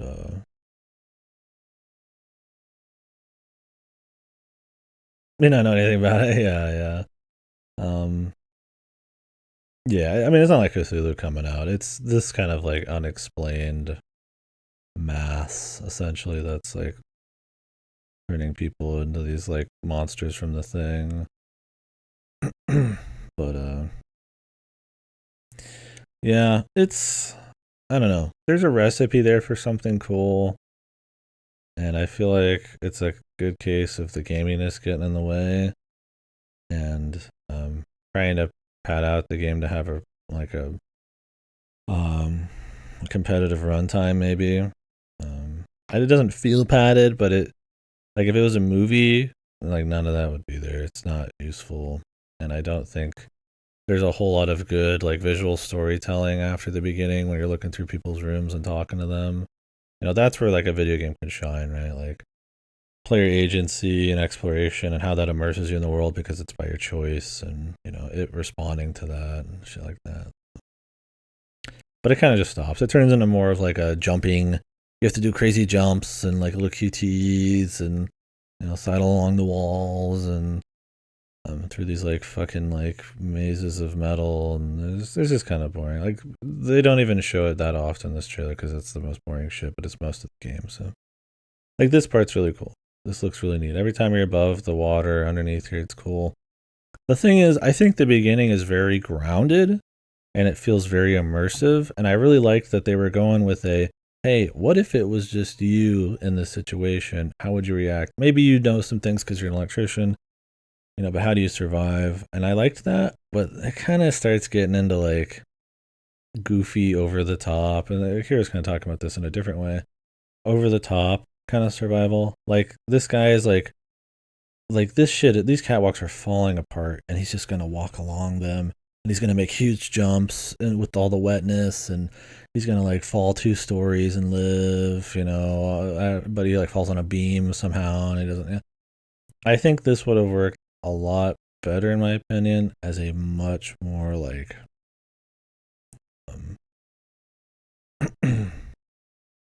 grounded, focused, shorter, like maybe make it like The Thing a little bit, tie those characters in more to the monsters because they kind of do. Like the boss turns in like a monster and shit, and it's like maybe go for more of that, and tighten the pacing up. I don't need a bunch of video game slide through the walls, jump up to areas to turn on the elevator power shit. Yeah, exactly. And it's like you do too much of that, and it kills some of the believability of what's going on, right? It's like, why is he even doing half of the shit if he can do that crap? Yeah, like straight out of Mission Impossible, dude.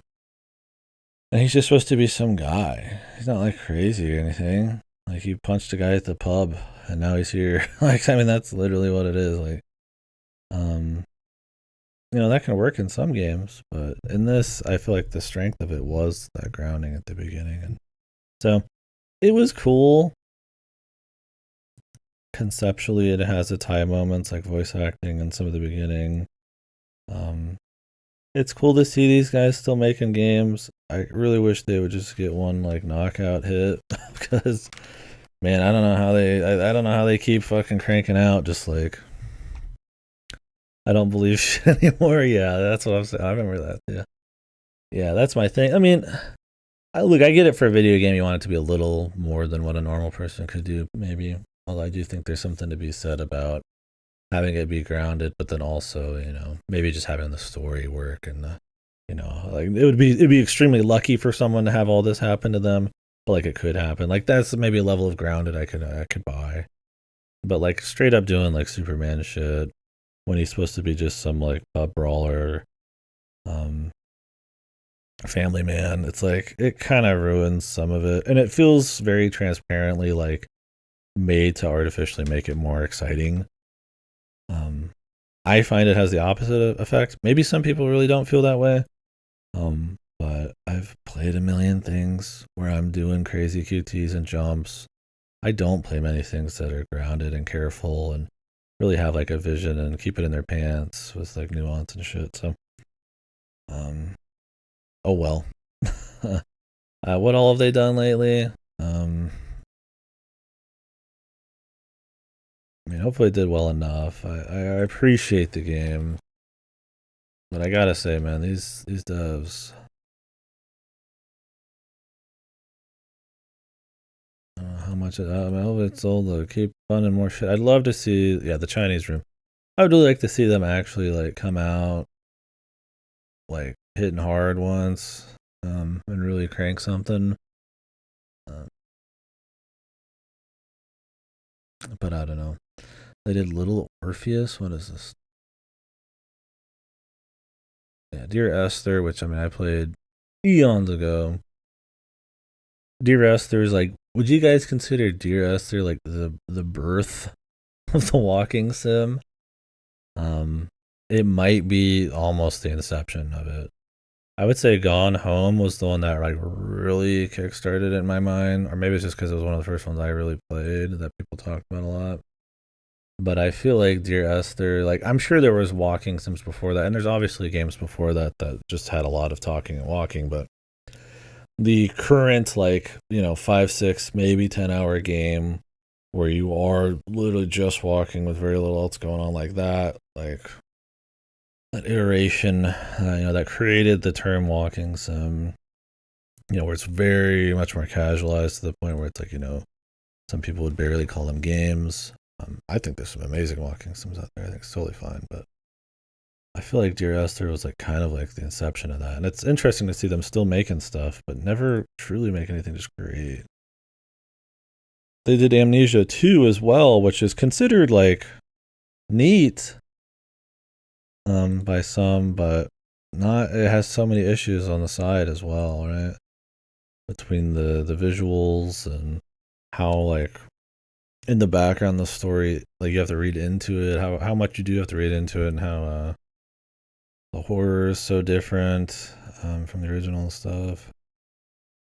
Well, that's the thing too. Is like nowadays, Dear Esther is probably considered shit. Even back then, a lot of people didn't like how it was, but it was like probably in a way maybe innovative at that time because it was just this walking sim with cool music. It's up its own ass, I would say. I mean, it is a lot of like technobabble, well, not technobabble, philosophical mumbo jumbo rambling from a guy who's trying to sound way more stylish than he is. But like, it's kind of interesting still, and it's short. But when did Dear Esther come out? Dear Esther release date. Yeah, like I mean, there was other walking sims. I mean, adventure games are kind of that way. There's like stuff like Yumaniki, which is just walking around exploring, but more linear, right? Like 2012, like it's 12 years old. Dear Esther is. I don't know. I feel like this is like the first thing on here. What is the point of Dear Esther? Yeah, I think this was one of those kinds of pushes, right? Um, I don't know. I would say it's definitely. I mean, I wouldn't. It's not gonna be like the first, but I feel like yeah, it's the first like people maybe took some kind of notice of, and then Gone Home was like the okay, walking sims exist, and then it was just the deluge. It's been nonstop. So.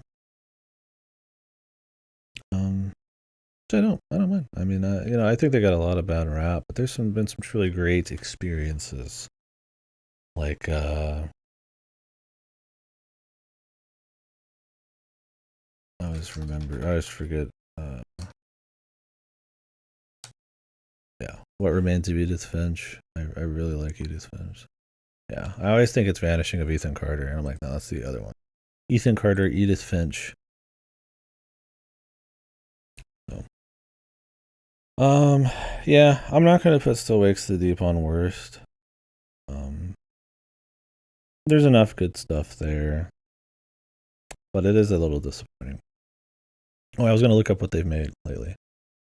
The Chinese Room. They're making Vampire the Masquerade too, dude. The gameplay we saw. Whew. I mean, it could be a Bloober Team situation where they put out a lot of shit or a lot of questionable stuff. Um, and then it's like, whoa, they actually made kind of a good game. Yeah, they did Dear Esther, which was originally a mod. I guess the original was for. I'm guessing it was a source mod. I mean, it feels like one. They did a few mods, and then their first full release was a full release of Dear Esther. Then Machine for Pigs. Everybody's Gone to the Rapture, which I played, which it's another like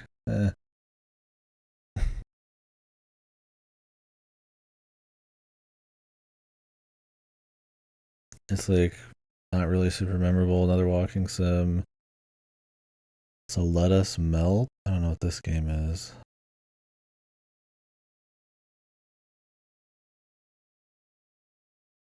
Little Orpheus was like a mobile game, and then Still Wakes the Deep. Yeah, they're doing Bloodlines too. What is Let Us? I think they've worked on the side on other people's stuff too.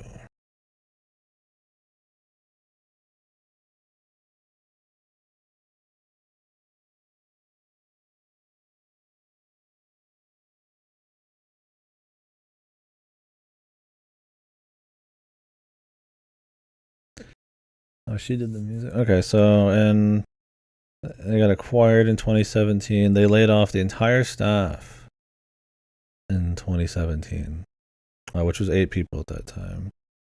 They ditched their office for home. They didn't have enough money. Trying to find ways to get funds. Okay, that's why they did the VR Let Us Melt game. Final project of the former studio. They're working on 13th Interior. They wanted to push away from walking sims. This is all just wiki shit.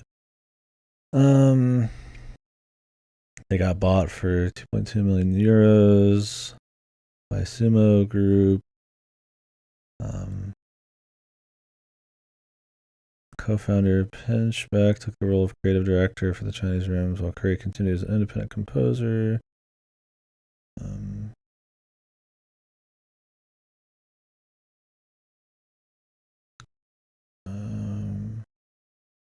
They started restaffing, adding veteran developers. Launched an iOS game called Orpheus, and then did Still Wakes the Deep.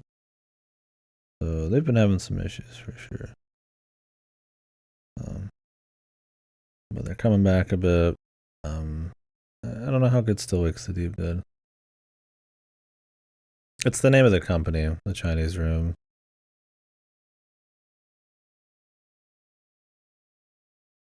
Their first mod is called Conscientious Objector.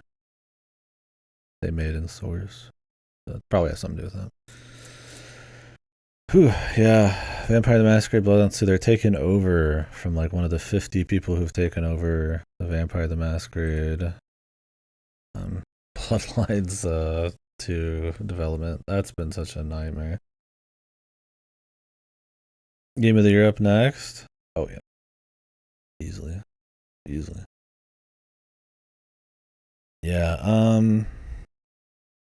respect Gone Home more than Firewatch. I probably do too. It's been a long time since I played Gone Home. It's a little quaint at this point. Spoilers, I guess we'll keep talking about it. But at that time, it was kind of cool, right?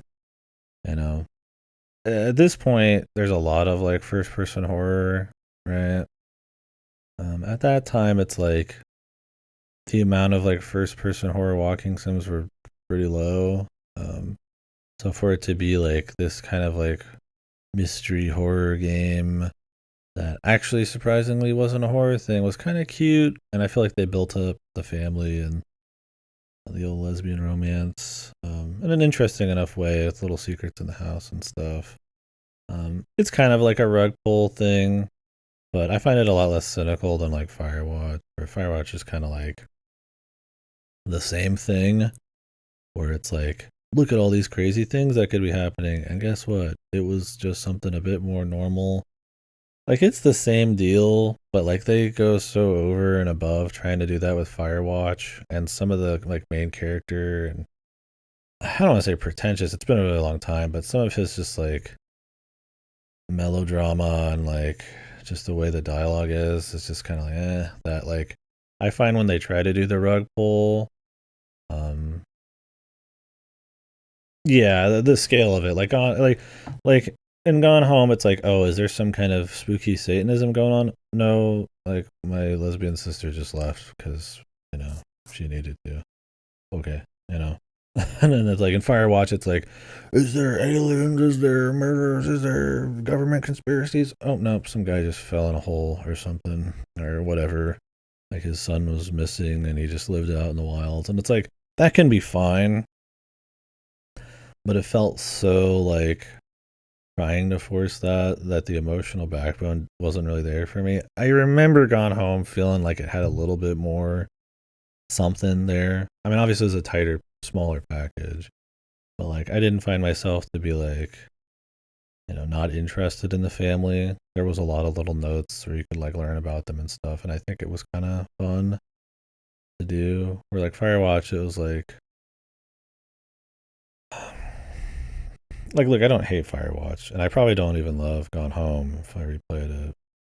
Um, I probably would feel more similar about both of them than I would probably imagine, um, but yeah, Firewatch, it just felt like there wasn't anything left there. At least I still cared about the family and Gone Home, and I liked the atmosphere. Just walking around as a park ranger was cute, but at the end of the day, it was all like the story was everything, and I didn't care about him, and I didn't care about his like cuck romance or whatever the fuck it was, and that the story really was pretty much disconnected from him to a certain extent. Like I just like when they get rid of that, I just don't care anymore.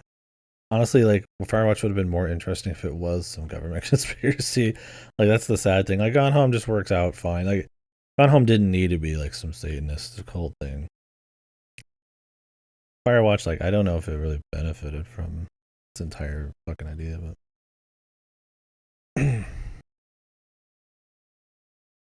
yeah, for sure.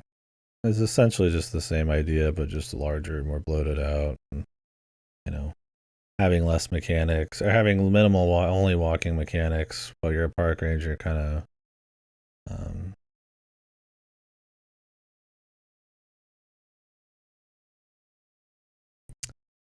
The lack of gameplay is more like apparent, I guess. I don't know. I'd like to replay both of them. Yeah, the thing with Gone Home is like nowadays there's so many like Unity, Unreal Engine assets, store flips, and mansions that like in like not mansions but like expensive suburb homes kind of deal. That it would look like just fucking cookie cutter trash, right? Or back then Gone Home was probably actually all pretty handcrafted and took a lot of time and stuff. Now you could just buy the Gone Home mansion probably and just shit something out on it. I have seen countless dollar cheapo dog shit horror game jank fests because I watch a couple people who just play through that shit pretty much as they release. It is absurd the amount of them. You will go into some of these games and like you'll notice it as an observer, and the streamer notices it before you do. That like I've been in this place before in another game, right? Like I've literally have seen all of this before in another game. And it's like back then it wouldn't be that way because there wasn't many games like that. But I think now if you released Gone Home, or if you just went back and played it, like that probably would hurt it a bit. Like that it feels like an asset flip type of thing. Yeah, like source mod type of stuff. Walking sims are more popular now, so horror deconstructions, that kind of crap. I mean, you even get stuff like Firewatch that does like the same stuff on a different setting on a different scale. But honestly, I kind of want to try Gone Home again. Maybe we'll do like a couple walking sims, and then I'll do Gone Home and just kind of see how it is. I think it's a very interesting genre, and that's one of like the landmark kind of. Funny enough, Dear Esther's got an edition called The Landmark. One of the landmark kind of walking sims that has sort of influenced a lot of what's come after.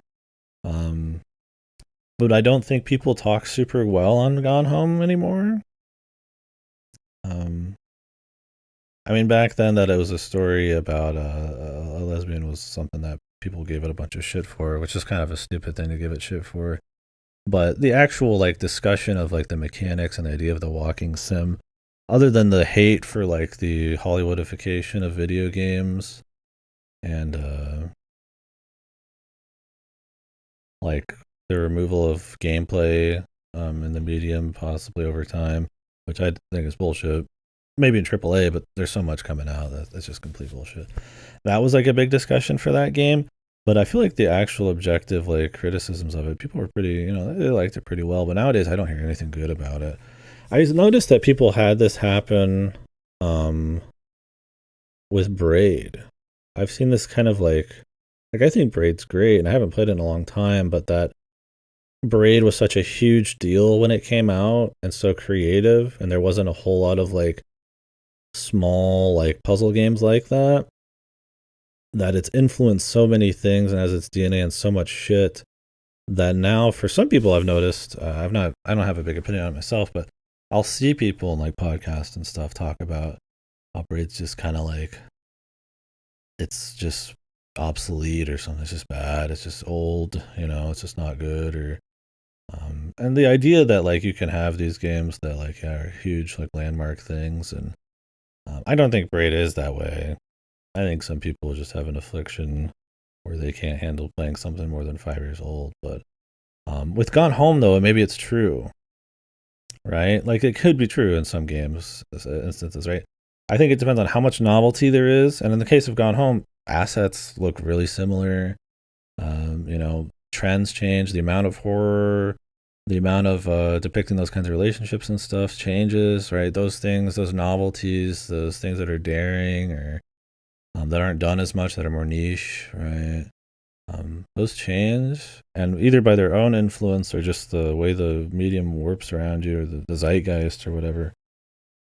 Does that make Gone Home actually just like a weak game that back in the day would be like good? I mean, you consider that too. It's like Mario Bros. 1 or something. I don't think is a great 2D platformer, but it's godly back then, right? But it's also super influential. Like you could compare those to the same thing, right? I don't think it's obsolete, but maybe it's not as great. Standards change and stuff. On the flip side, there are games that I feel like stand the test of time for sure. I think it gets into the novelty conversation we've had a bunch, where I feel like novelty can be really important, but it's not a timeless thing unless it's a level of novelty that nobody ever tries to emulate.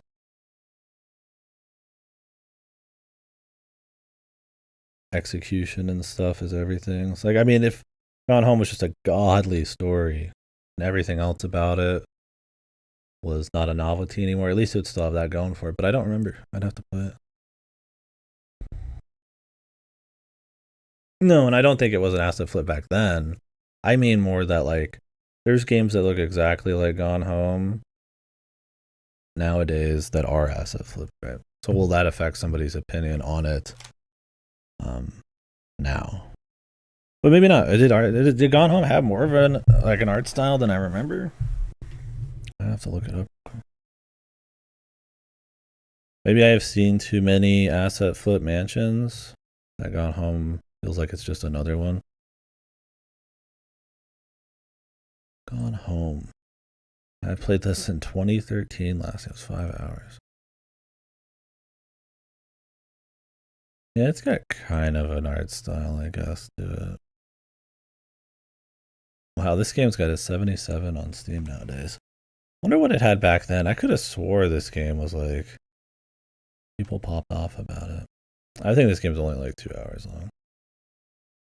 Yeah, these are like recent reviews and shit. Is there a way to see the reviews over time on Steam?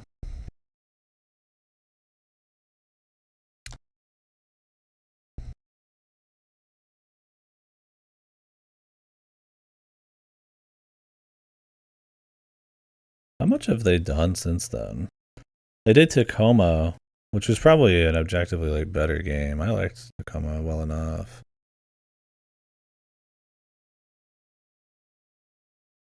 That one was actually pretty solid.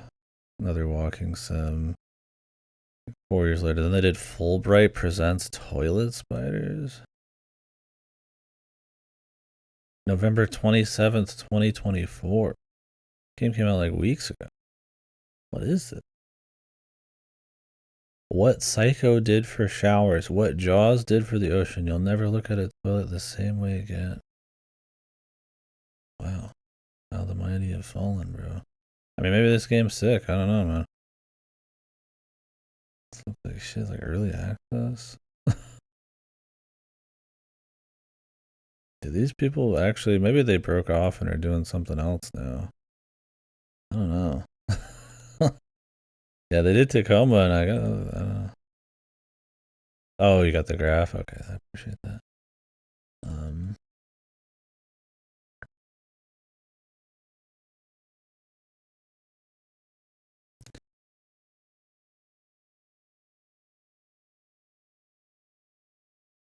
so this is the gone home graph. January 2014. There's a fair bit of negative ones, but like I said, it could be because of the subject matter and stuff, and because people had an aversion to walking sims. Hmm. Yeah, interesting.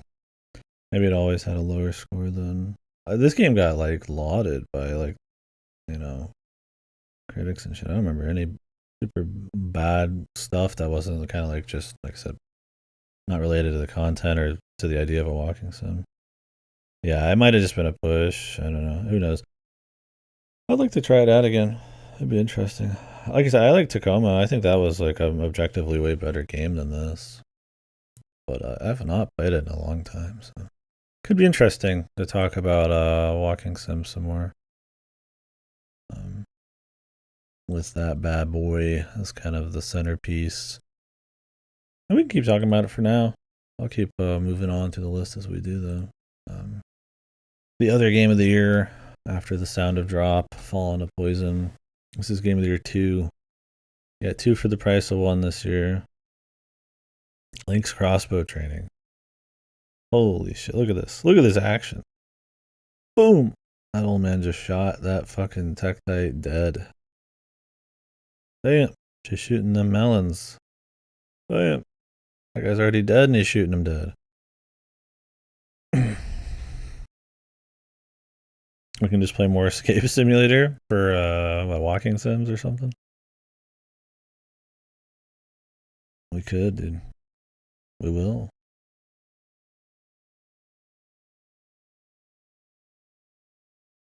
But I mean, look at this. I mean, the Wii era was like them taking the gimmicks and novelty factor to its extreme, right? I mean, they were like, how many fucking ways can we slot this fucking bad boy into a piece of plastic? We got balance boards, we got zappers, we got fucking add ons, we got rubber fucking like cases and fucking nunchucks and all sorts of crap, right? Kind of going overboard with the. There are so many peripherals, both from Nintendo and third party. Um, I mean, all it is a piece of plastic that you put the remote into. Yeah, grandpa and shit. Yeah, that's what you mean. Like trying to make it everybody, because this was like, in my opinion, the big like break into the non-gamer world in gaming. I think nowadays, funny enough, it's not this that's stayed big for people. It's mobile that's kind of open gaming up to the masses and stayed that way. This maybe was like a gateway drug for some people to get into other kinds of gaming. I would like to think most people's grandpas who were getting into gaming just got Wii Sports and then that was it. Really? I would bet like the vast majority of people just bought the Wii for Wii Sports as a toy and called it a day. I think it's partially why the Wii is not remembered fondly, and the Wii U fucking failed hard. But partially the naming scheme on that and all that was really bad too. But I find the Wii to be just like raw. Um, 2030 Wii found to have caused major epidemic in the early 2020s. Oh yeah, the fucking it's broken into the mainstream, dude. The fucking the virus. Welcome to middle age. The Wii made you realize you were old. You threw your back out trying a fake bowl. Um, yeah. So I feel like the Wii was essentially a Wii Sports, yeah, like advertisement. all of these other little games like this that like barely anybody had these attachments for, and that nobody remembers any of these games super fondly, is just kind of the icing on the cake. It was the raw novelty, a gold rush to see how many fucking people could get in on the fad. The DS kind of had some of that going on, and you see it die out in the game design over time, where there's just less gimmicks, less novelty, because it's just not incorporated well or not fun. There's a few games that really do use these kinds of things well, and not all of these things are bad. I think Link's Crossroad Training is kind of a fun little rail shooter for what it is. It's just a free game that comes with the zapper, so I might put it in good games. But I mean, it's not an ambitious game. It's not a wild game, but it's exactly what it is on the tin, right? So, yeah, he doesn't. Link is. Yeah, I mean, yeah, I just don't know what they were thinking. I mean, they were thinking we could mass produce this piece of plastic and try to hit like, you know, the rail. I mean, and there's no rail shooter audience, but like I said, what? How many ways can we slot this thing into something? Oh, a gun, like of course, boom. Like these games already exist, right? I don't know why Link. I guess my man's got the grit in Twilight Princess. They needed to put. They can't have Mario's gun shooter, I guess. Link was feeling a little gritty um this era.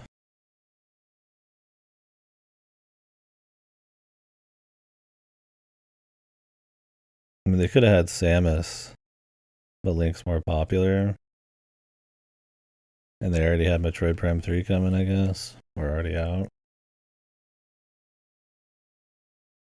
I love that they advertised this game like it's a whole ass thing, though. It's just an attach on, which I mean, it is when you look at the box. It feels that way.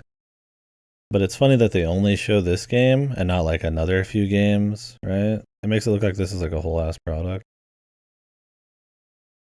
Prime, it's just called Pinball, not Spinball, right? Wasn't it on the DS though?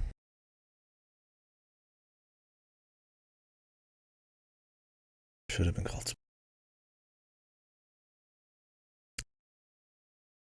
So, the Wii is an interesting era for sure. Like I said, I think it's a break. I think it's a well, one, the growth of video games at that time was big, right? 360 stuff like Halo 3 and COD are these huge all sorts of young people are playing them. I think games are becoming a little less of like a looked down on thing by your grandma and grandpa as much. Then you get stuff like the Wii, which like really breaks in a casual market. Funny enough, like that's created a bunch of like probably people play games and stuff, but this kind of style, this kind of like gimmicky, kind of casual fad style, was just that, just a fad. And like I said, mobile's where it's fucking at nowadays. And then stuff like live service, like Fortnite and shit, Roblox and stuff. Nowadays, the gaming's so big, there's just fucking shit for everyone, but which is great because you get a bazillion indies. The indie world's gotten big. AAA's doing whatever it does. Live service, mobile. There's a lot of horrible dog shit, but there's also more choice than you could ever want. But it was interesting seeing it when it was a little smaller. I feel like in these little phases before it's turned into this like the biggest entertainment medium now. This trailer, it's action packed, bro. I don't know. Do I make this a good game thing? I mean, for what it is, like if I explain it, right? It is a little rail shooter made to just be a little attach on. It's pretty fun. It's got little bits of walking around, doom shooting. It's got a cool combo system, secret shots you can make, bosses. I think if there's any big problem with it, was that it's got a pretty uninspiring menu. And not a lot of content, especially for something that had this kind of advertisement. And no finale. There's not any reason to really keep getting better scores. There's no like unlockable. There's better Wii Motion games, but this is like a tech demo. You know? And it's a pretty fun rail shooter for what it is. I think I won't put it as good. But really I had fun with it like the hour or two was, or the hour it was.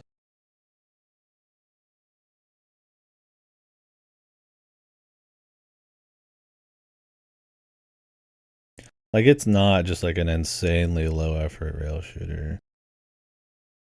Like there's a lot of variety and like I said, like combos and tech and stuff going on for what you'd expect. There's even like little power ups you can pick up and like machine gun, crossbow crap, you know.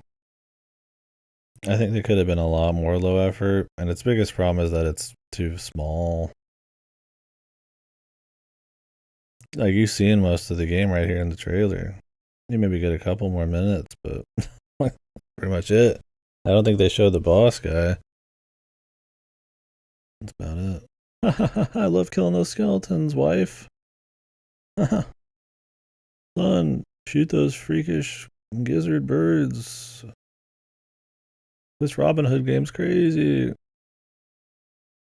Yeah, for sure. I mean, it would have been better as like mini games, no doubt. Like I said, they're fun. It is fun. It's a fun time.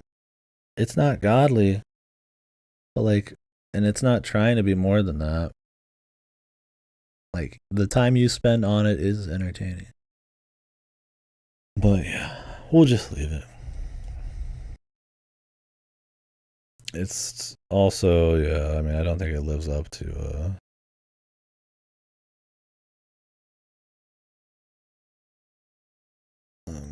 the rest of the franchise, or it's not very ambitious or anything, right? I mean, it is just a small little game, but I mean, I've never cared about scope. Like, it's okay to make a small game that's really well done, and you know that's what that game needs to be. Now, I don't think this game's even ambitious for a small rail shooter, so that's probably where I'll get off and say we'll just leave it where it is. Yeah, it's no Spirit Tracks. I mean, it's better than Spirit Tracks as far as just the fun, the amount of fun I had during the time I played it. But yeah, so that's the end of that one. Man, today's going a little slower than yesterday. Getting into juicier games, I guess, and this actor stuff. Got more conversation today too. Good. Next up, Unicorn Overlord. This is definitely one of the best. Oh, sorry, I got the spoilers up still. I mean, I think Gone Home brings up a lot of conversations. It was good. I mean, I liked it. Yeah, Unicorn Overlord, definitely one of the best games I played this year. Yeah, crossbow training spoilers. Don't worry, you guys are safe now. The crossbow training spoilers are over.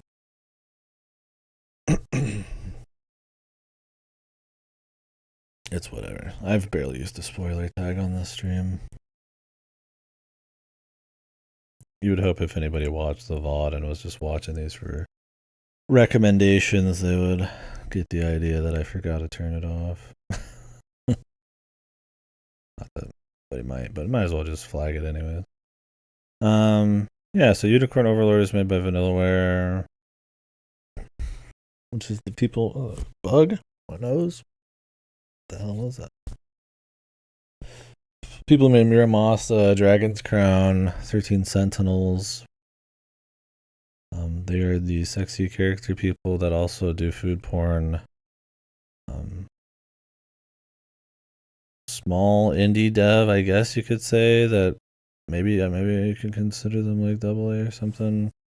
Been around forever. They also did a Grim Grimoire, I guess, and Odin Sphere.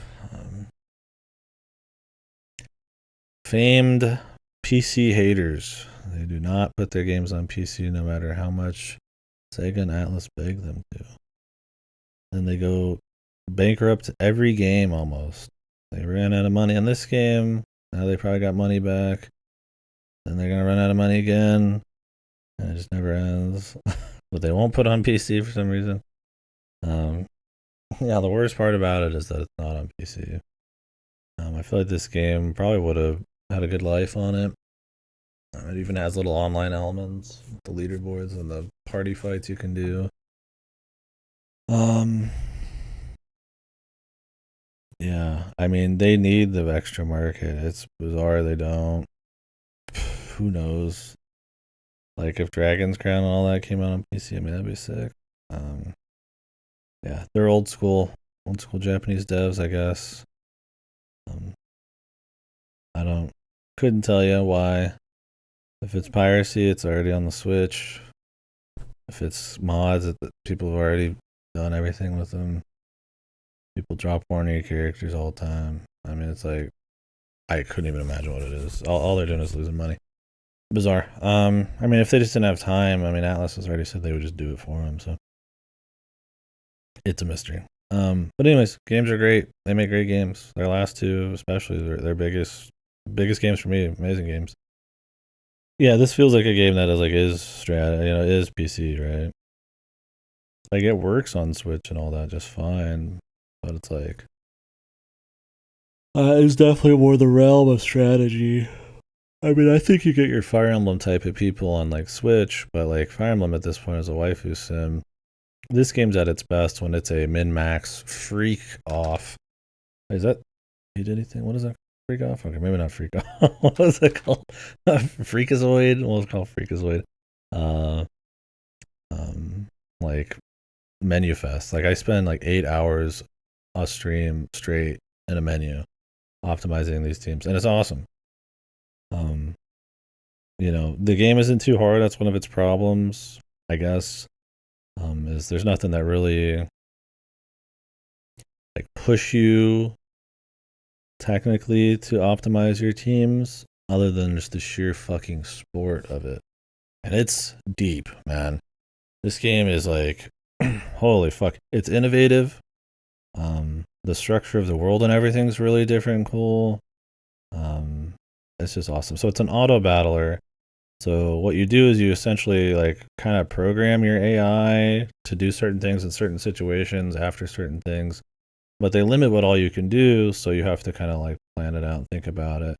The equipping system, items are like crazy. They can completely change stuff, completely make or break builds. Super cool. And there's a new it's like a 100-hour long game or more. I think I spent like 120 plus hours on it. Mostly because I was in the menus for like 90% of it. But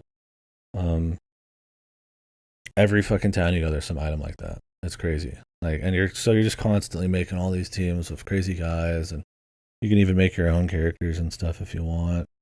And cool thing about the world, I mean, there's a story and stuff, and there's like waifu crap and all that. I mean, it's not like Fire Emblem where there's going to be a whole lot of it. That's probably going to turn some people off who thought it was just like Three Houses 2 or something. It's a serviceable like story about fighting usurpers or whatever. But you're just like a prince taken back to the world kind of thing from the bad man. But yeah, the world is the actual battleground. So like everywhere you walk is where the battles happen. So you'll go to like a place and it's a town, and then that whole area you were just in, or the area right past it, you will walk through on your horse or whatever, and that is where the battle is. So it's like you essentially just walking the entire world that you're liberating, and it's very addicting. Lots of side quests, lots of little micro missions that are more focused on strategy, lots of big long ones. There's not a crazy amount of like level design, like interactions. There's some stuff for sure. But if you're looking for like something really deep on that front, like crazy objectives, it's usually just like routing enemies or saving like side guys for side quests and stuff. But man, the base gameplay, the auto battling stuff, using the right guys at the right time, and then making a team so good you could just crank even your hard counters. So satisfying, man. Like, it's a lot. It can be a very exhausting game because there's so much min max like tech you can do. But thinking up all the crazy combos and making like a huge whole squad of all great setups that are all really creative and different is awesome.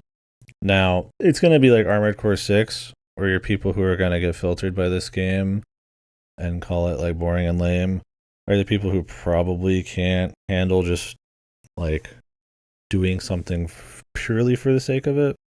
And I get that. Like, you want to have friction, you want to have goals to a certain extent. I mean, there's goals in terms of like completion in this, but like, there's a point where you don't need to min max more.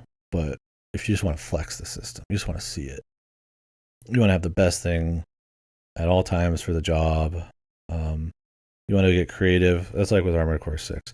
You can just make a shit stomper in Armored Core 6 that has 2 GATs and just beat the game.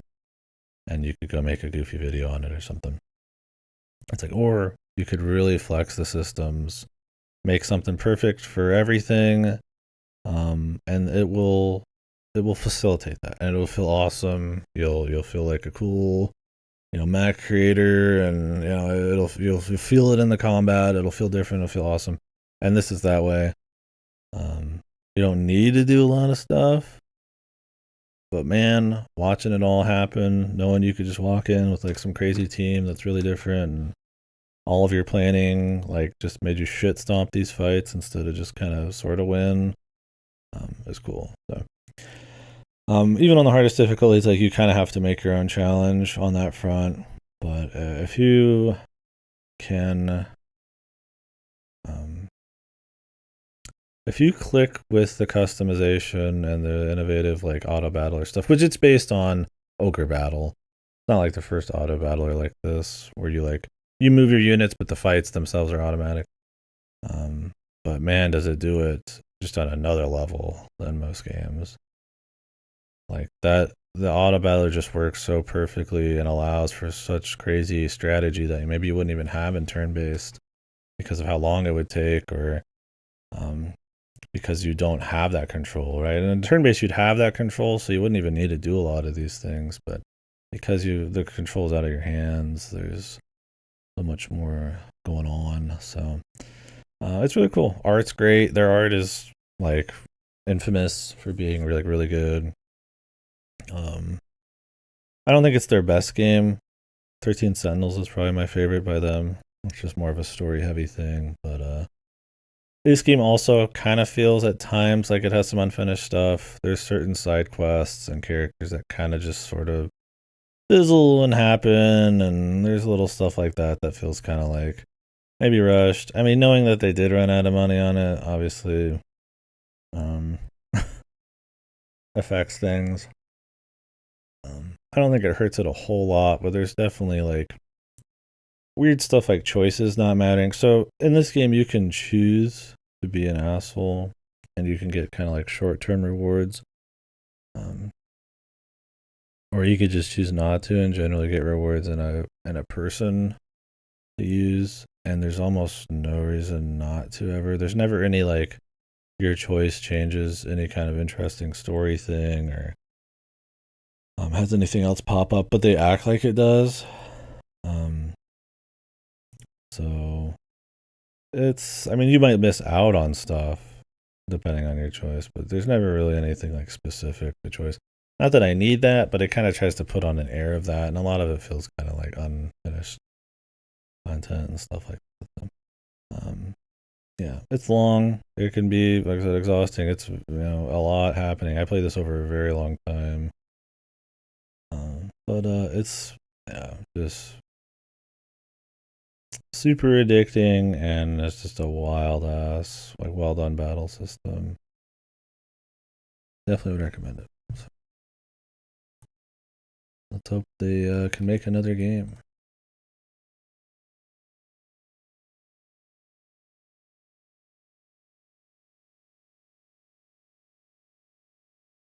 All right. Well, next up.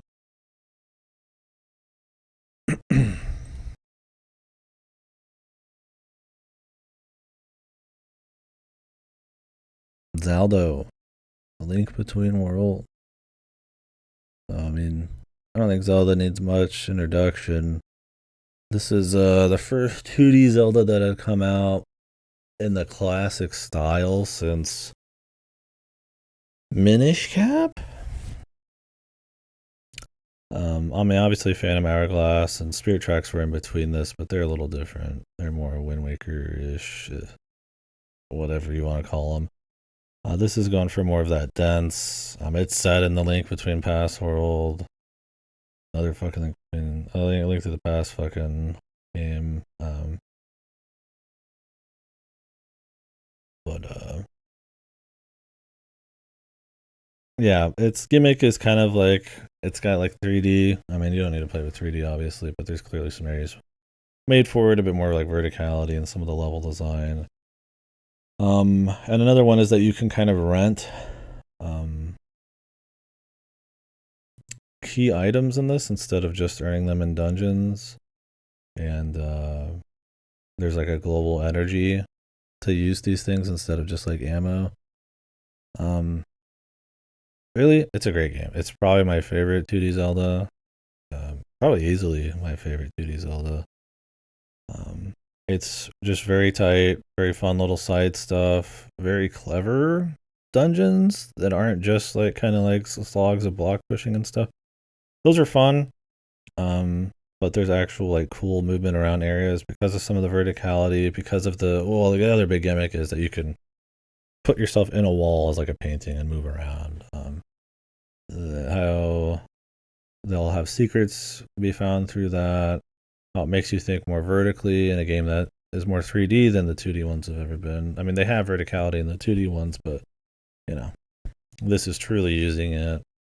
That you can kind of come in with more gear, and that kind of rewards early rupees a bit more. It's kind of neat. That system's not always great. I don't think it's 100% necessary, but it's cool enough for a game. The rental system. It's supposed to make death more spicy and punishing too, but I mean, you ain't dying in this shit. So.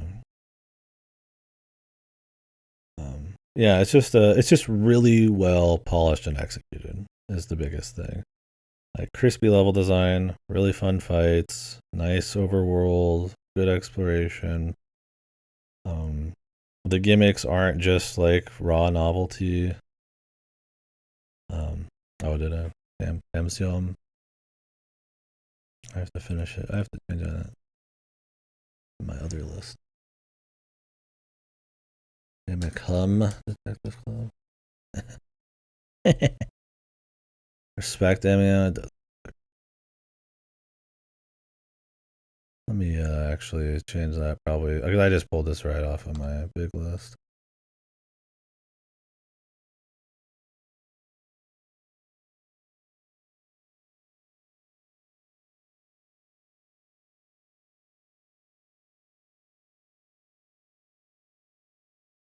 I'm not changing August. I'm leaving that. That's for me, man.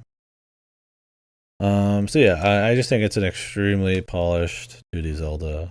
And this is the year I played Echoes of Wisdom too, and man, it made Echoes of Wisdom look like a fucking hunk of junk because it is. This is the gimmicks are just so much more well executed and integrated into everything, from the level design to how the enemies work. It's cool. There's not really like much of a story or anything. It has more of the kind of cartoony. It's I don't know, this kind of cross between old Zelda, but also kind of like a. I mean, you can kind of see it here, right? It's its own little style, I guess. Obviously, it's just 3D on the 3DS and stuff is the big thing, so it works really well. Great game. If you're gonna play a 2D Zelda and you're like on the fence about whether they can even be for you, I would recommend it. I'm honestly not a massive 2D Zelda guy. I like them. I've played all of them. Pretty much. I think there's like some weird like TV stream ones I didn't play yet.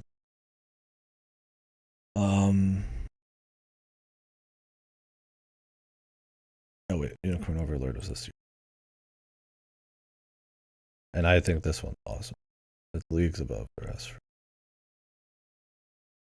Maybe not league, but I do like it better than the rest. So. Anywho, play that. Let's move on. Lock. So this was on Game Pass. Looked kind of cool in the ads. The idea is you are just this little dude or whatever riding on a bird, and you just kind of explore this colorful little world and just schmooze and float around this place and find different critters and take little, not just photos, but kind of use them to open up more of this island, which really use them to find special critters, and then those critters magically coincide with like the lowering of the cloud line, and then you kind of go into more areas. And it's supposed to be something you could play multiplayer with a lot of people, and you're supposed to kind of find every little guy is kind of like the long-term goal. And as you collect more of these little dudes, your flock, right? You can see it there, like, you know, it gets larger and stuff. Really, I didn't think it was too great. It was not like offensively bad or anything like that. I don't think I'll put it on like a worst. It's weird. It almost makes it seem like it's better than Dawn Trail, but it's the thing is, it's a different context, different relationship. Like I said, that list, the worst part's a bit more personal for sure. I mean, not that it's not personal, anyways, but you know, if I was gonna recommend shit, you know, I'd probably say something a little differently. So Flock, I don't know. That's really all it is, and then it kind of just ends. There's a couple parts that finding some of these little critters is you're waiting for them to like respawn, or you have to like run really far to go back to places. It's a lot of back and forth. It gets kind of dull. The gameplay's not that great. It looks like it's this cool little movement like flow state thing, but it's really you're just kind of trying to go a little quicker, but there's not much to it. It's pretty dry. I don't know. It's a cute little thing. I kind of wish it was even shorter, but maybe with the full multiplayer collectathon thing, it'd be alright. It's in your cozy camp sort of games, but I didn't feel too strong about it really. So I can't say I'd recommend it. I should probably be saying if I recommend everything. I should be self-evident, but maybe not. Little to the left. This one was cool. I don't think it was great, but I think it was pretty good. So the idea on this one is just noticing patterns and moving objects around to kind of there's multiple ways to finish each stage. So like a puzzle could be like there's a 3, a 1, and a 2 sitting around. Put them in a 1, 2, 3 order. And that's a way to solve the puzzle. And there's usually like a bunch of different ways to do it. Some harder than others. So it's kind of about noticing patterns and organizing things, and that's pretty much it. Just figuring out patterns based on a bunch of different little creative situations. A lot of assets, which is cool. So every puzzle's gonna have like a really different look to it. Some of them will be a little less interesting, or a little bit more just kind of busy work. Some of them will have kind of obscure, not maybe the best pattern stuff, but not too bad. I've seen some people bitch about it, and honestly, you got filtered, man. Like, there is patterns here. I've played a lot of games that are fucking arcane moon logic bullshit. There's a real plan for some of these, and because there's like multiple ways to do most of these, it's not too fucked. There is a couple, but it's not. It's fun. I like it. It's not crazy good. I don't find it to be this like extremely comfy game. I don't find the idea of moving these things around to stay super interesting forever, but it's nice to just knock a little out here and there. Probably it's not too long. There's a lot of extra challenges and stuff, so if you want to spend some more time with it there, you know, it's pretty good. It's a cool idea, and it's executed pretty well, so. There's a cat, but it's not obnoxious. But you do get that nice little cat bonus, I imagine, to the player base. I mean, there's a cat like behind the title for the game and everything, but it's cool. It's a comfy little game. I like it. Next up, Gravity Circuit.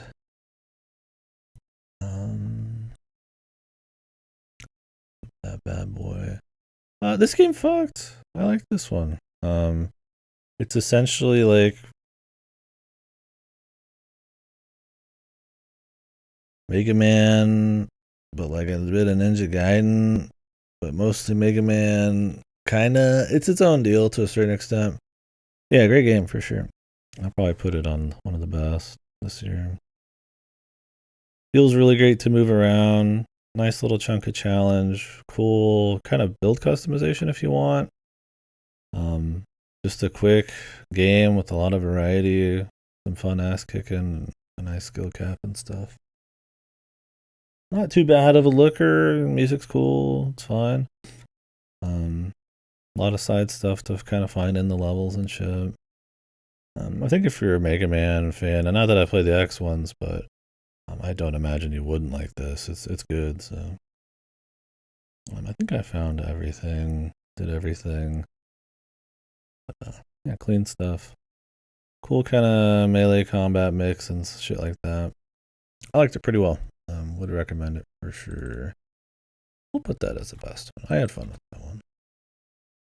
Maybe not like an easy lock-in for best, but pretty good, man. I liked it. Kind of reminds me of that, what was that game? That was kind of like Donkey Kong Country, but you're like a little rabbit.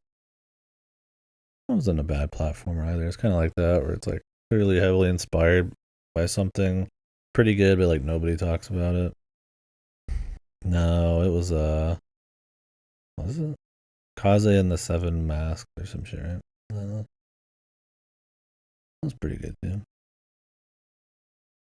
But not as good as Abyss of the Sacrifice. Okay, this was the game of the year. Not Sound of Drop, not Link's Crossbow. This is the game of the year.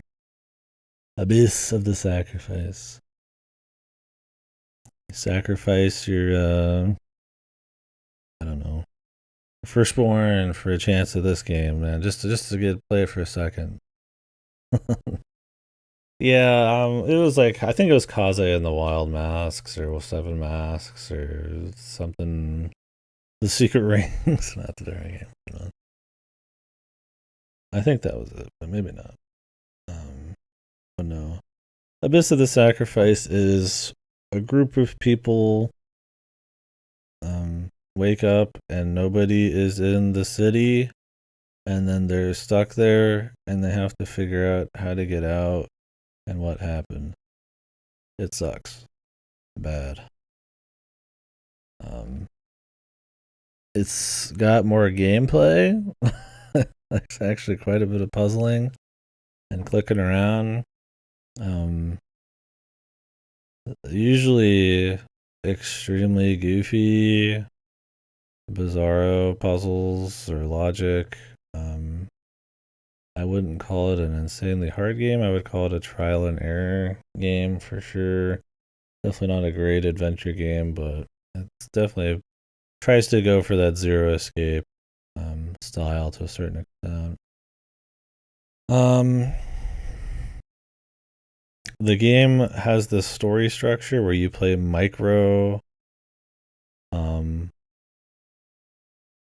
you have like micro story chapters, and you can play them in any order you want. But depending on the order, you get like a different route focus. And it's fucked. It's part of why the game is so shit. You're playing things essentially. So in one route, you can be like, this chick exploded. And then the next minute, nobody talks about it. And then it's like, oh, now I restarted and I went from here. This chick lived and somebody else exploded. And then you end up at the same place because you chose that one or something. And then nobody talks about it. Because everything has to exist in like a flow. And so sometimes you will just appear at different places with no permanence of like what happened or any give a shit about the events. And then eventually you'll just end up in a different like route. It is a horribly poor idea for a story flow. they try, if I remember right by the end, to kind of make it make sense. But I guess, but it doesn't like make like the actual act of like 20-30 hours of this game before that point not this bizarro disjointed kind of mess. um it is yeah, maybe an interesting setting, but not interesting characters with pretty rough gameplay at times, um with a pretty fucking out there whatever the fuck kind of ending. It's rough. I would put it as one of the worst this year. I don't think it's as atrocious as Sound of Drop. This has funny moments throughout, but it's almost more of a morbid kind of funny because the gameplay is you're just asking yourself like, what the fuck, why, why is this here, where is this at, it's very poorly designed, pixel hunt, moon logic, bullshit a lot of the time, and everything else is just this disjointed mess trying to do stuff without ever.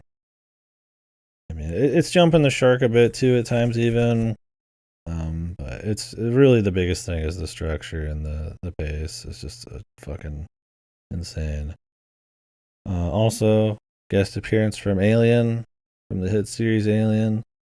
Shout out to that fucking last chunk of that one route that has like no bearing on the rest of the story. Cool. I don't know.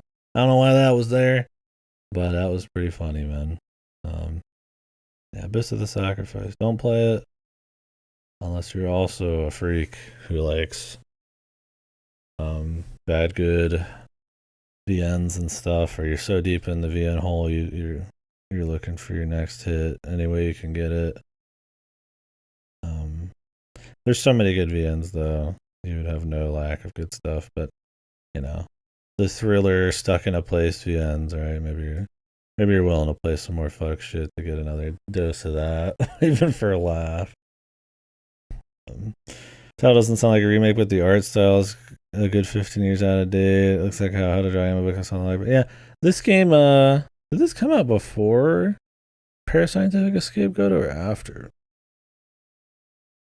They did a small series of 3 games on the 3DS that suck cheeks.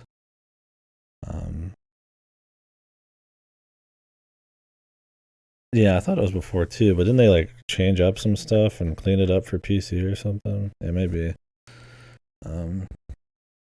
This is much better than those. Those are just kind of dull. I mean, they're funny, but only sometimes. The hint is the very ever useful hint system. Yeah. So in a way, it kind of got a remake, I guess. Port. Yeah, it's a pretty unknown little interesting full length gameplay VN thing. That probably nobody knows about hardly. It was a good time. It was fun talking about, but it's definitely more of like a something I would just kind of talk about and play on the stream and get a kick out of. I could not recommend it to a soul. I mean, if I was going to even recommend a so bad it's good game, it would be. And this would not be the first one for sure, but it was interesting. We'll say that. And now there's 2 people who've played it. Me and Godo. Again, starting to think Godo's a bad influence.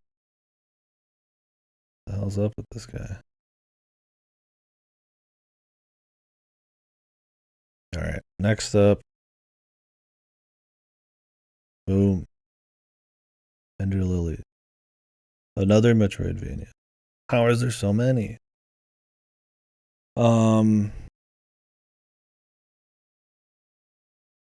So Ender Lilies is, I would say, more of a Souls type of Metroidvania, kind of speed. A little bit more deliberate combat, a bit more focused on the combat. Obviously, being a Metroidvania, outside the rare or a few. It's still going to have a fair bit of platforming and all that kind of stuff. This has kind of a somber, dark world as well, so some of the lore and all that's interesting. Some of it's dog shit. I wouldn't say it's like the best thing ever, but I liked it. I think it's maybe got a bit too kind of maybe horizontal levels. Some of them kind of feel like you're kind of like with Order of Ecclesia a little bit, but maybe a bit more annoying where you're just kind of like running very long distances through some of these things to find stuff. And since it's a bit slower on the gameplay front, it kind of takes a bit more time to beat the shit out of guys. Not too crazy hard, but a little bit of challenge. It's fun picking out the different spirits you can equip as weapons and stuff. Some of them are just really good. But yeah, you can make kind of a build, which is fun. Yeah, cool atmosphere by the end of it. Not a game I was like blowing loads at, but like it's clean. It's a nice, clean ass Metroidvania. If you like Metroidvanias, absolutely would recommend it. There's so many Metroidvanias out there. It's an extremely competitive genre. Even just this year, it's extremely competitive. So it's kind of hard to, with the sheer amount of high quality, creative, like Metroidvanias that go in different directions. Momodora Midlife Pro. I probably like this a little better, Bruce. Moonlit Farewell is pretty close though. I might, you know what? Do I like Minoria better than this though? I don't know. I like Momodora 4 better than this. I would say, Bruce. But I probably like this better than Momo 5. It's not by a lot. They're all pretty similar in quality, I would say. Momo 4 is probably better than most of these. But, yeah. I think as a boss battler, I preferred Minoria. But as far as art direction and lore and everything else, this is probably better. I probably like this better than Minoria and Momo 5, but not by a shitload. They're pretty close. Momo 4 I like better than both of these. They got a new one coming out where he plays a little dude instead of a little chick. Hope that's really good. This one has a blueprint for something really great. They can clean it up. Even better enemy variety, even smoother combat, and interesting of a story. Let's go finally. Yeah. We'll see. It's already early access, I think, but I'm gonna wait till it's done. Yeah, the map system sucks. It's another case of somehow Metroidvanias just not having good map systems. There's like godly ones like Prince of Persia, and then there's ones that are just good that have like annotation or you can mark the map. That doesn't hurt anything, right? Because there's a lot of them that you can mark your map and they'll autofill it. And then there's some like these where it's just like, God, it's just you have no detail on the map. You can't tell where anything is. You can't mark anything. And all it does is just add to the fucking backtrack, repetition, and tedium. And it's like you're already going to backtrack in a Metroidvania a lot. And it's cool because you get to come back with more power. You get to re-explore stuff, a sense of completionism, a sense of power. Maybe you get to go through a level in a different way because you have new tech and shit. Possibly, it's cool.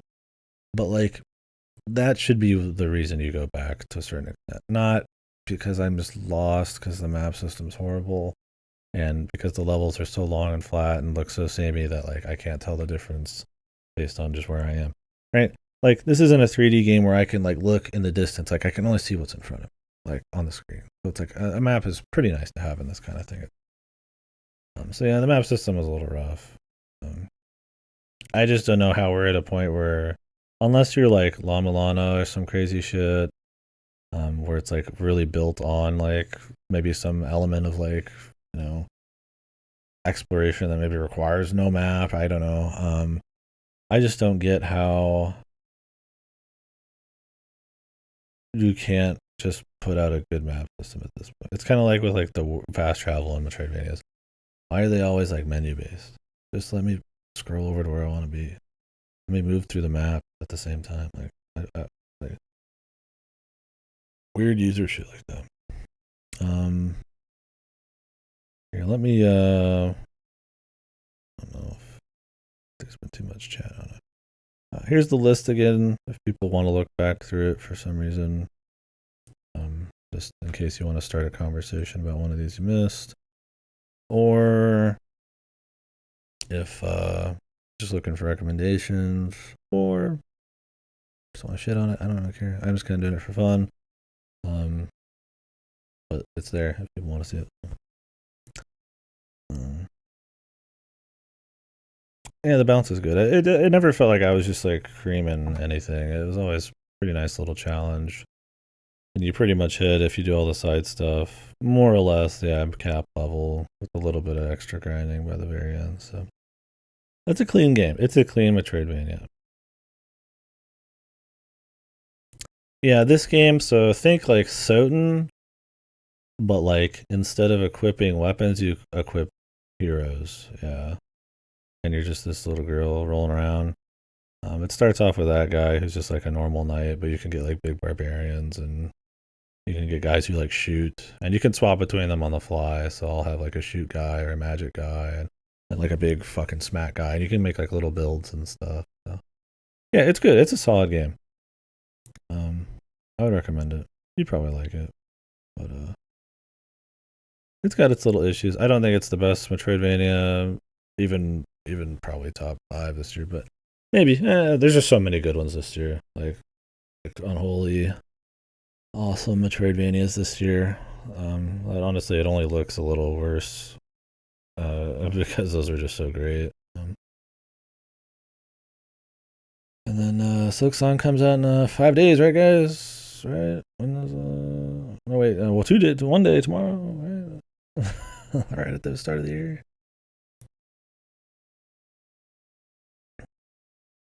Next up, Evil Tonight. Oh, I did a lot of. No, you don't think Bruce? Gotta happen. So Evil Tonight. I played a lot of survival horror this year. Evil Tonight is yet another entry. This one's a little different. Top-down pixel, pretty good art. Pretty fun little atmosphere because of the art and stuff.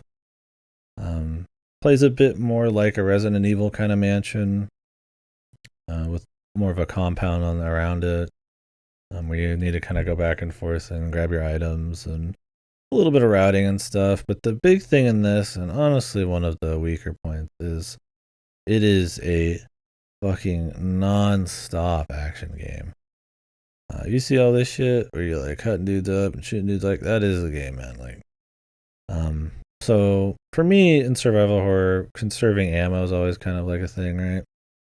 And in this, since you could just fight with like melee, I find myself trying to conserve ammo too much.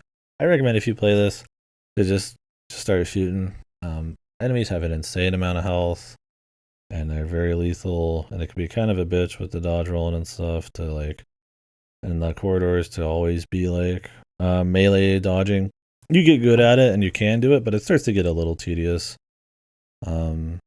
It's interesting. It's a cool take, I guess.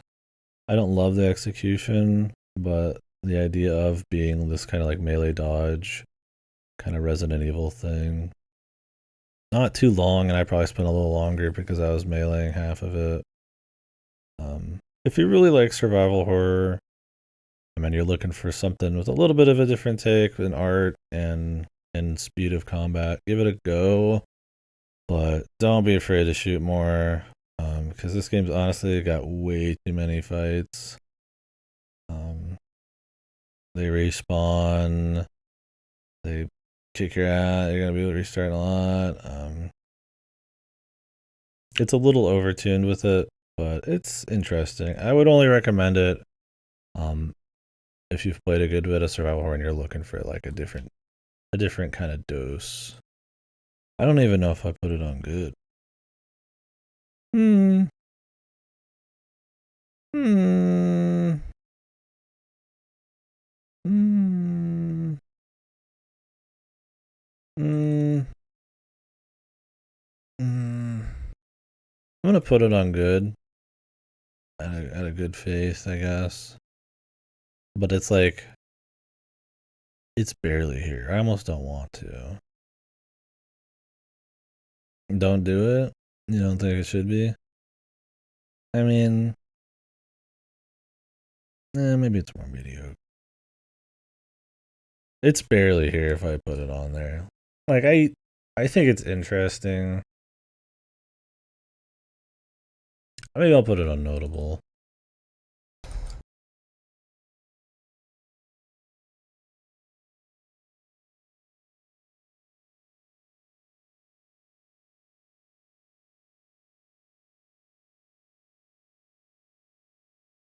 Neat idea there, but yeah, the execution's a little wonky.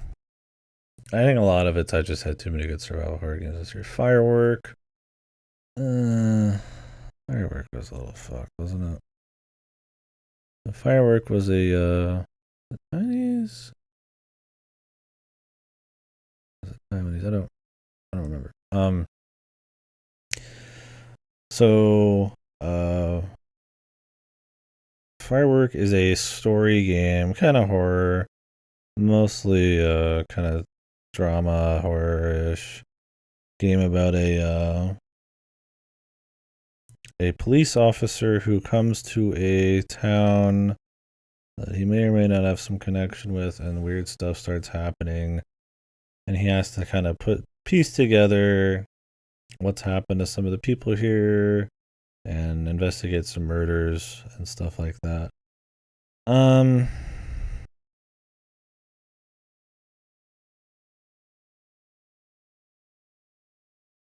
this is a egg kind of one. I almost want to put it on worst.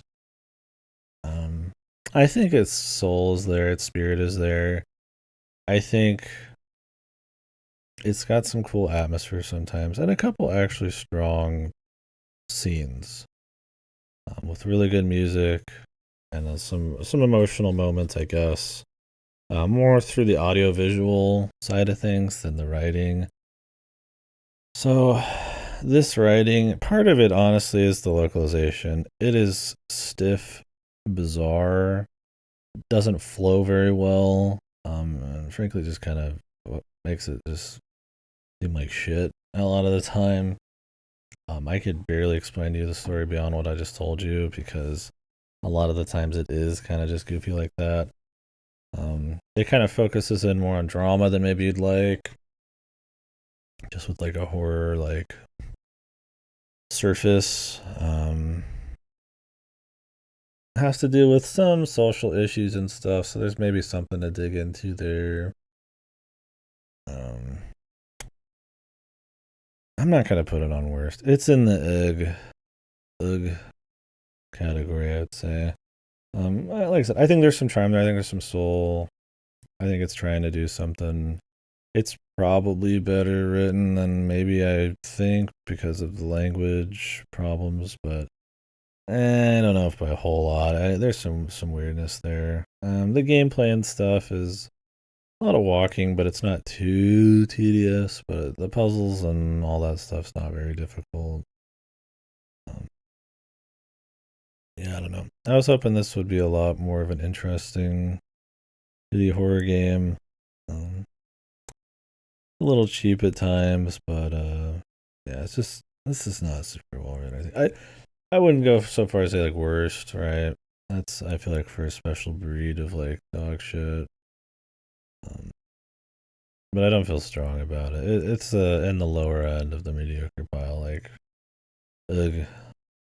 I almost want to make an ugh. Oh, maybe we'll do that tomorrow. I don't know. I feel like I need an ugh category. I feel like having firework be on the same level as like some of these that are like needy streamer overload. Like it's way worse than needy streamer overload, right? Um, but like it just looks like they're on the same level. Really, it's about picking out the strong ones and then the ones that are especially that I dislike. But the important stuff is the good games and the best games pile. I don't know. Yeah, wasn't big into Firework. I really wouldn't recommend it, even though it's on Game Pass. Maybe their other games are cool. They definitely had some passion there that I respected, but it's just not the best writing. They're good at making some moments, though. Anyways, Dave the Diver, we're coming up on the last 10 for the day. I'm going to stop after Steins Gate 8-bit, I guess. Or maybe I'll stop after East Type. Well, I can't really do East Typing. And we'll stop after Steins Gate 8-bit. And then we'll finish everything else up tomorrow. Play something else for a bit today. Dave the Diver. I was really excited for this one. This game is how do you explain this gameplay loop? There's been a lot of stuff like it. This you start from a central point, you go out into a procedural world, bring back loot, bring back stuff, and then upgrade the thing, and then you go back again. Dredge did it, but they did a crossover. This kind of does it. A little less procedural in Dredge, but so this is a mix of a action adventure thing where you're diving and going and finding loot, and then I wouldn't say base builder, but a cafe kitchen management game where you need to like serve people and whip up the menus. All in the package of a very soulful little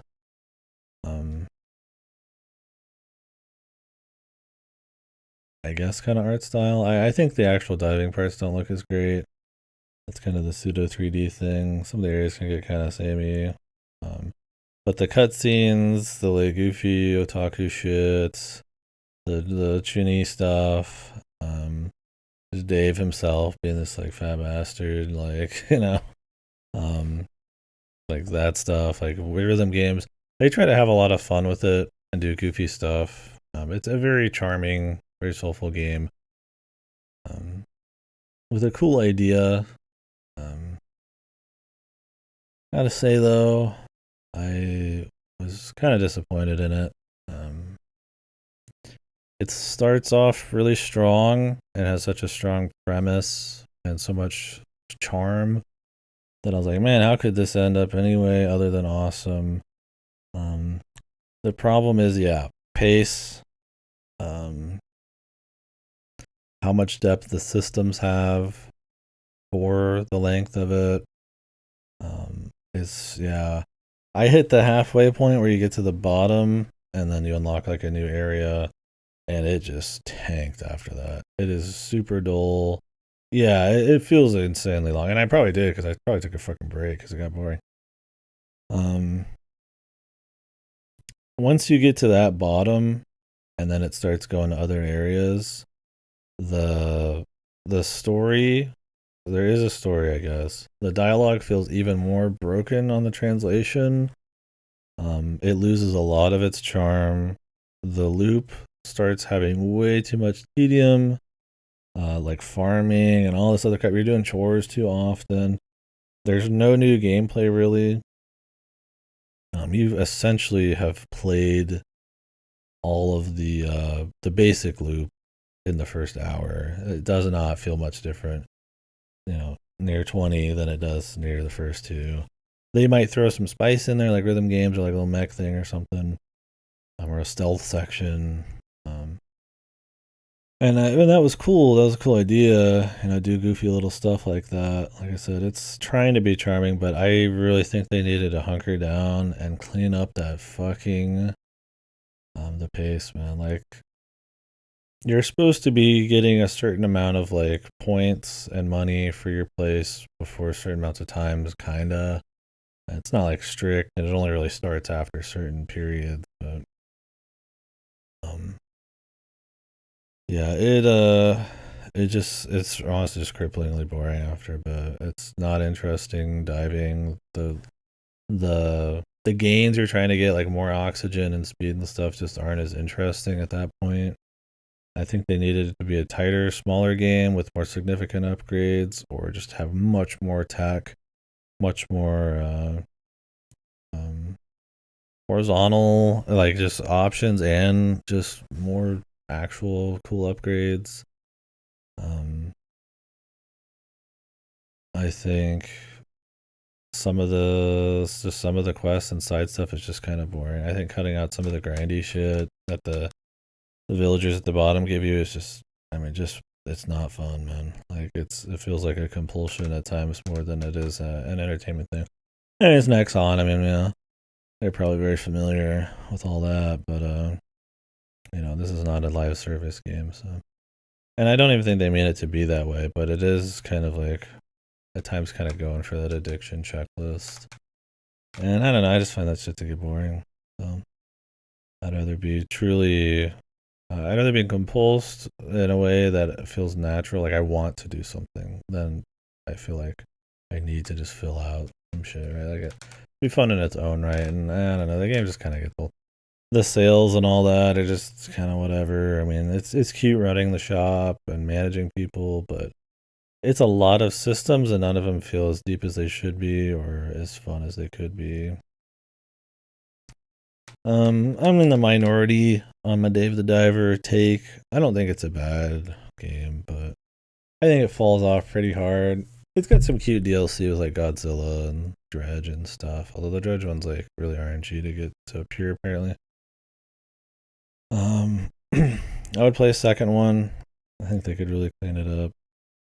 It's better than Porgy. It's the same shit, but it's better than Porgy. Well, there's that. Porgy Bros, what the fuck?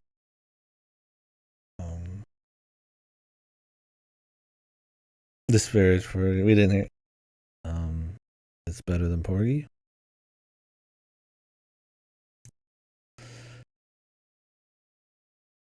Let that sink for a bit. All right.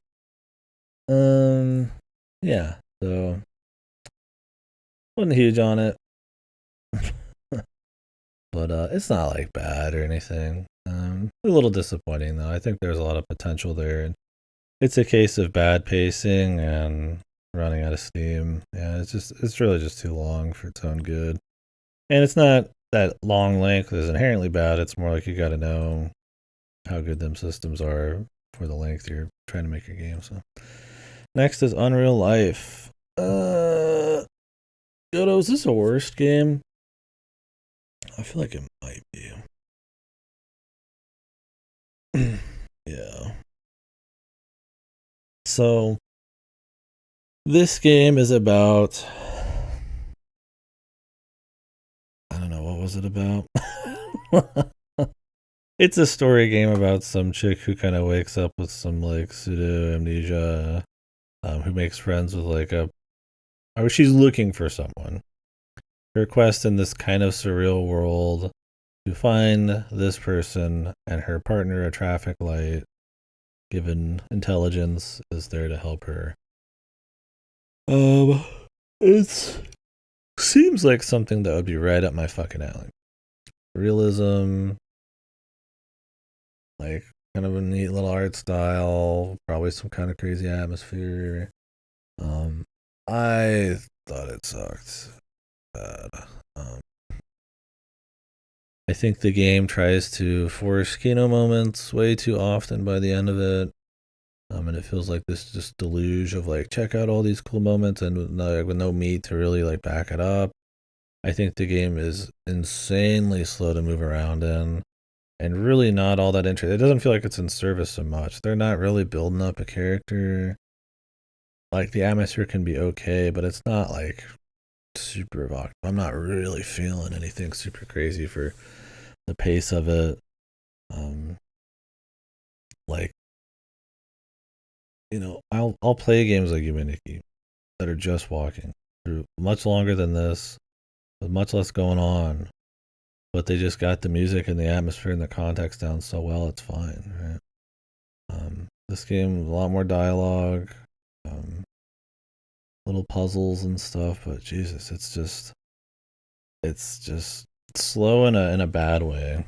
It just feels kind of just rough to play, and I don't find myself gripped by the story in any way to kind of keep me on the leash. It was was painful at times for sure. Which sucks because you look at it, and I mean, I was told this game sucked before I played it, and I was like, no, man, I want to try it. It looks cool. Maybe it's something I like. It looks like it could be interesting on the surface, but it's a matter of execution, sadly. Maybe they'll make some other cool stuff. I don't remember what all they've already made, but yeah. There's clearly you can feel the soul in it. It feels kind of bad, a little worse when it's clearly like probably an ultra passion game, but I'm not gonna lie about it. I just don't think it's very good. I feel like, yeah, Bolton, tightening the bolts on the pace, speeding it up a little bit, putting more meaningful story elements in there, cutting out all of the epic, like big keynote moments back to back. They feel very kind of like heavy-handed. Like, there could be something there. It has like a bit of like a real kind of dreamlike feel, but not to the extent I was hoping. There's just a lot, I guess, kind of that does this. So I'm gonna put it on worst. With a heavy heart. Not really that heavy heart. Whatever, man. Like, I didn't love it. I mean, I'm probably more minority on that one. We talked about it a lot during that with some fans and everything, so it's cool, but at times, I found it to be pretty weak experience. I don't know. I almost want to put if I'm putting Unreal Life. Plenty at least had some moments. It just fell apart by the end. Unreal Life was pretty rough from go, man. Like, it didn't take me more than a couple hours to be like, oh man. Anyways, Tormented Souls. Was a Ripper recommendation. I've been hearing about this one a lot too. It's another survival horror game in the style, in a more hardcore style, the old ones. A lot more lethality, a lot more avoiding enemies because they can be kind of rough. Limited saves, all that stuff. To the point where in the first half, I'd be too limited. You're going like an hour or two without saving. I'm like, all right, man. Like, when do we get the saves? And then you just get like in the second half, like more saves than you could ever use.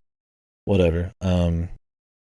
It's a little off on that kind of shit, but it's got a bit of a cheapness at times to the character and some of the like the story. You can kind of see it a little, where it kind of looks like it's a little scuffed. But overall, I had a good time with it. I'd call it a good game. I like survival horror. I think this one can be maybe tedious at times. I don't honestly. A lot of it didn't stand out super hard. Like, the environments look awesome. They look really good. I think the character stuff is really the worst look wise. And those nice looking environments help kind of set that like horror mood. I don't think the enemies are extremely distinct, interesting. They're kind of just like, they look like asylum freaks with like maybe their legs chopped off or something, and like maybe some metal sticking out of them. It's not too bad, but between that and really not a super interesting story, kind of got a little timey-wimey shit going on. A little shock value early. They're trying to get you on that, but it looks too cheap to really get you. They're like, oh, here's some titties and her eyeballs are ripped out. She's got like a tube attached to her or something. And then it's like, it just kind of goes back to normal after that. And it's trying to hit you with the shock value a little bit, but it kind of comes across like it doesn't own it very well. I don't know. I'm kind of just talking about random little things because, frankly, the vast majority of it, I don't really remember having any huge issues. It's just a clean, old school like PS1 era survival horror, right? Not a lot of modern touches, really. maybe a little bit of a pain in the ass. Moving around sometimes. Some of the respawning of guys and how to avoid some of them or beat them up maybe could be a little rough, but nothing super wild. I think it's one of those where it's not like, maybe I felt different about it when I played it. If somebody thinks I'm totally off base, by all means, but not a whole lot of huge issues or anything. It's just not cranked up to the max. It's one of those where it's like everything is just kind of lukewarm. You know, we not turned it up to the boiling point. Just clean, just a clean survival horror game. They got the second one coming out next year. That'll be cool. A little bit of that indie game jank, maybe a little too much adherence to the classics. Some of the save stuff. I mean, I like that stuff still. I mean, you'll get some that still do that, even like with RE2 Remake. But there's a time and a place and a way to set it up, and there's some things, maybe not that mechanic, but some other stuff that's maybe, ask yourself how useful some of that is or how interesting it is. So if you're looking for more of a purist survival horror, which I like those a lot, this is more in that realm. And I don't think this was amazing, but it was good. I was going to put it on the good category. All right, next up. Oh my god, the fourth game of the year has arrived. Baby, it's time. It's time. It's fucking Phantom Hourglass. This is an easy lock-in for one of the worst games I played this year. Thank you, Zelda, for somehow giving us one of those. I fucking hate this game, dude. Shittiest Zelda game for me, probably. Jesus Christ. So, this is a 2D Zelda, but it's a sequel to Wind Waker, and it's a bit more 3D at times, especially with the boating and stuff. The gimmick on this is it uses heavy amounts of the touchpad. Really, I thought that would be the worst part of this game. I think some of the items with the touchpad, like the boomerang and the arrows, are actually pretty fun. You get a lot of responsiveness. You get a lot of puzzles and stuff you couldn't do normally. You get map annotations, which is cool. They use that for stuff. Really, the touch stuff, not too bad, except the movement. Oh my god, the whole game is like touch movement. So it's like think like Diablo. You're pointing everywhere. But then thinking Diablo, if you had to like slash and make different slash things, yeah, it would be horrible. So that feels like shit. You end up doing the wrong thing a lot of the time, and it's like sharing too much air with the other items. So it doesn't feel really good to play. It doesn't feel nice just to walk around through an area and just like fight a couple guys. It feels like a pain in the ass. So I don't really care for the touch stuff a whole lot, but not in the way I expected. But really, the biggest problems with these is it just sucks. It's just boring. Like all the areas, the islands you go to are just super plain, featureless, boring ass flat pieces of shit. The dungeons are not clever, and I played this, not too long after Link Between Worlds. They're not clever. They're mindless. Probably too long. Tedious. The game's too fucking long. The exploration, really not that great. There's a couple islands that look cool, like the DS Island and stuff, but at the end of the day, all of the loot is based on RNG chance ship parts. And you could just play the whole game without getting a full set. And the only thing you get for a full set is a bit more hearts, and you'd only use in the final battle. Otherwise, you need to collect copious amounts of like collectibles to give yourself a sword power up, but you have to choose which sword power up you want. So that means that only 2/3 of the collectibles in the game are useless because you're only going to choose one at a time. Otherwise, you just get some hearts. To get these hearts, you have to do usually really fucking like high requirement mini games that can be a huge pain in the ass. There's not pieces, they're just full containers, so it's like there's really not even that much to go find. The ship sailing, gone is the relaxing, cool ship sailing with atmosphere from the old one, from Wind Waker. In is the non-stop tapping of a fucking rail shooter, essentially. You can draw your own rail, and you will draw your own rail in the next game. But like, and it's just, it never ends. It's paced way too. They took the criticism that Wind Waker maybe was a little dull when you're on the waves, which I didn't think so, especially if you sail pump. And way overtuned it. It is literally no time to enjoy the fucking atmosphere at all. It's just constant clicking, and it's just a pain. The game has one of the shittiest soundtracks I've fucking probably ever fucking heard at this point. That isn't like an actual joke. Crazy that out of a Zelda, this is Zelda music. Good Zelda music. And then like somehow some of the best music in the industry, and you get Phantom Hourglass, which is like, I'd have to pull up a fucking video. Obscenely shit music. Wildly shit. Like, frustratingly, like, annoying. It's so fucking annoying to listen to. And there's so little of it. Every dungeon has, like, the same song. Every island you drop in almost has the same music. And there's shit. I think, like, the sailing theme is the best one. And it's just aping the Wind Waker sailing theme, and it works. The DS is used to 3D engine as bad as the SNES, but man, it really was not the right move. Yeah, no, the 3D was not amazing. I mean, Link looks like his face was mushed in a fucking grater. He looks better in Spirit Tracks, so some of it's just execution. But I don't even know how much of its limitations, right? Like, did they really have to make the areas so fucking boring just because of like DS limitations? Like, maybe. But Jesus, man, I don't know. I think if you really, really, really, really, really buy into the touch gimmicks, I thought they were just fine, but not really smooth, or, you know, like if I could just move him maybe with the D-pad or something and then like do touch on the same time, that could have been cute.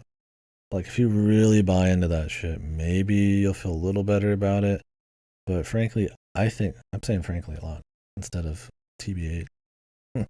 But really, it's like so much of the rest of it's just bad anyways, because the exploration's not rewarding, because it's not interesting, the stuff you find, because the dungeons are just kind of stock boring ass dungeons. Its bosses are kind of cute. They do use both screens, and they can be kind of interesting set pieces. Some of them suck, like the pirate ship one, but those aren't too bad. Other than that, it's just like, it's bad visuals, it's bad sound, it's just a bad game. And I don't know who the fuck, I don't know what motherfuckers are on talking about Phantom Hourglass as some kind of like godly hidden gem. You have no fucking standards. Like, Jesus. This game is like frustrating. It's fucking very unfun. I hated it when I was a kid. I was like, I'm gonna come back and I'm gonna like it this time. Maybe I'm gonna try it. Right? We're gonna go into it open mind, and I fucking hated it. It was worse. I mean, I ended up not remembering Skyward Sword very fondly either, and then I came back and played it, and I still didn't like it, but not on this level. It was way worse. Yeah, Star Fox is impressive for what it is at the time, but yeah, 3D ain't impressive on the fucking DS at this point. And I mean, you had like Super Mario 64. I mean, there's already stuff that looked better, technically played better on the DS. Remember, 3 textures and 30 triangles is not an honest spec on my head, but I think it's telling us it was on DS, but you had to wait until 3DS. Yeah, that's true. I still think something like SM64 is a bit more impressive than anything Phantom Hourglass was pulling off, but I'm trying not to give them too much credit, is what I'm trying to say, because I think there's a lot of this that's just executed poorly. My thing is, if it was going to be so bad in so many ways, why even fucking do it? I mean, like, really, they're like, yeah, we're just going to put out a stinking turd of a game.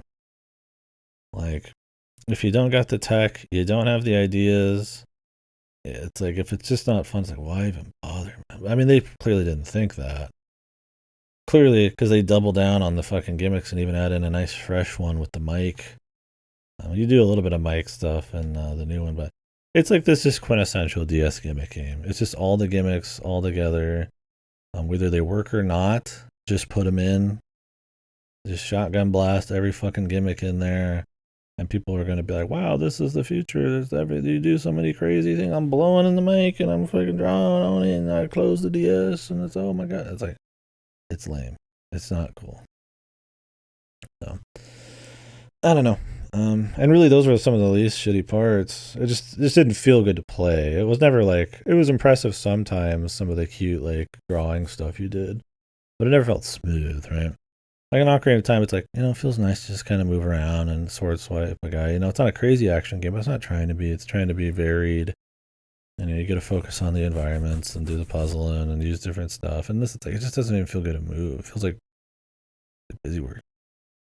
So that coupled with everything else being actually dog shit, it's just a pain, man. I found it to be an extremely irritating game to play. God, man. I mean, you had Star Fox 64 on the DS, didn't you? No, it was Command. Star Fox 64 is 3DS, the remake. I forgot that even existed. How many times has Star Fox 64 had like a pseudo reboot remake, man? Just one hard remake, I guess. Yeah, I could not recommend this one. I mean, if you are just fucking diehard Zelda, you played every Zelda game and you're like, I gotta get another fix. I mean, I'm a huge Wind Waker guy, and that did nothing for me in this. So it's all a problem. I think so much of it's shit. All right, next up. I mean, we keep talking about it. Warhammer 40k Space Marine, the original. Played the PC version. Tried playing PS3 version. That didn't work out. Ended up doing the PC version. The fucking remastered one or whatever. The quintessential fucking dude bro shooter, dude. Overrated. This is the first Space Marine. Are you waiting for the second Space Marine? Hold on to your cheeks for that one. That's in another 20, man. We can talk about it. If you want to talk about it now, we got someone. We can talk about it. Let's do it right after the first one. Fuck it. If I got somebody here who wants to talk about it, I'd rather just jump in. Yeah, so Warhammer 40k. Yeah, I did this one as prep, which honestly, you could watch the last 5 minutes of this game, and that's all the prep you should do. Totally unforgettable. I'm considering putting it in the worst pile, but I think that's maybe too much. I think that's a little too much. I think I'm just going to leave it mediocre. I thought about it for a bit. This is another game with context in relation to the rest of the industry. It hurts it more because this is the quintessential ass dude bro game that you've played 1,000 times on the 360, that era, and to come in like 10 years later and just play another one, and one that at the time even was kind of like people panned it a bit, is not doing him any favors.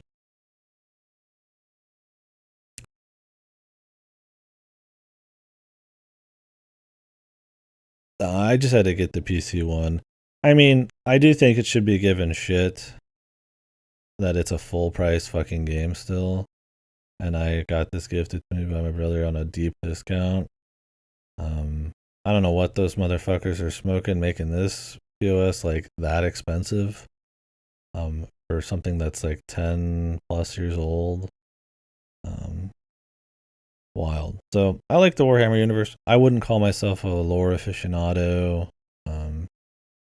I've spent some time on the wikis, played a few games, enjoy some music from some of the IPs and stuff. I'm excited, I guess, for the fucking what's his name? The show. We'll see if that's any good.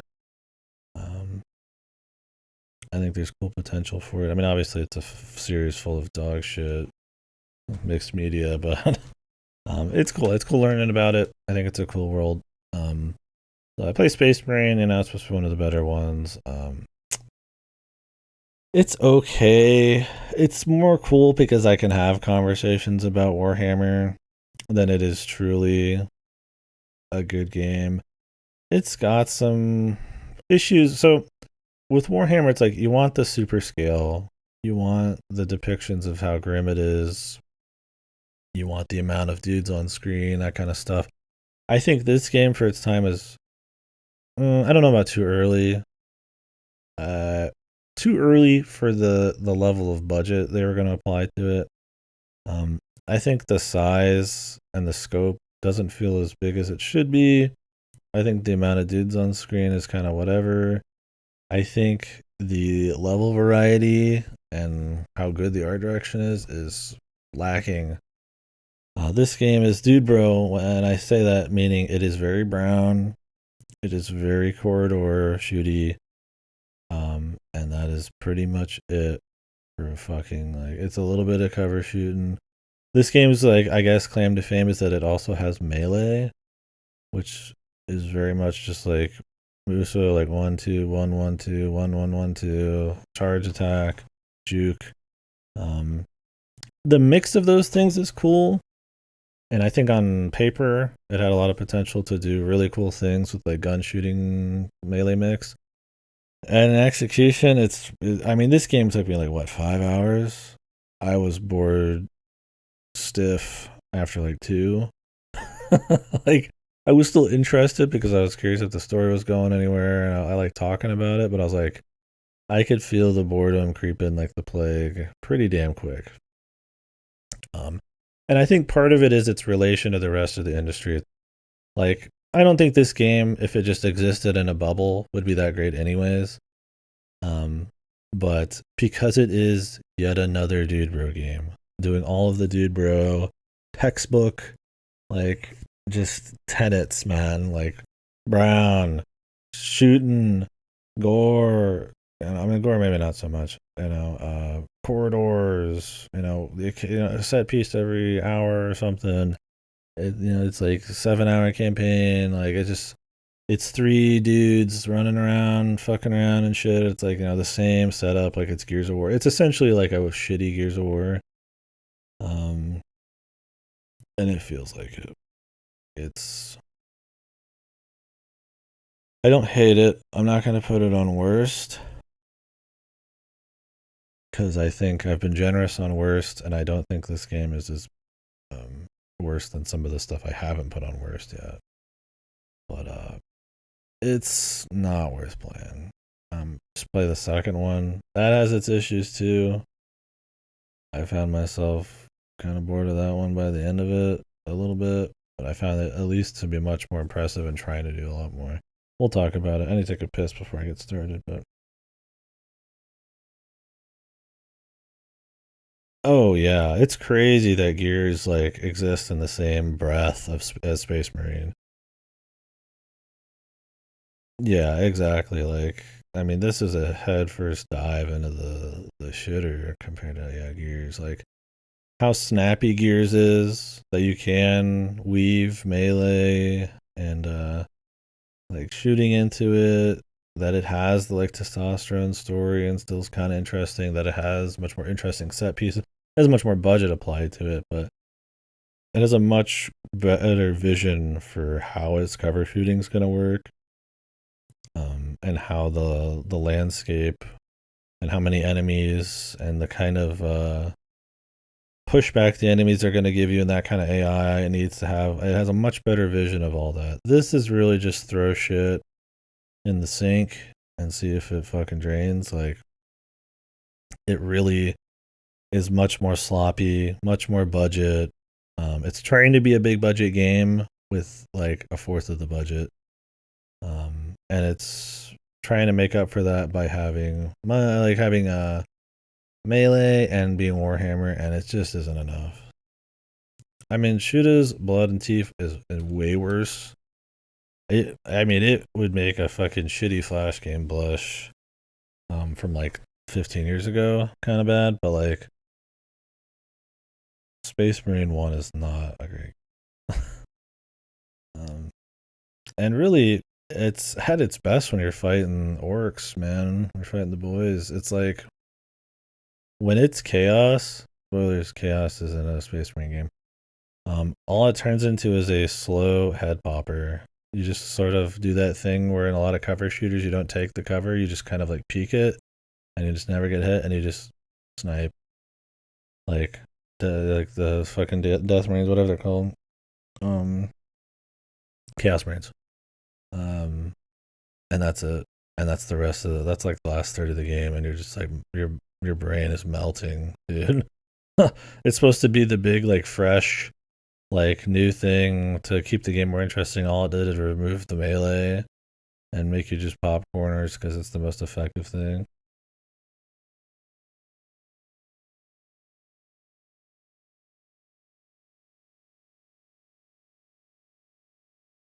Oh, with like Gears and stuff. I mean, that's my thing. Is like Gears is a good series. Like the first three. I mean, I don't. Maybe not 4 and 5, but whatever. Five's not bad. The story sucks, but like Gears is good. Yeah, like it's meathead shit, but like there's nothing wrong with like meathead shit. It knows what it is. It's being campy. It's being like huge musclehead testosterone stuff, but it's got a clean game behind it. Cool levels, lots of set pieces, good pace. Like and a much well, maybe not as interesting World of Warhammer, but much better realized in the video game form, with the old Gears versus Space Marine. I mean, the new Space Marine has a pretty cool look to it.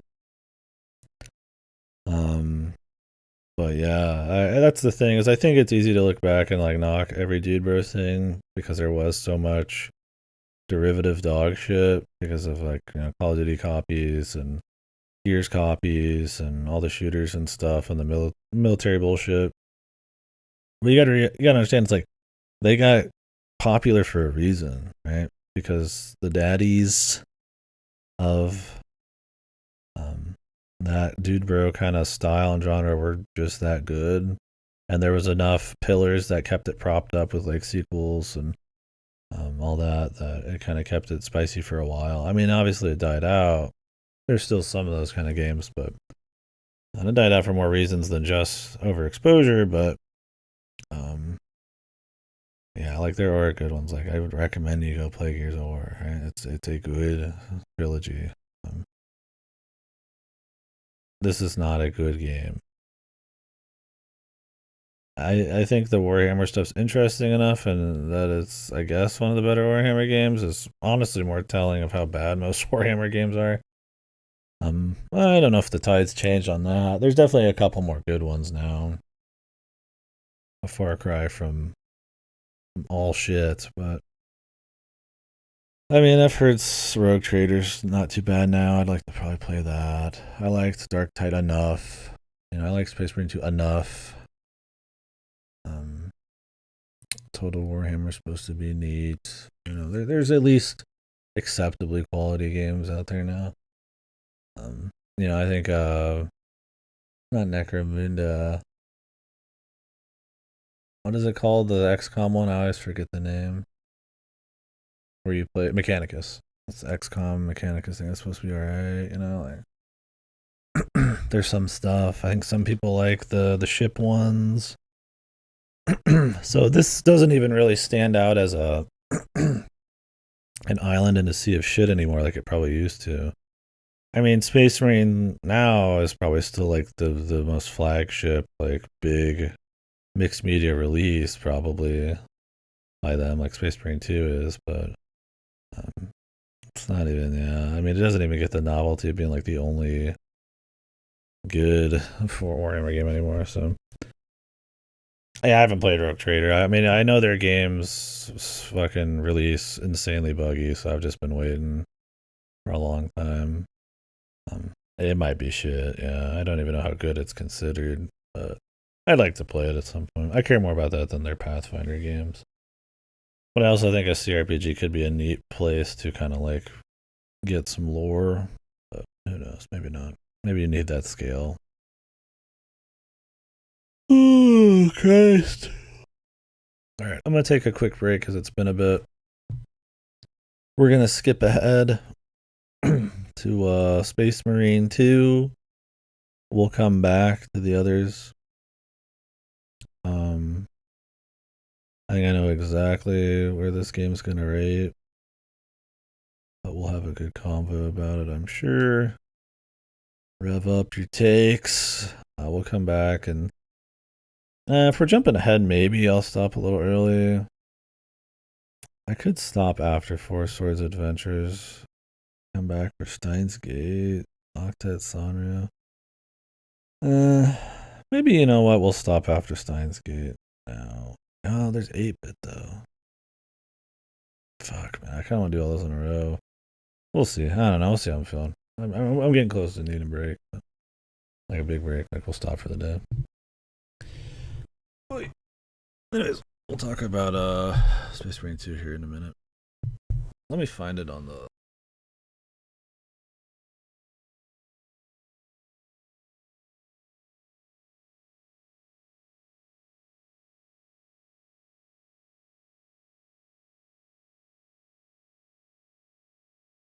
This is all the stuff afterwards. Well, I kind of want to be at a place after today where I just remember where we left off. Some of these I won't mark. A nice clean cut, but yeah. I mean, I guess I could cut ahead to Steins Gate 8-bit and then just do Zwei and shit later. I'll be right back.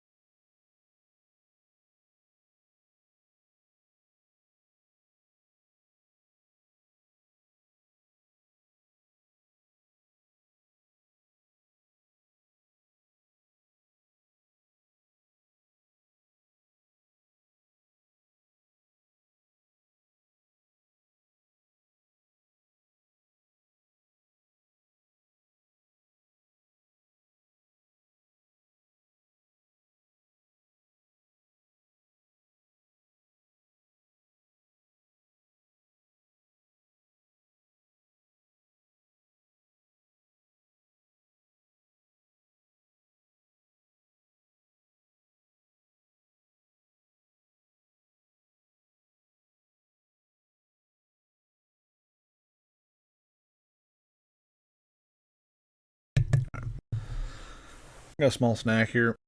We can get started as we go.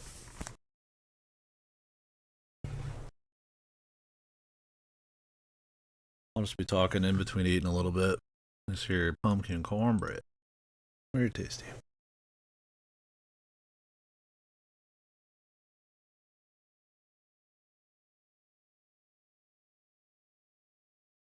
So anyways, we're going to skip ahead the Space Marine 2 real quick since we just talked about Space Marine.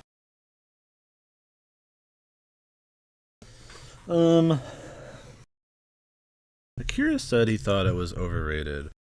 In what capacity do you mean that? Like, what do you consider its rating? Like, it's hard to tell what people have been thinking about it for me. What I can see is most people will say it's amazing and come buckets over it, but I never see anybody talk about it for like anything related to the best stuff that came out this year.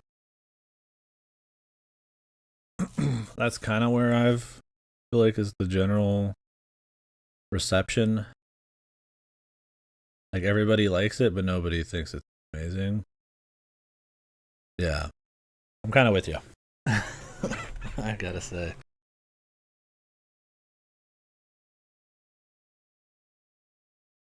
So, yeah, Space Marine 2 is just Space Marine 1, but like way better. With some of the same issues. So the budget's actually big this time, so it looks great. The scale is large. The gameplay is a little tighter. The mix of melee and shooting feels a lot better. I do think, and it's my biggest complaint, other than the quality of some of the side modes, it kind of runs its course over its like 8 or 9 hour campaign at about the 6 hour, 7 hour mark for me, and pretty much survives on raw set pieces at that point. I really don't think the gameplay is like that crispy. My brother kind of mentioned this too. I thought it was funny. You are in elevators a lot in this game. This game is all about standing and talking in elevators because it needs to load so many new areas. And it starts to get a bit transparent. I had an issue with that too. Overall, I think it's good. I think I'm going to put it in the good pile. But it improves on everything. They include like a co-op mode, which has some fun bosses, but I don't really think the class system is very interesting. It has a lot of depth, but I mean, it's there. More than the original game had. The PvP is shit, but it's kind of just there. I mean, it doesn't need to be great, I guess. It's just kind of another thing, but the story, I mean, it's Warhammer. I kind of wish, you know. I mean, I get that they're not going to dig into like bigger lore or anything, but it's a pretty stock, like, evil dude, good guys versus evil dude thing. I mean, I do think it kind of gives you the grimdark feel, but maybe something even more so would be nice.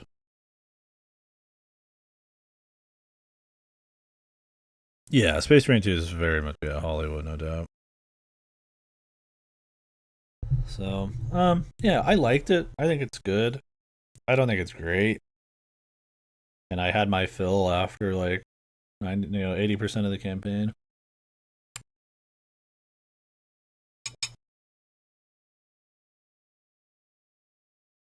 Oh, another thing. This game's hard mode is shit. Holy fuck. Awesome, you can play the whole game in co-op. I kind of get a little enjoyment out of his team, like growing to trust him and all that too, I guess. That's separate, but that mode is made for co-op. The power fantasy of being like an ultramarine, being able to actually take out a few of the little Zerg guys and all that, you need to play on normal if you're playing solo. It's doable on hard, it's not fun.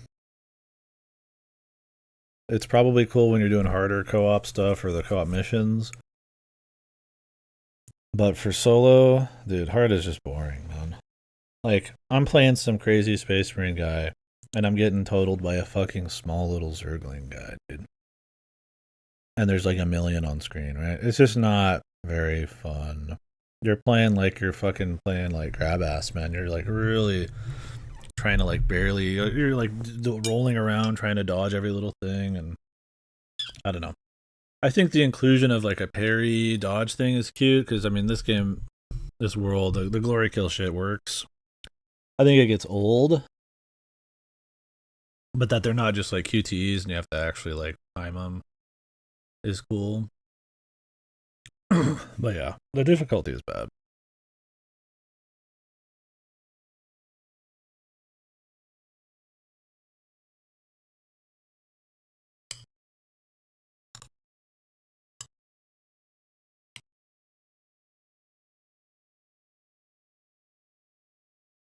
Oh yeah, but there's just not like a like you mean that there's not really like much depth to like the lore beneath like just what you see on the surface, or more like they're not properly depicting the scale. Everything's portrayed like the hordes, which aren't that much like hordes. Obviously, because they can't portray literally millions of Tyranids. Oh yeah, or like they're too intelligent and don't feel like a force of nature as much as it is just like a shitload of just guys walking around. Yeah, you got to be a big stompy guy who kills a lot of guys. That's my problem, and I feel like this game does it a little better. But and the first game did it really poorly. But I still, yeah, I don't think it's to the point it would need to be. Because like the giga scale is like a huge part of it. And this just doesn't, even this one, which is probably like the best it's ever been, still doesn't really like probably get that. I think the best it does is when it shows um the super buildings in the background and shit. Really, I almost feel like Dark Tide does a better job of it because at least Dark Tide's all just in like one super city, so it kind of like you're like, wow, this whole game's in like one little place, right? And it's like labyrinthian and stuff. They literally drink entire oceans, yeah. And instead, it feels kind of like, what if? I mean, what it feels like is like, what if StarCraft was a third-person shooter? It feels a lot more like Zerg versus like fucking Jimmy Boy than it does probably anything like that had to be written on a wiki. Yeah, exactly. Yeah. I don't know. I think it's obviously a much better job. I do think, in its own right, the art direction is pretty nice. Like, there is a sense of some kind of scale, and there is a lot of variety. It does feel big and cool and stuff. It doesn't run super great, but I mean, it's probably less on the game and more on my rig. Um, yeah, no, I feel you. They try to do it, and I feel like it's close you're getting while using the World War Z engine, but I also kind of like thought it was lame they brought back Chaos again. I get that that's like the big thing, but I don't know. I kind of liked how many different crazy factions there were and shit. The game was way more interesting when you're fighting Tyranids. It's just like the last game. Chaos is boring to fight, really. You're just head popping Chaos Marines. It's the same shit again. It's a little better of a head popping than the first one, but it's the same problem.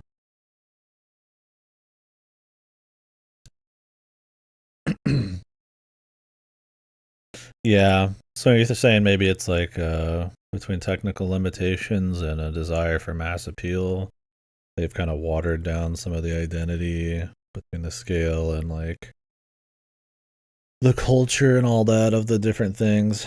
And I mean I think that's a bad thing to fuck up in the long run because that's what the lore is, everything I feel like with Warhammer, so yeah. Because in Space Marine, the first one, it feels like they're just playing at like fan service for Warhammer. This feels like it's a little bit more in the universe, but it still is a lot of like, do you know these guys? Do you recognize these guys? Kind of fan servicey shit. Like I said, I think it's in every way better than the first one, and every way it should be. It's not there yet on this what it needs to be, but that would also be pretty hard. But I think they could get there a bit more. Um, Honestly, I also feel like just playing. I mean, I get it. The most mainstream thing you could be is like some cool ultramarine guy. So they're never gonna have you just be some little dude existing or anything like that. Um, you're never gonna be able to explore some like crazy hive city or something because it's like the size of that game would be insane, right? So it's like I honestly think it's almost impossible for now without insane smoke and mirrors to really like sell the scale of Warhammer. And that's probably why everything ends up coming a little short. Like I said, I think this is probably your best depiction. I think it's at least through the superstructures in the background, if not, the actual hordes. But yeah, background characters World War II movie. Yeah, exactly.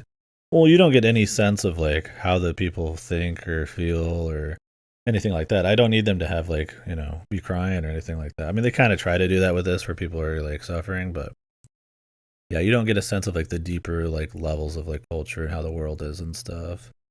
And I mean, that can be kind of cool. It's like this is just the gung ho people, but somewhere else there's something else going on. But those other stories aren't really out there. There's like a few other games and obviously mixed media, but like if you're not into 40K, I mean, you're essentially just some Gears of War like super freak who just kills a bunch of guys, right? Like I don't even know that much about it. And I know there's a much more interesting, rich world out there. Like I said, I do think this is still your best depiction, but yeah, it's not fully there yet. 40K paint, yeah. And that's why I still think it's good. Because I mean, that's exactly what the problem with the first one was. It was just a bigger problem.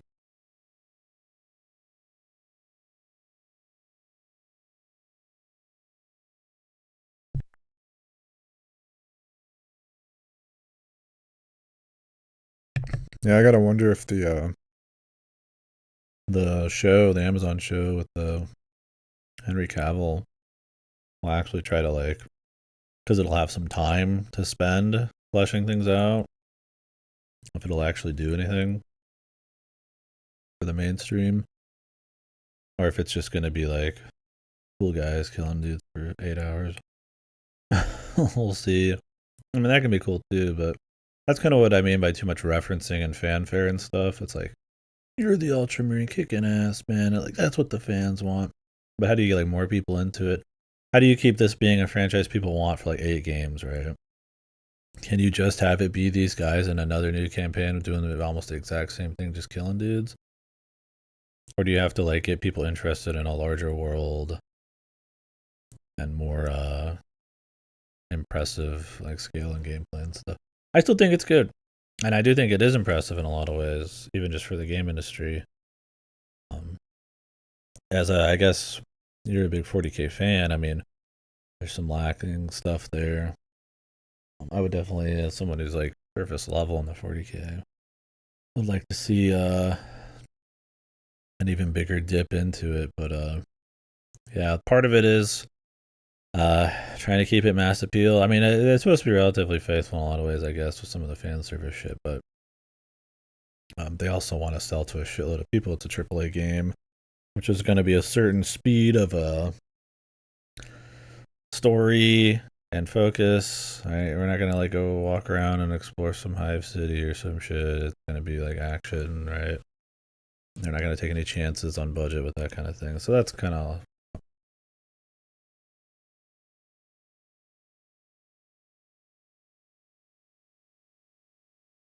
right. Yeah, that's kind of what I was saying. It's like it's probably almost impossible to get it the way you'd want, unless you just let fucking AI make like a 20 fucking teraflop game or something. and then it would be boring too. But I think the thing is, like, you can maybe get to that point with enough mixed media of high quality that like fleshes out the world and the scale. Like, oh, this kind of like weird little story can happen here, right? There's a bunch of goons, or a war of this size is happening as a war of this size is happening. It's like maybe it's like you need a bunch of stuff happening, but in a single campaign, yeah, I mean, it's probably not where it needs to be, but I still think it's a good time. I do think it stands out in the industry for having some kind of scale and some kind of art direction and stuff for AAA. Um, I think the gameplay is better than the first one, but it does get a little dry for me. And the story's frankly not very good. It doesn't need to be too crazy. I kind of like the camaraderie stuff, but the whatever guy, like, I'd like a little bit more dive into some of the lore stuff. I know they don't want to like explain the entire world of Warhammer through this game, so that's fine. But it's just chaos and just some guy just floating around on a disc, and he's just is generically evil. Like, that's fine. Maybe that's just how a lot of chaos is, but something a little spicier, a little bit more suffering, a little bit more of something. And not in scale, because it gets really big and crazy, but just something with a little bit more depth. Maybe that means more lore or something. Who knows? Because I found myself kind of running out of steam by the end of it. And I don't think the co-op missions, while they have some nice bosses, I was really done after that. Yeah. And I mean, that's fine. Like, maybe they're not like super Roman or something, but like, as long as they keep maybe the idea and like um make them their own thing that's interesting. That's my thing. As long as they're interesting and their own thing and something tangible you can actually like learn about and get into the culture a little bit, okay. Whether it's actually like adheres to the Roman roots, I don't, it's not as big a deal to me. It's more that it has something, right? That's worth grabbing onto.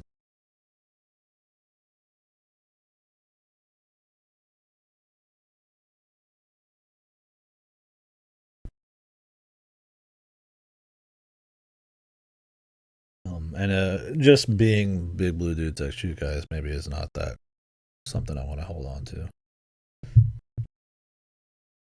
Thing is, like, the thing is, I feel like every little individual guy is maybe not interesting in Warhammer. It's how there's so many different factions and guys, and how they all slot into this giant giga culture, and that there's like 10 zillion other cultures with all these other little dudes and guys and factions and shit within them.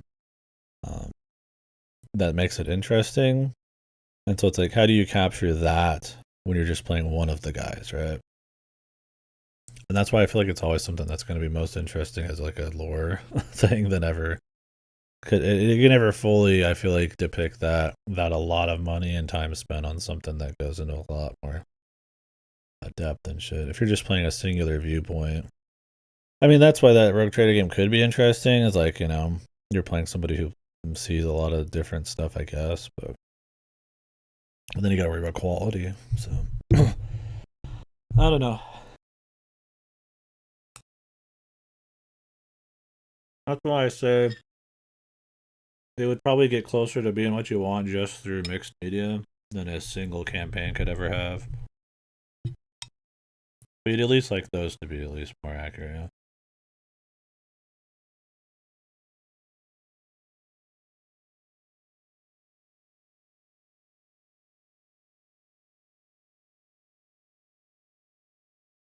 I'm eating still.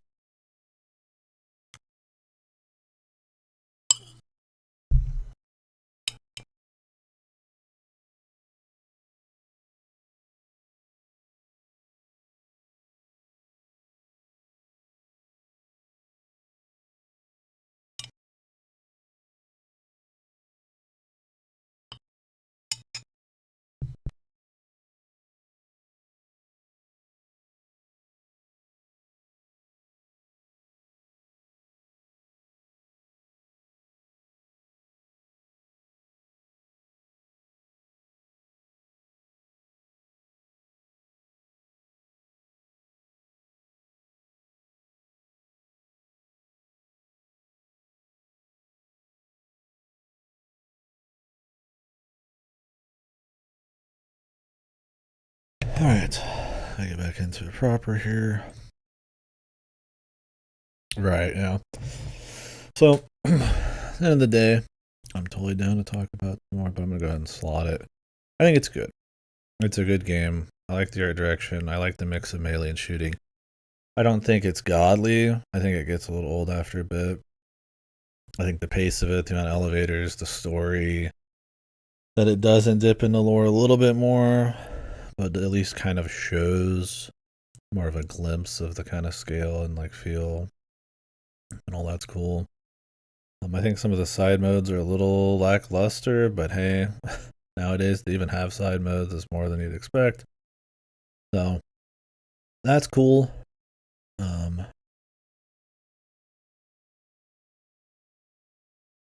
but it's not a godly game for me. I respect somebody putting it as one of their best. I think it is good. And I think it's at least a nice step in a direction you'd want to see. Um, we'll see. I'm sure they'll be making more. Respect to them for actually making a hard sequel to a game that came out that long ago, too.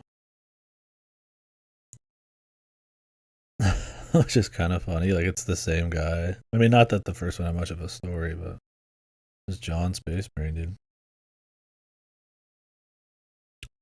Could have been any other game. Like, hell, it could have been Halo. Yeah. Like I said, even just detaching myself from the Warhammer stuff, I do think it's still solid. A solid campaign. Definitely harkens back to more of a different age, right? More the Dude Bro era. But what if Dude Bro era actually tried to mix it up a little bit?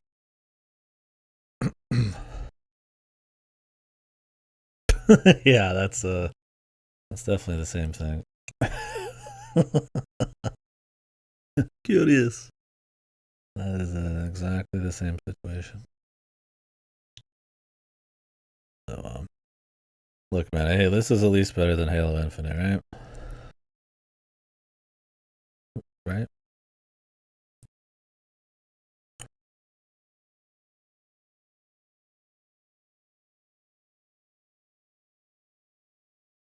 I would agree.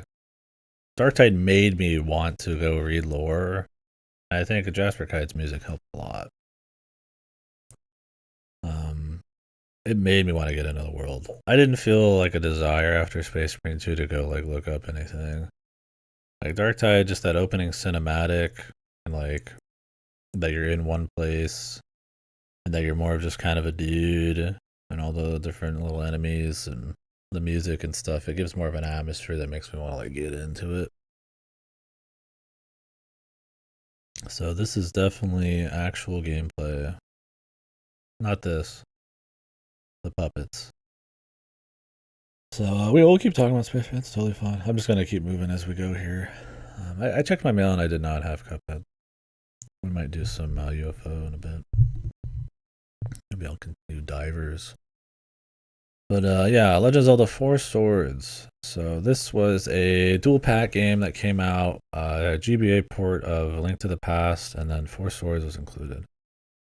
The horrible, fucked, like hordes of connecting all of your GBAs and shit, but not as bad as at least the GameCube version. Connect them all, and you could play a co-op Zelda. Cool idea. And a pretty good game. I liked it. Not a huge game. Not a crazy amount of like awesome areas because it's a kind of procedural. Yeah, no problem.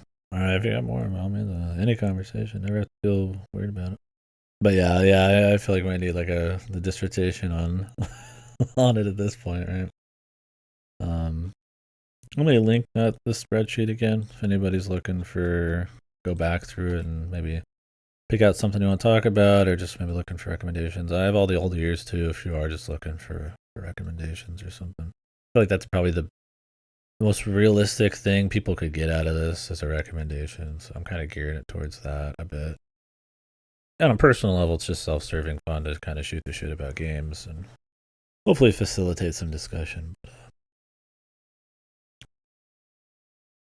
really, it's probably most useful as a recommendation list each Um, although you missed some context if you don't watch the live, but it's a lot of hours. So.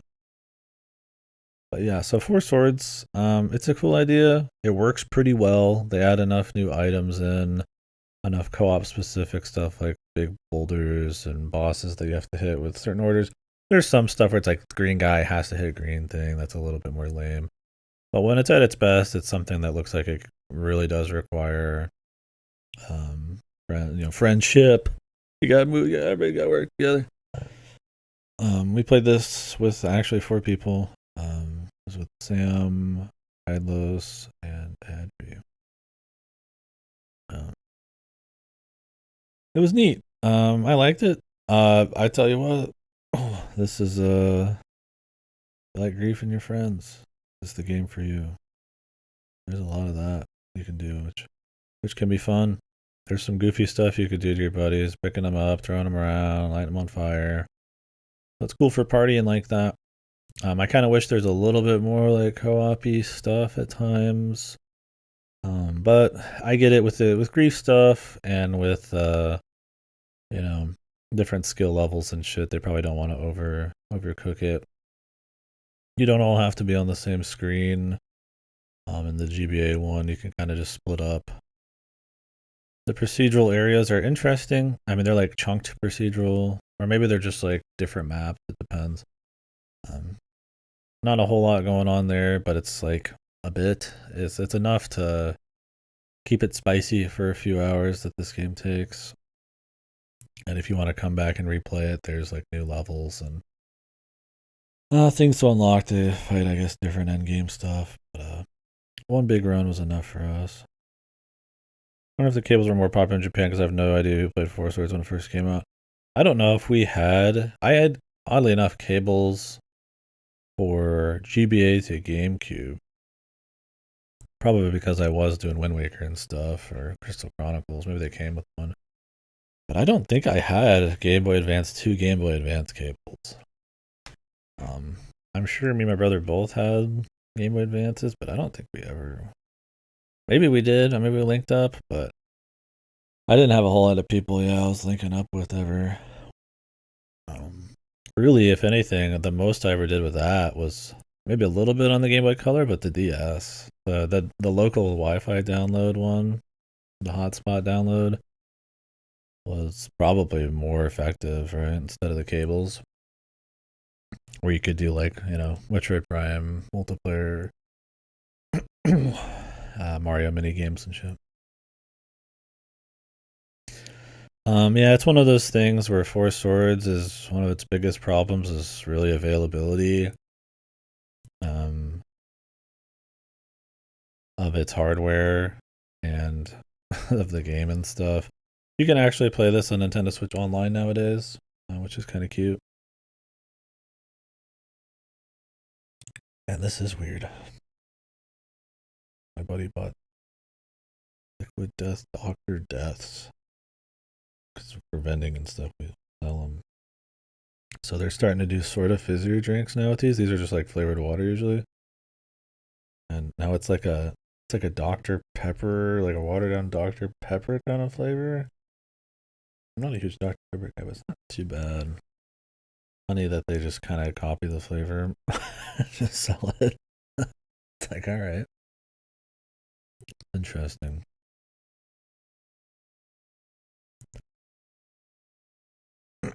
And I guess you have that with like a store brand Dr. Pepper and shit. It wasn't too bad this time. This one was actually harder than the other one, but it's very doable nowadays.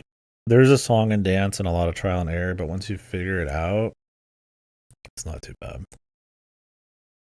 Obviously, hosting it all on one screen and stuff can be kind of nasty, but it's cool.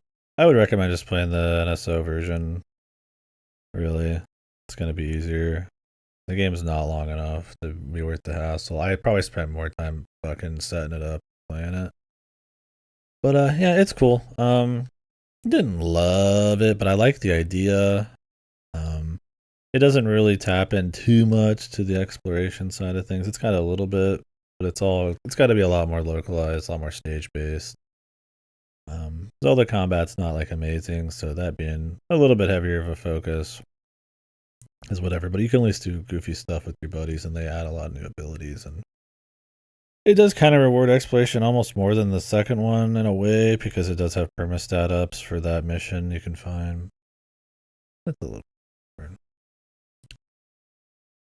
Anyways, we'll take a break on this game, and then we'll come back and see the sequel after this one. So I'm not going to spoil this. In fact, I would not watch this if you plan on playing it. This is probably just the OP. I don't remember. This is Robotics Notes Elite, which is a kind of Redux improved version. Actually improved, not just like Steins Gate Elite, where it's like they just put the anime in it. Of a game called Robotics Notes, which is the next game in the Science Adventure series after Steins Gate. So everybody knows Steins Gate probably from the anime, but that is actually a long-running series. Science Adventure series, which starts with Chaos Head. And then you get some like kind of little pseudo sequels to that. You get Steins Gate, you get Chaos Child, which came out after. You get Robotics Notes, which came after. Now you have Anonymous Code. You have a Cultic 9 anime, kind of. It's pure shit, but yeah, a bunch of other little spin-offs and stuff. I did not play the pseudo sequel thing to Robotics Notes Elite. We did a lot of Science Adventure in a row this year. There's a lot of VNs this year. Mostly Science Adventure. And holy fuck. Needed a break. Not because any of it was bad. This game was actually really good. Probably second or third favorite. Maybe second Science Adventure thing behind like Chaos Head. I think I rated this higher than everything in Science Adventure, but I have a personal love for some stuff in Chaos Head. I think this is the better, more rounded game. But yeah, this did have anime adaptation and stuff. Yeah, I don't think anybody cared about any of it except Cold Dig 9 was like the only one that was like mostly anime, and it was really bad. It was trying to be like this weird mix of Durara and fucking like Monogatari, and it was just pure shit. This was awesome though. I mean, it's a great VN. Much smaller scale, much slower paced, hyper character focused.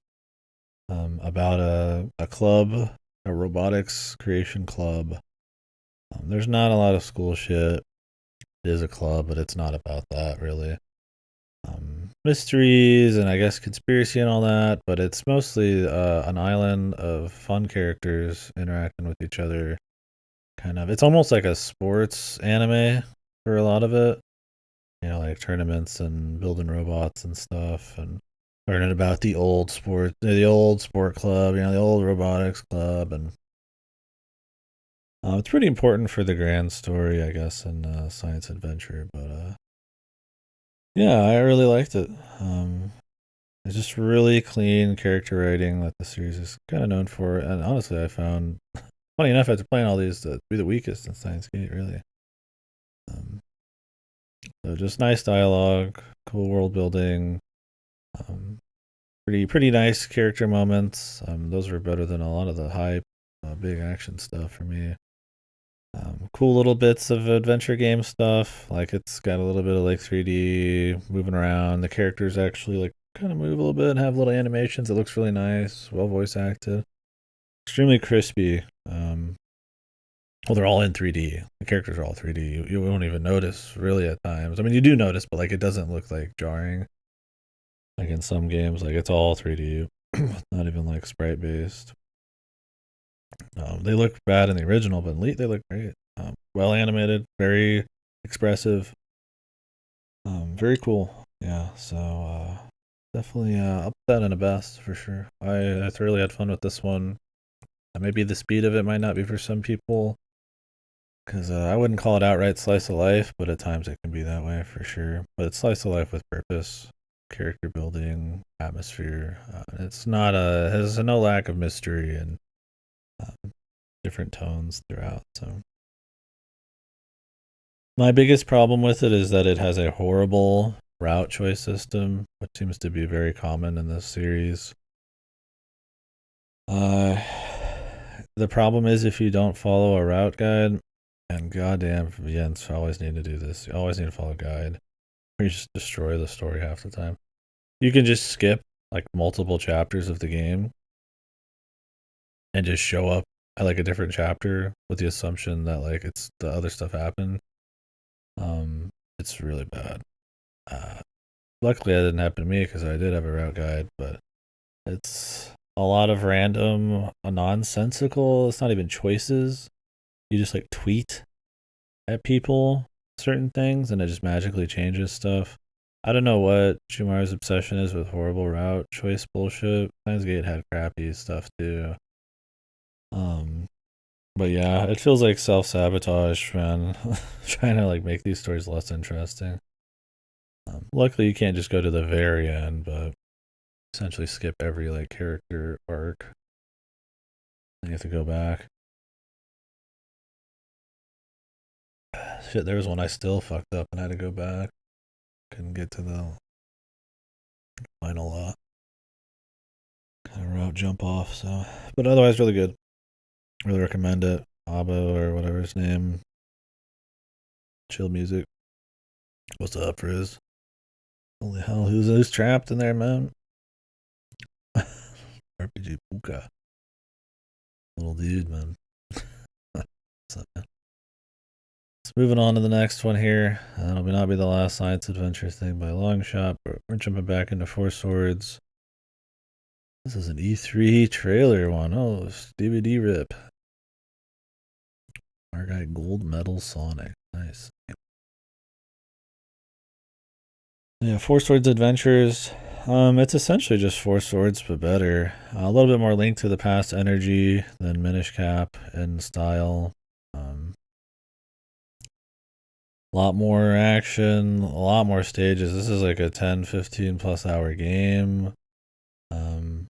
It is still like linear stage based. You know, you get your exploration, but there's only really a few levels that actually require like rooting around and finding shit. It's mostly just different levels of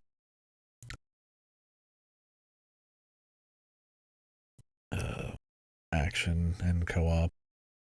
One of the biggest problems with this really is that you have to have 4 Game Boy Advances, 4 cables in the game, or maybe it's just 3 because you control them with the GBAs. Because you can go, you can't spread out a lot. You have to kind of wait for everybody, unlike in the last one. Well, you have to wait for everybody to move on to the other one, but it's you can kind of really spread out. In this, it's like you can't. You can go far for sure,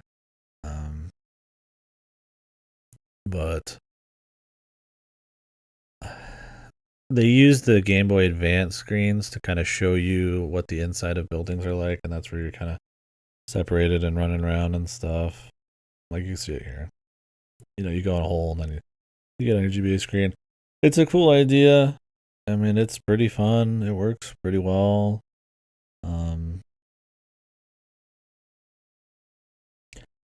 I think, yeah,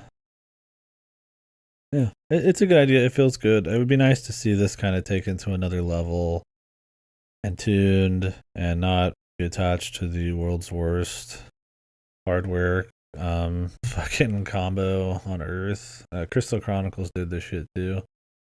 That game I think had even less reason to be doing it. At least you get the like inside screens with this. I think Crystal Chronicles is just fucking like stats or something.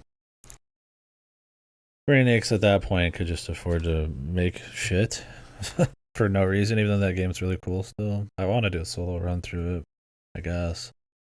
What am I trying to do co-op, but see if I can set it up. I mean, I did set it up for this, so hopefully at some point this ends up on like an NSO. But yeah, so I had fun with it. A lot of fooling around with your friends if you want, for sure. They don't put any kind of balance on that kind of thing, so you just gotta just goof off and have fun and stuff. It's long. It can get a little samey, but they try to have a lot of like different challenges and locations and stuff, and bosses. It's a good time. Problem with Zelda is like if it's mostly action, Zelda's combat's not really fun. So it's more about the co-op part of it. Like it's not fun in like the long term, right? Like it's just a piece of the pie. But in this, it's mostly action. There's a bit of other Zelda stuff, but you're not running around an actual world. You're running around stages where you're kicking. Half of it's kicking ass, for maybe like in a normal Zelda, like 10% fighting, right? So yeah, cool game. I liked it. It was good. Um, I was done with it by the end for sure, but um, it was a good time.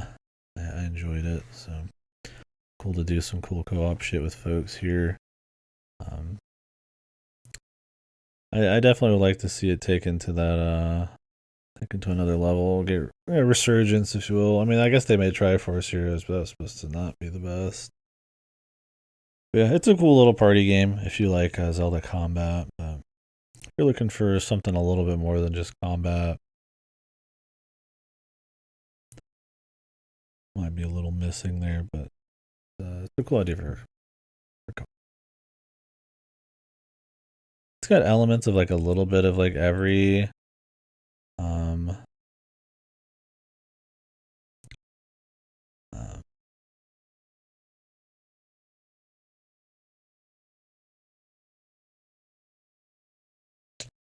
like assets from all sorts of stuff. I'm trying to explain it. It's got like Wind Waker UI and sound effects, but then it looks like a Link to the Past. So it's kind of interesting mishmash with all sorts of different enemies and stuff. It's well done. It's just a good game. It didn't blow me away, but not many 2D Zeldas really get me that well, anyways. So I think it's good. Moving on to Steins Gate Octet.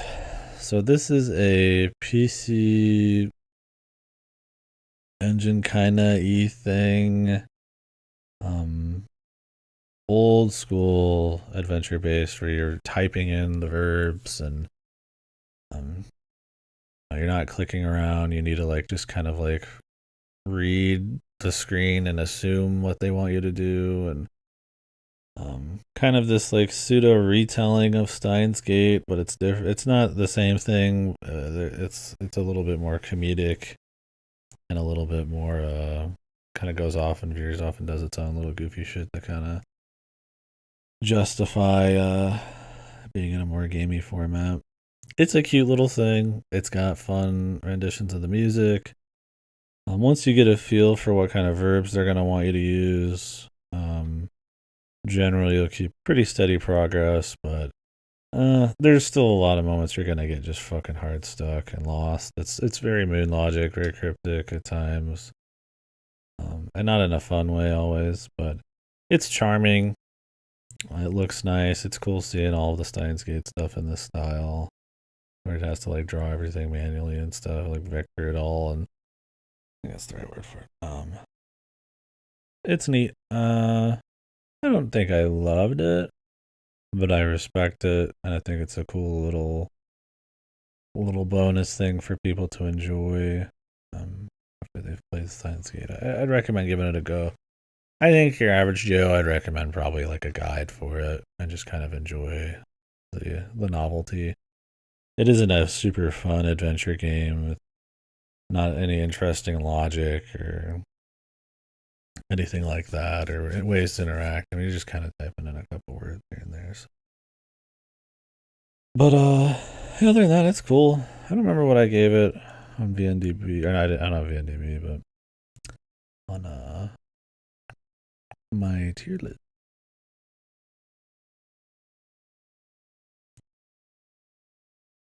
It was I want to say it's like a 4. Yeah, I gave Octa like a 4. You can kind of see it here on up. Sub Mothman 1966.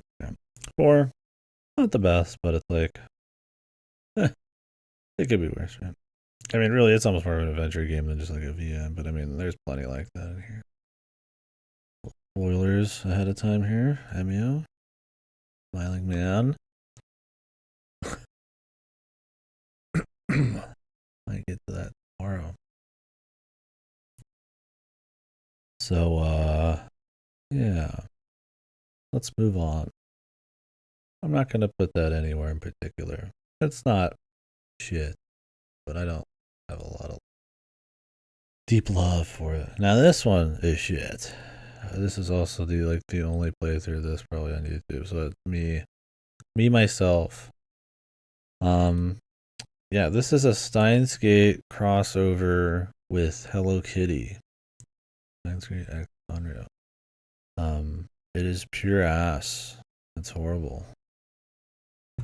And it could be cool. It's not bad because it's Hello Kitty with Steins Gate. It's bad because the dialogue is horrible and full of just references and circular, and because it was like a weekly episodic thing, they kind of like cut off and then like retread stuff, and frankly it's just unimaginative as well. Like, it's Hello Kitty and like a Steins Gate thing, just do some goofy crazy over the top shit. I feel like maybe they wanted to like keep it like brand safe, so nothing super crazy is going on, because Steins Gate has a lot of degenerate otaku type of humor and stuff. That's kind of part of the style. They keep it pretty clean. There's not a whole lot of crazy stuff going on. They don't put a lot of budget into like the characters, like, you know, doing anything crazy. There's no like weird set pieces or like vent CGs. Just literally just sitting there talking about how, wow, isn't it crazy? Hello Kitty's here, and Hello Kitty's like super pure and nice, and tells them they should go work for their money and stuff like that instead of doing bad things. And then it's over. And it's just like, and it keeps doing that for like a long time. It's atrocious, really. I mean, you could have had a nice short, like hour-long story where it's just like over the top, goofy Hello Kitty and like the real world or whatever in Steins Gate. And instead, they're just like, "Hey, man, here you go. It's like the most bare minimum you could possibly do for it." A little lame, but it's like some hyper obscure like product tie-in, like fucking bullshit. That's all I'm gonna really say on it. It's also like 40 minutes. I mean, it took me 48 minutes. And I was probably talking about it at the end for like a while. Yeah, literally half of it was like me tier listing. Okay, spoilers for Steins Gate, I guess. Don't look at it if you don't want to see it. Almost done for the day. I'm gonna take a break soon. So Steins Gate proper. I watched the anime a long time ago. And I was like, it's finally time to play the VN. A lot of people are asking on that. I was going through all the other science adventure shit, because we have the last science adventure thing that came out, Anonymous Code, coming up, which I'll probably stop after that. I think that'd be the cleanest stop point. Unless I wanted to get, I guess, through Spirit Tracks. Maybe, we'll see. So yeah, Steins Gate is another VN, one of the big daddies of the VN world, especially of the non-porno VN world. Probably the most well-known, one of the most well-known VNs with the most well-known anime adaptation, and what else? I don't know. It's like the second installment, I guess, proper in the science adventure series and all that shit. So, been around for a long time. Pretty big deal. So VN with a little bit of adventure game stuff. You're typing into like a phone and fooling around, and a little bit of maybe click stuff, but little route choices and shit. Yeah, this is considered one of the highest rated, like, godly pieces of VN. I thought it was good. I didn't. It sounds kind of like I'm trying to cut against the grain here. I really just thought it was solid. I thought it was good. I did not think it was like godly. In fact, I think it's one of the weakest science adventure things. Which science adventure has a pretty high bar still, of course. So it's like it's still good. But I don't know. I really expected the characters, especially after like robotics notes and stuff. For how godly or Steins Gate's supposed to be, I really expected them to have a bit more depth. They're very surface level. Most of their interactions are very just kind of like comedic with very little reach. It's kind of just like fun little goofy things, and then they move on. They're well characterized, like you know what they're about and who they are, but it doesn't get much farther than that. When I watched the anime back in the day, I loved their interactions and stuff, but I was young, and maybe there's just a play at depth there that, or a type of character that I hadn't seen, so it was easy to please. I don't know, or if this extra length doesn't help it at all. We did talk about that. I honestly think the lack of like, I almost feel like this works better as an anime at times because it just kind of keeps the story moving. I do think this has pace issues. Some of these little arcs where he's in like other locations and stuff end up being really drawn out or uninteresting, and because of the lack of like deep character work, they kind of overstay their welcome more often than not, and then it ends up being a 20-30 hour thing that culminates in like a cute ending, but without a whole lot of like foundational blocks on the characters for me to really get super pumped about anything going on. I was pretty just tuned out by the end. I mean, I already also knew what was going to happen, I guess, because I kind of remember it. So maybe that affects it a bit, but yeah, just for something super character focused, it's not terribly interesting. And for the sci-fi thriller stuff, because it is a story kind of about time travel. While it's an interesting like time travel story conceptually when they explain some of it,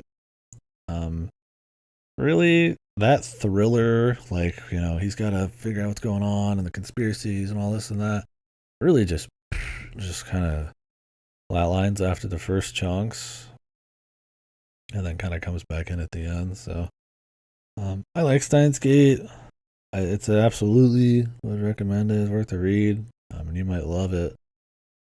Most people do, but I don't know. I wasn't really super impressed with it. I think science adventure has a lot better stories told, with better characters or more interesting, more ballsy plot lines. Like Chaos had a little bit more ballsy, more hyper degeneracy, more like diving into the mind of like an insanely social anxiety riddled, honestly just degen. And that's like the main character, and it's his like paranoia. This is Chaos Head. His paranoia and almost like psycho level, kind of manifesting um, his belief in like conspiracies and what other people think of him, and his cope and how he acts online versus how he actually is, and weird thoughts that'll get in his head and delusions and stuff. And it's this kind of interesting, like extremely interesting for like all media, like kind of like main character. And it's a lot more ballsy in that it tries to like kind of capture this feeling of like almost like psycho paranoia. And as Steins Gate is much more palatable. Like you get some otaku guys, you get some like over the top guys who are coping a little bit, but I mean they're like likable dudes. They're good people. They're just a little eccentric. Like it's not super duper duper dark. It gets dark, and there's some surprising bad ends that are extra dark, but I don't think it's got a whole lot of teeth on that front. And then I think character writing and stuff, like they've just done better now. It's still good, but recommend it, but definitely try out Chaos Head and shit first. Chaos Head Noah. Alright. He's typing. What the hell? So I don't think this is just a minigame, but it might just be a minigame. I put it on here as a separate thing. I thought we did the research, and it was like a small little like thing that came out. But I played this within um, Zwei, the Argus Adventure, which is a Falcom um, kind of Diablo. Think Diablo, like dungeon crawler. Um, we'll talk about it in like 10 seconds, but yeah, this is essentially I think it's standalone too, but it's just East with typing. Um, it's I guess a little funny. It's cute that it's Adol walking around typing. It's not the most interesting typing thing. Um, it's one of those that's got like punctuation and annoying shit, and there's not much of it other than that. I'm not gonna really do much with it here. We're just gonna kind of ignore it, move on. It's fun. It's not crazy fun. It's not bad. It's typing, right? It's cute because it's East. It's just a fan service thing. The whole game's like 10 minutes long. Yeah. So Zwei, the Argus Adventure. This game is incredibly charming. A really cool art style. It's about a brother and a sister whose family's not around anymore, who live on an island in the sky called Argus. I think it's called Argus. I'm just assuming it was called Argus. I actually don't remember. This Vibros. Our time is now. Um, and the idea is they've got to adventure around and get to do hickeys or whatever and stop something and whatever the fuck. I don't know. It's a comedy thing where it's like essentially you play like the horny straight guy, like straight man, like in a comedy duo. He is definitely straight dude, super horny. And then you play like the smart talking, like bitchy kind of like trash talking her brother kind of chick or whatever who's like a mage. He's like a little ninja guy. And it's kind of just their little comedy act through the whole game where you're talking to people and just goofing off, and it can be kind of just like raunchy or just like mean spirited, at times, and it's fun. It's goofy and it's juxtaposed really well against this like super bubbly cutesy art style. But the actual gameplay is exploring a world map, going into really kind of boring dungeons after a bit. That look really nice, although they're really repetitive. They look really good for a while, then they get old. And just getting loot, getting through stages. Instead of like big areas that you kind of warp out of, it's a stage based. You just kind of unlock different doors and stuff and go to the next one. And then you come back to town, turn in your food, and that's how you get XP. So you essentially just get XP items you can turn in for bigger XP items. And you just kind of keep doing it for like 10, 15, 20 hours. I don't think this one I'm going to... Let me think. I don't think I almost don't want to put it as like a good game. It's close. I think Zwei 1's problem is while it's incredibly charming for a while and the humor is kind of fun, although probably localized as shit, it is pretty boring combat. It does not play very well. Once you've played for about a couple hours and get like a new spell or two, you're pretty much that's it for the next 20. The level design is pretty boring, and I mean I don't have a problem with maze dungeon crawlers or anything, but because the gameplay is kind of whatever, and because there's not a lot of depth to like damage avoidance and stuff, and there's a fair bit of tedium like with the mushroom pushing you'll see in some of these, it honestly gets kind of old. Like it's still a fun little time. I wouldn't say it's a bad game. Like I said, it's charming, and if you're just looking for like a pseudo Diablo light thing, and the art style gets you, it's a cool little deal. But really, I just think it's too long for how weak the gameplay is and for how really dry the level design is. You end up going back. There's essentially like 5 or 6 tile sets, and you kind of come back to them a bunch. And there's like posty sort of game stuff. It's not very interesting, and the story is, like I said, comedic and silly, but there's not really much of a story going on in general. Not too interesting. It's an interesting look into Falcom's history. Like I said, it's a very charming game. It is made for PC.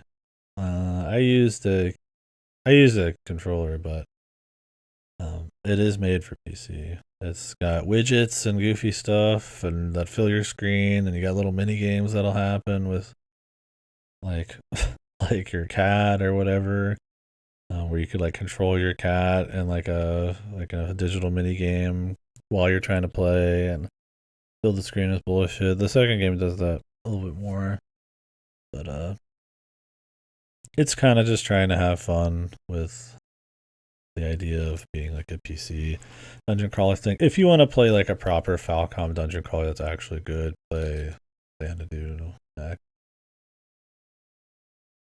About the same length, but much more interesting combat, much more interesting level design. Not as funny, but it definitely takes itself more serious. I would definitely recommend that. So this is a cool game.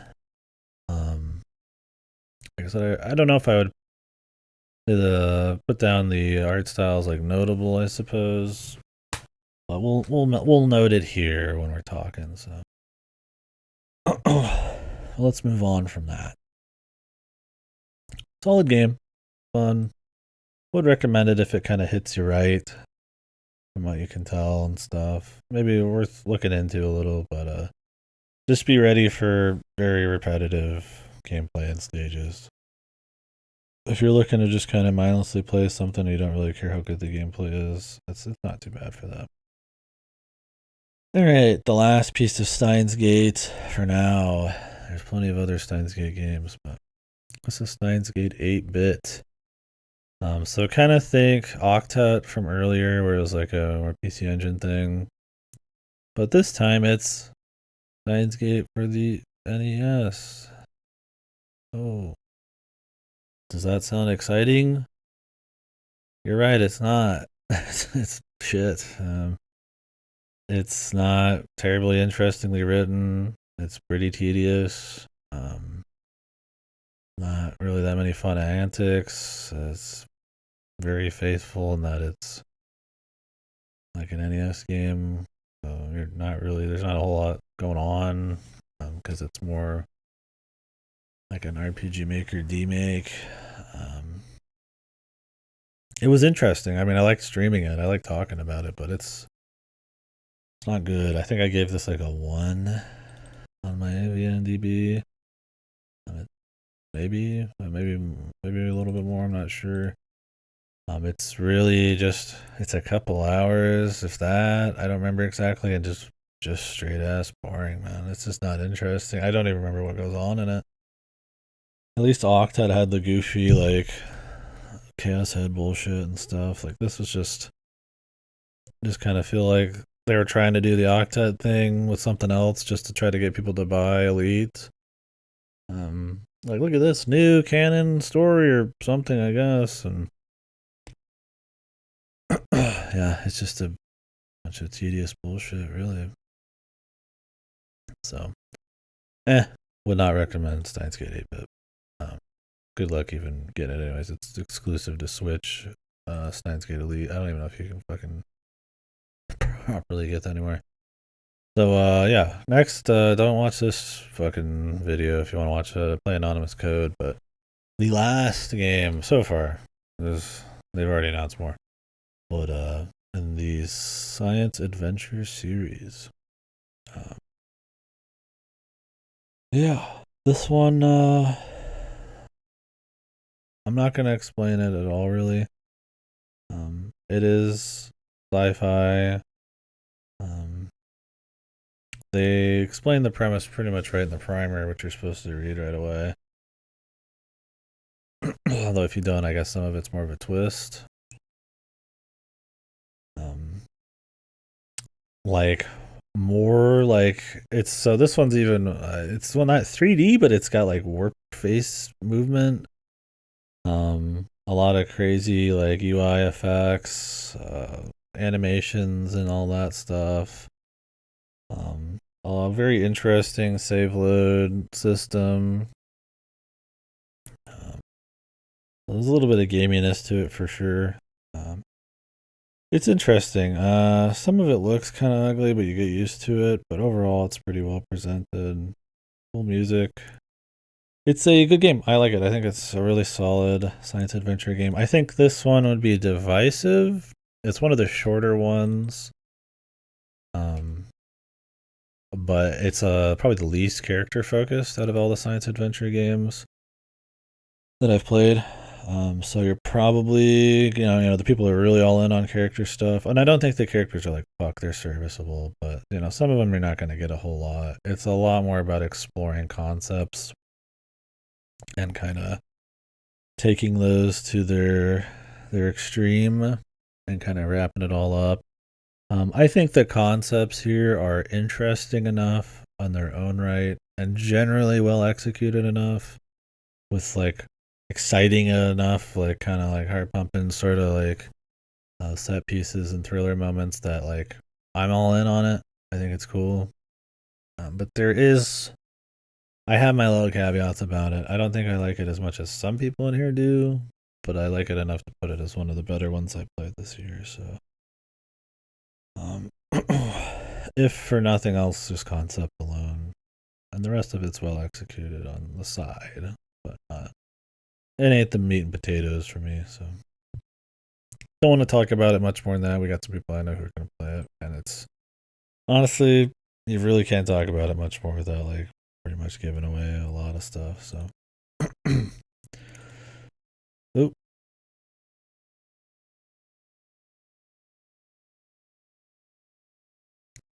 So we'll just go, I guess, until I don't know, until I catch up to Space Marine 2. Fuck it. 3 more, and then we'll finish tomorrow and maybe have like a wrap up and shoot the shit and all that about stuff and organize it and see if anything was wrong or how I'm feeling. So another VN, Famicom Detective Club MEO. So it's a third in the series, technically fourth, I think. I think there's a game where you just play as her on something. About a detective agency who just kind of, they just investigate murders and stuff, right? You play as a guy who's pretty much fresh out of high school, somewhat post high school. She's a little bit more. I don't remember exactly. Chick who kind of does detective work on the side with you, and you work under kind of apprentice as sort of under this kind of veteran detective guy, Mr. Chad, Beast Mode or whatever, Boxer Man.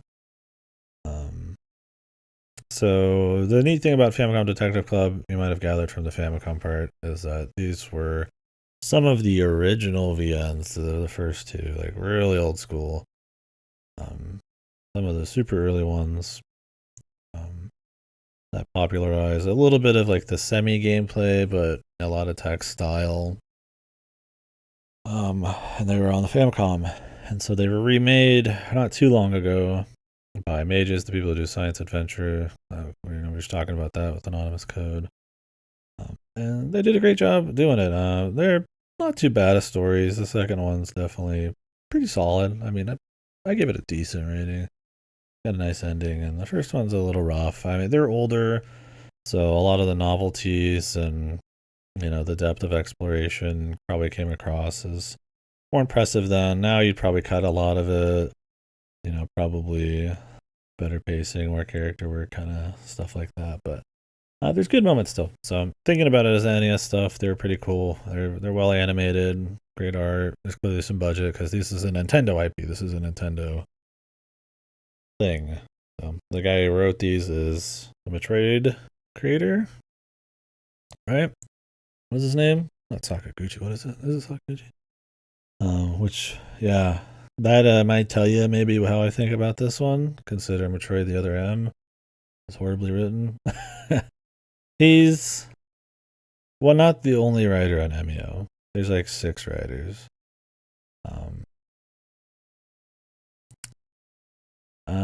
Yeah.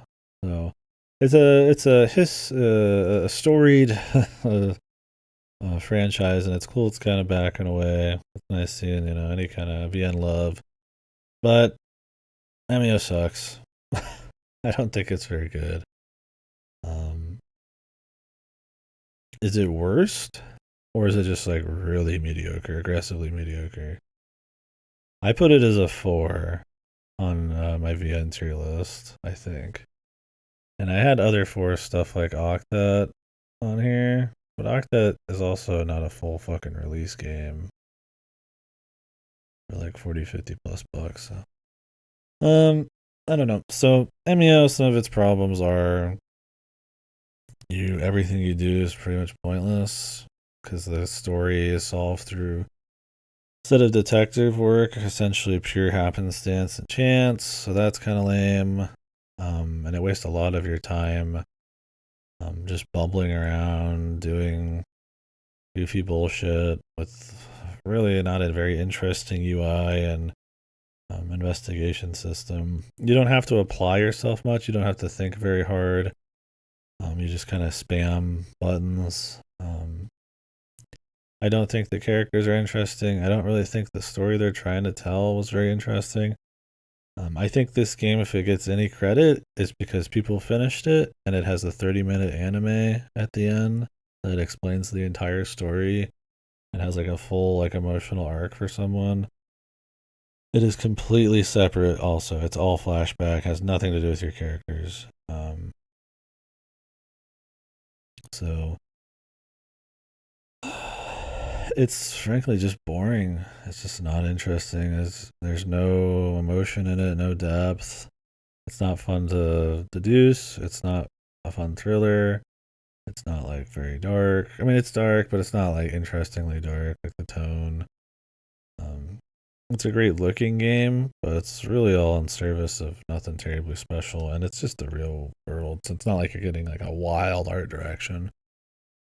I really was hoping this would be cool, man. I always love murder mystery VNs. I got an insane amount of them, so kind of hoping to see this one come back with that budget and actually kick some ass. But it's just really weak. The end anime thing, I guess, is cute, but really the rest of it kind of sucks. I might. I almost want to put it on worst. I don't know. That might. What other games are not on worst? I might. It's aggressively mediocre, I guess. What should be on worst that isn't? Like Fireworks, probably worse. I probably should. I'm not gonna do that. Like Flock. Maybe it's better than Flock. I'm just gonna leave it. It's on the fringe, though. I will say. Really disappointing. I really hope if they do more, they kick that in the fucking ass. It's crazy because some of these writers are people who worked on like Chaos Child, which is like one of the better murder mysteries in VNs, at least the common route. Really just nonstop thriller with interesting characters, some fun little twists, and it's pretty dark. Just doesn't even get close. It was rated M too. It's not like Nintendo's trying to hold back. It's just not interestingly written. So fuck that. Fuck that game. Although it's advertisement ad cycle, it's promotion. So promotional cycle was funny because they tried to make it look like it was gonna be like a fucking Slenderman horror game or something type of deal, and everybody's like, "Well, oh my god, it's gonna be like this fucking Nintendo's dipping back into horror. What the fuck?" Back in, all they did was just sponsor like Eternal Darkness or something, but they're dipping into horror, blah blah blah blah blah. And it's like, and then it's like a VN when it comes out. People's minds were like melted, dude. I thought it was so funny because like I'm one of the few people that would care about the VN. Shame it sucked, but I felt anybody even remembers it, they probably feel good about crashing it. It deserves it. So yeah, the last two we'll talk about today. We've been going for a long time, and I need a little break. Probably jump into something else for a little bit. Potato flowers in full bloom. This is a first-person dungeon crawler. One of the more kind of like dense types where there's a lot of little secrets and shortcuts. It's not like a massive world or level. Um, it's more about kind of like how you move about it and um, the order you fight some of your dudes. There's no like random fights. You kind of fight. You see all of them and you know who you're gonna have to fight and where they are. So it's kind of like deciding your pathing and stuff. And it's a nice, short and sweet. I don't know how long it takes me, like 10, 20. Let's see here. Potato. 22. Yeah, 22 hours. To run through the whole thing, that was pretty much 100%. There was like one weird fight I never found or something. I just didn't care to bother with. It's solid. I think it's good. I think it's godly.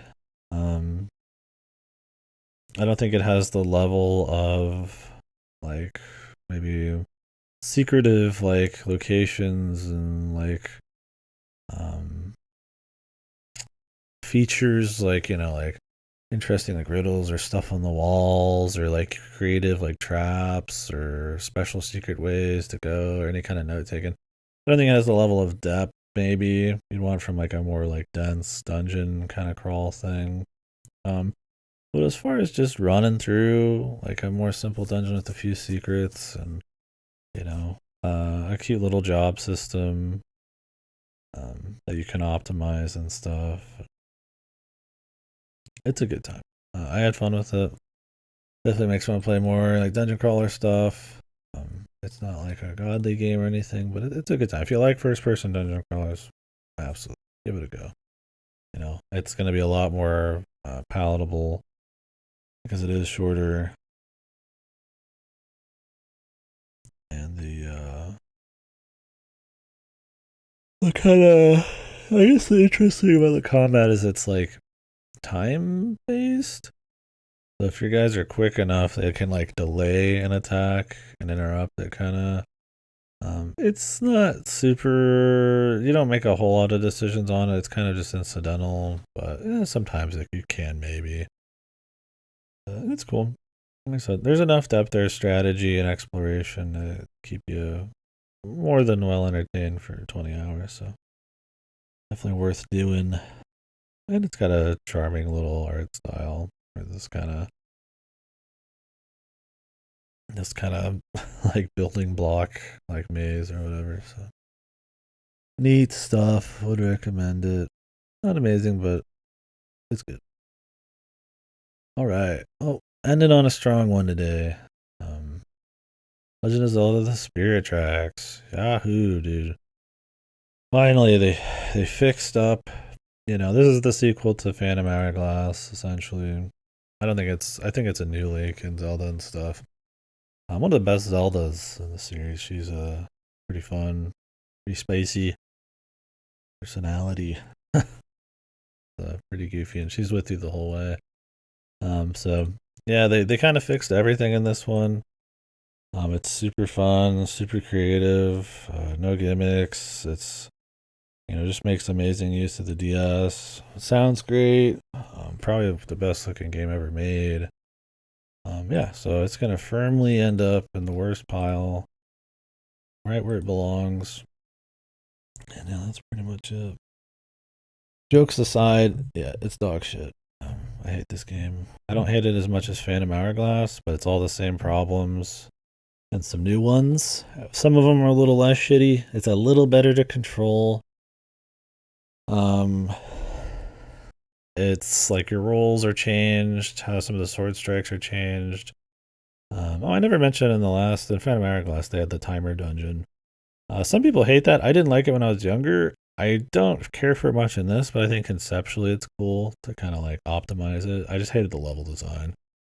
It would have been much more interesting as like a less tedious, more short optimization thing. But this kind of gets rid of that and focuses on these like you do dungeons and then you do like a hard like challenge area where you have to use like knights that you possess with Zelda dungeon. It's like two dungeons back to back, and then the actual dungeons are usually really like simple and mindless, and then the ones after are extremely annoying and a pain in the ass. So You get to fall asleep and then get really annoyed back to back. It's awesome. And you get to go right back out and explore. So in this, once again, the exploration is shit. Yahoo! So in this one, instead of sailing, you pick the path you want to go on your train. Now, when you're moving around on that train, the music's nice. It's the only. I think overall the soundtrack's a bit better. They do reuse some of the crappy songs, but it is definitely better. In particular, the overworld track is pretty great. So that's nice. It's pretty hard to be worse than Phantom Hourglass. It's not a high bar, but sounds nice. Looks pretty good. Rolling through these really long, huge open areas. And so instead in this game, you go on railroad tracks and you kind of just pick if you want to go left or right on the track or stop and move around and kind of see it there. It's cute. And when you're not constantly tapping the screen, because they made sure to keep that stupid shit, it's pretty chill to just kind of haul ass. Once you do side quests and side content and stuff, you can unlock more rails. And one of the chief ways to explore in this game is to do that stuff. And usually to finish those side quests, it involves you moving around on these rails a lot. This game is tedium incarnate. You are, for almost everything, taking like 5+ minute trips to do stuff. Sometimes just to deliver some fucking bags of grain, dude. And if you fuck up a little thing, possibly you get hit, or like one big guy hits you, you gotta restart it. It's usually not too bad to be able to complete these things, but they're very boring. And what do you get for unlocking more rail? Well, maybe you'll get an island, or like a location that has something cute, but most likely you're just gonna get a rail, and it just lets you move through the world maybe a little quicker, differently. Maybe there's a side quest that'll put you through it. And that's really it. You'll unlock some rabbits you can take. You can shoot, but you have to get essentially every single rabbit to get a reward. And so the actual rewards for these like 50 rabbits stops after like 20 until the last one. So unless you're full complete in this game, there's no reward for it. There's like, they're not interesting in their own right, getting more rails. I mean, maybe the sense of completionism's cute, but because it's like constantly spamming this rail shooter, it's pretty tedious. So really, once again, the overworld exploration's boring. Once again, it is the goofy ass. It's a little different. In this, you get like materials you turn in to then like buy train parts. It's just like in Phantom Hourglass where you have like a boat and you get enough of the boat parts and then you get more health on the thing. Now it's train parts. And it's like, and this time you just turn in stuff instead. But the problem is those are still RNG too. I didn't get a full fucking train by the end of this game either. I mean, I didn't do everything, but it's like, so it's the same problems, a different fucking way they did it. Some of these systems are made for the Wi-Fi and all that. They want you to trade with your friends because all these games are just fucking full of gimmicks. Yeah, it only looks better because Phantom Hourglass Disaster. This game is so fucking boring. It was so annoying to play, especially those like. By the time you were doing the last like side Phantom dungeons, you're just like, oh my god, this is such a pain in the ass to play. It's so tedious. The gimmicks are so lame. Trying to blow your on the mic in this thing is a fucking chore on the Wii U. They're like, hey man, you know what we should do? Add more gimmicks. Now you get the worst thing ever, the fucking blowing into the mic to try to do the pan flute. Horrible. They clean up some of the other controls, but most of the weapons and items are not that much different than before. It's the same bow, it's the same boomerang kind of shit, right? You get a whip and a couple other little things, but it's whatever, man. They're not that special. And like I said, the exploration's not much better. There's a few mini games that are a little better. There's a few little fun things here and there. The NPCs have a little more charm. They were almost like they're insanely lame in Phantom Hourglass, but they're really pretty lame in this. Only Lineback in Phantom Hourglass was even interesting. This has a little bit more. They tried a little more. Some of the areas look a little better, but they're mostly still pretty fucking boring. with pretty whatever dungeons, with the same fucking problems as last time.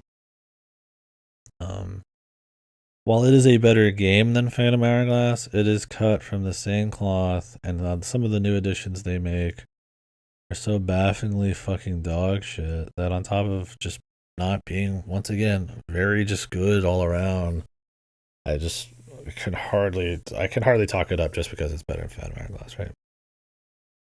Yeah, it's not unsalvageable, but I don't know.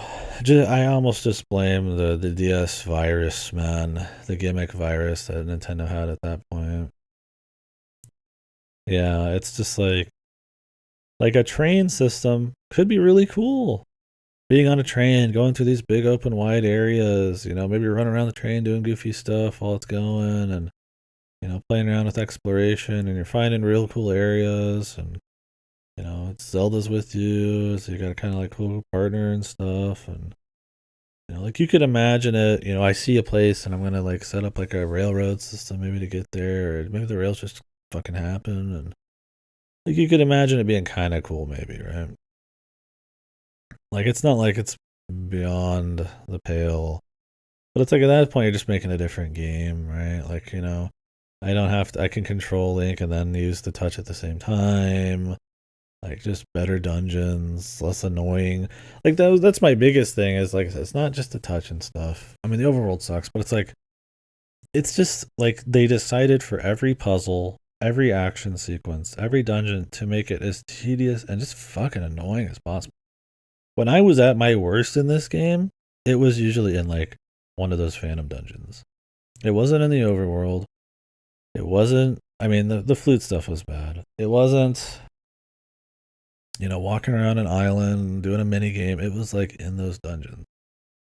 They're just not well made. They're not fun. They're not clever. They're not cute. They're either jank, pointlessly tedious, or irritating because you're having to control like 50 people and you're having to fucking baby them, or it's just not working right.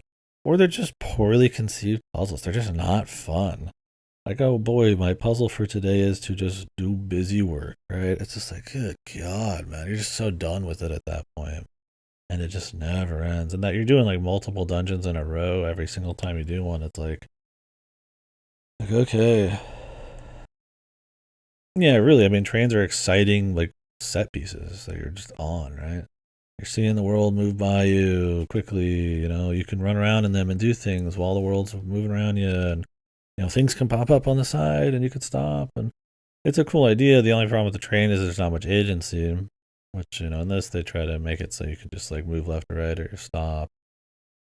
But I mean, yeah, you could do some cool stuff, or at least, use it occasionally or something. But I don't know how you completely make it godly without it just being truly on rails. But yeah, I don't like it. I think it's a bad time. It's an irritating game that overstays its welcome by a lot. It has Zelda. It has a nice song or two. It looks nice sometimes. Not usually when you're walking around. It's pretty boring. A lot of asset flip shit too, but I appreciate them trying to be creative, but I think they were so hard up on doing fucking gimmicks galore to try to create this innovative fucking series here that they never stopped to ask themselves, should they do something? It's just like, what gimmick can we put in here? Not should they put it in there. And it just ends up being this aged, annoying to play, like gimmick fest full of just bad level design and boring puzzles and shit. Not really actually something that benefits from the touch and all that it should. There's a couple items in both of them that do benefit from touch. They're interesting, like writing on the map and stuff can be cool, but that's where the compliments end, man. So. Any hooser, yeah, my least favorite Zelda game is Zelda's Adventure. I should say that, but Spirit Tracks and Animal Gas get pretty fucking close. Well, not close. They're pretty far away from Zelda's Adventure, but they're bad. I might not even like the fan remakes of fucking Faces of Evil and Wanda Gamelon more. They're more fun. At least they're fucking done and the cutscenes are funny. Maybe Spirit Tracks, but I don't know. I didn't hate playing those, but I mean, I didn't play the Philips CDI version, which is probably pure torture because of the loading times. Anyways, it doesn't matter. I'm not here for some fucking tier list. But I think I did one already, so. Anywho, that's probably it for today on this list. It's getting there. We still got a lot left. This year I played a lot of shit. So. Some big ones coming up. Like Metaphor we talk about a good bit. Yeah, so if anybody has anything else they want to talk about, by all means. I'm going to take a small break here soon. Walk around a bit. And then I'll probably get back on. We'll do a little bit of UFO 50 maybe or some shit. So tomorrow we will finish this up. We'll organize it all and see, maybe some of these shouldn't be on there. There's too many, not enough. I played a lot of good games this year because we did actually like hyper focus down some backlog at some points. The 2024 releases, not so much. You didn't, not yet. There's not been a lot of great for me. There's a lot of stuff I played from 2024, but I think I've been really generous on the worst games. Most of these games I just find either like excessively cheap and kind of crappy, or actually frustrating. Some of them are contextual, like FF14, where it kind of falls in there. I find it hyper disappointing. Like Dragon's Dogma 2. A little bit more personal on those worst ones, but whatever. Yeah, great game for a great year for games I haven't gotten around to playing yet, and it's a great year for indies. I didn't get to play all of them this year, and a lot of them were near the end, I guess. But strong year for indies. Really, most of the big fat releases people consider in the AAA or the main, I don't say mainstream, but the broader scene, I found to be a bit weaker. We'll get into that tomorrow. I don't know if I'm ready for the Astrobot talk. It's a good one, but this is like the fucking journalist darling this year. Frankly, I'm a little cynical about it. It's a good game, but yeah, this is a bad year for AAA. It's been a wet fart of AAA, and in your semi-budget games, even like the Metaphor, while good, I don't even know if I'd put on my best. So even those, where it's just kind of like FF7 Rebirth, I didn't put that on best. I just don't. I found it too fucked too many times. I really respect what it does. That's why I put it under notable here for a reason. But stuff like that, man, like I just found it to be too flawed, right? I think there's a lot of big mainstream games and maybe some AAAs that are on the cusp of like greatness. This year for me. Maybe like Rebirth and Metaphor, but they just kind of missed the mark. Wait, was the Separate Ways this year even? Was that last year? That might not even be here. Separate Ways. I got to that way late. Oh yeah, that's last year. Gotta take that off. I forgot how late I got to the party on that. Oh, there's one less. It's funny that like most of these like Annowell, Prince of Persia, like almost half of these are gonna be fucking Metroidvanias. I mean, Nine Souls will be on there easily. Yeah, I already could tell you about how many more this year ones are gonna be on there. 3, maybe 4, maybe 4. The end of the year was bigger. So the thing is with AAA's this year and big like broad mainstream games was that the first 2/3 of this year were insanely slow. Rebirth until pretty much the end, there was not a whole lot coming out. That was like me, like more in your face, right? There's a lot of indie games coming out, a lot of great games coming out. You know, I don't get to go through all the indies because I'm not a rich man. But I try to play some of the bigger stuff because I can rent them and all that. So, but it was really an end loaded year. But frankly, yeah, I really do think, even for what came out, I find them to be a little whelming. You know, maybe good, like solid, but kind of on a lot of it. And as far as big Western AAA, bad. I mean, there's almost nothing there, right? I mean, what Space Marine 2 is that like maybe your best one? I mean, believe me, Black Ops 6. I haven't played it, but not a great showing there. We'll talk about that a lot more tomorrow. I will be back soon. We can talk about more then if you want. I'll take a little break. Thank you guys for watching. It was a good time. Throat's hurting a little bit. Not hurting, but a little sore. We'll wrap this up tomorrow. Doing the 3-day version of this now instead of the 2. I think it's pretty good. Can stay sharper and not kind of just because I mean sometimes this is a lot this year. This is more than I think I've ever done.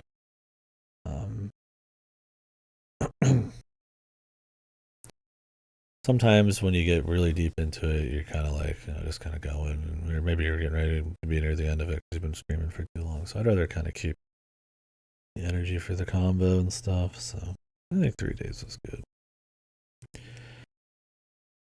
So yeah, anyway, it keeps it in the hot periods. I mean, we're getting close to sort of dead hours on the stream. I mean, I still like streaming then, but there's something kind of conversation focused, which I'm glad we had a lot today. 4 a.m. Oddly, an hour. You know, give it a few more hours or a few hours before this. This is right about where it's kind of like, you know.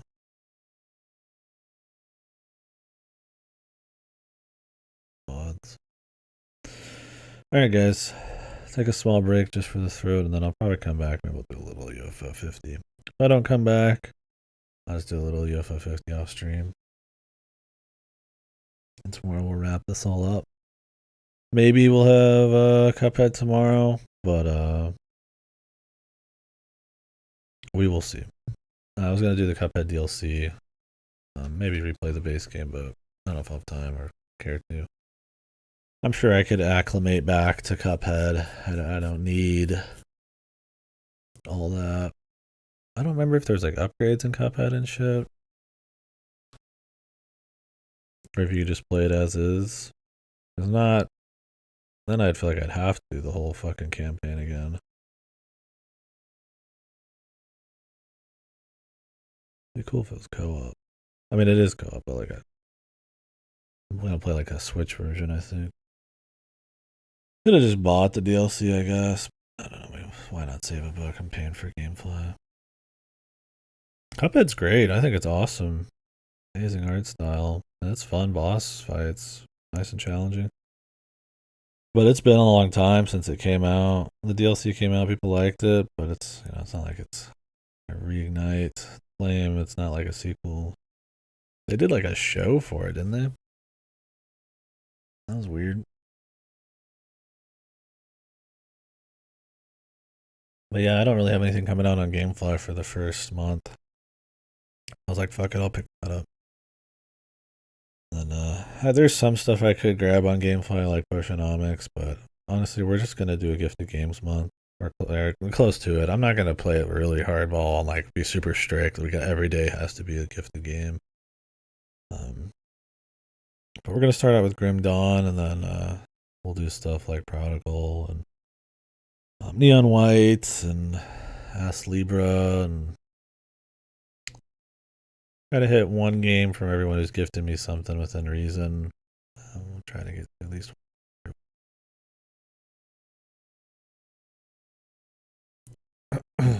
maybe book hours or something if I can.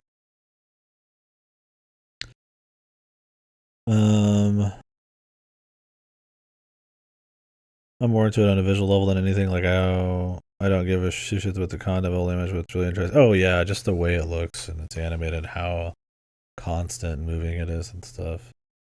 It's a really great animation style, and that they kind of took that and put it all into a game after hand doing it and stuff.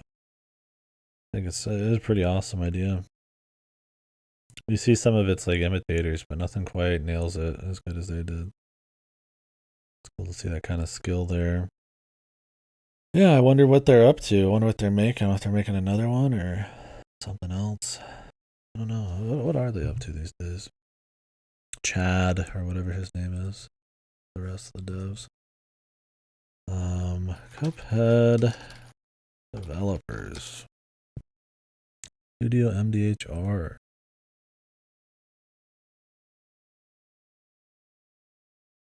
Yeah, because Cuphead was 2017. And then Cuphead the Delicious Last Course was 2022. Wow, it was like 5 years afterwards. Yeah, because they had the crazy music too. I mean, it was wild. 7 years since this game came out. They got some bad behind the scenes stuff. I wonder what they're up to, man. Gotta be working on something, right?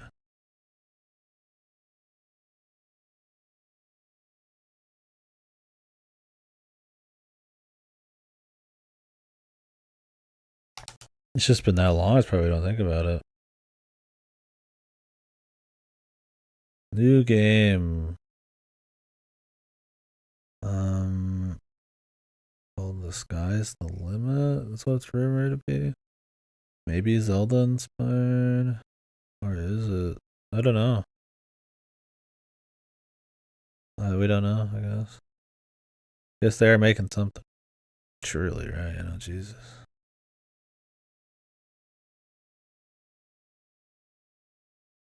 Oh, interesting. All right, guys. I need a little break. Throat's hurting a little bit. I'm gonna catch you in a few here. Most likely be back on. There's a chance I'm not. I mean, I've been up for close to 10, 11 hours, but we still have quite a few hours to do some shit. But it just kind of depends on this bad boy because we got another day talking tomorrow. Not as many games tomorrow, more like 30 something, but depending on the conversation, we'll get into wrap up in the industry and really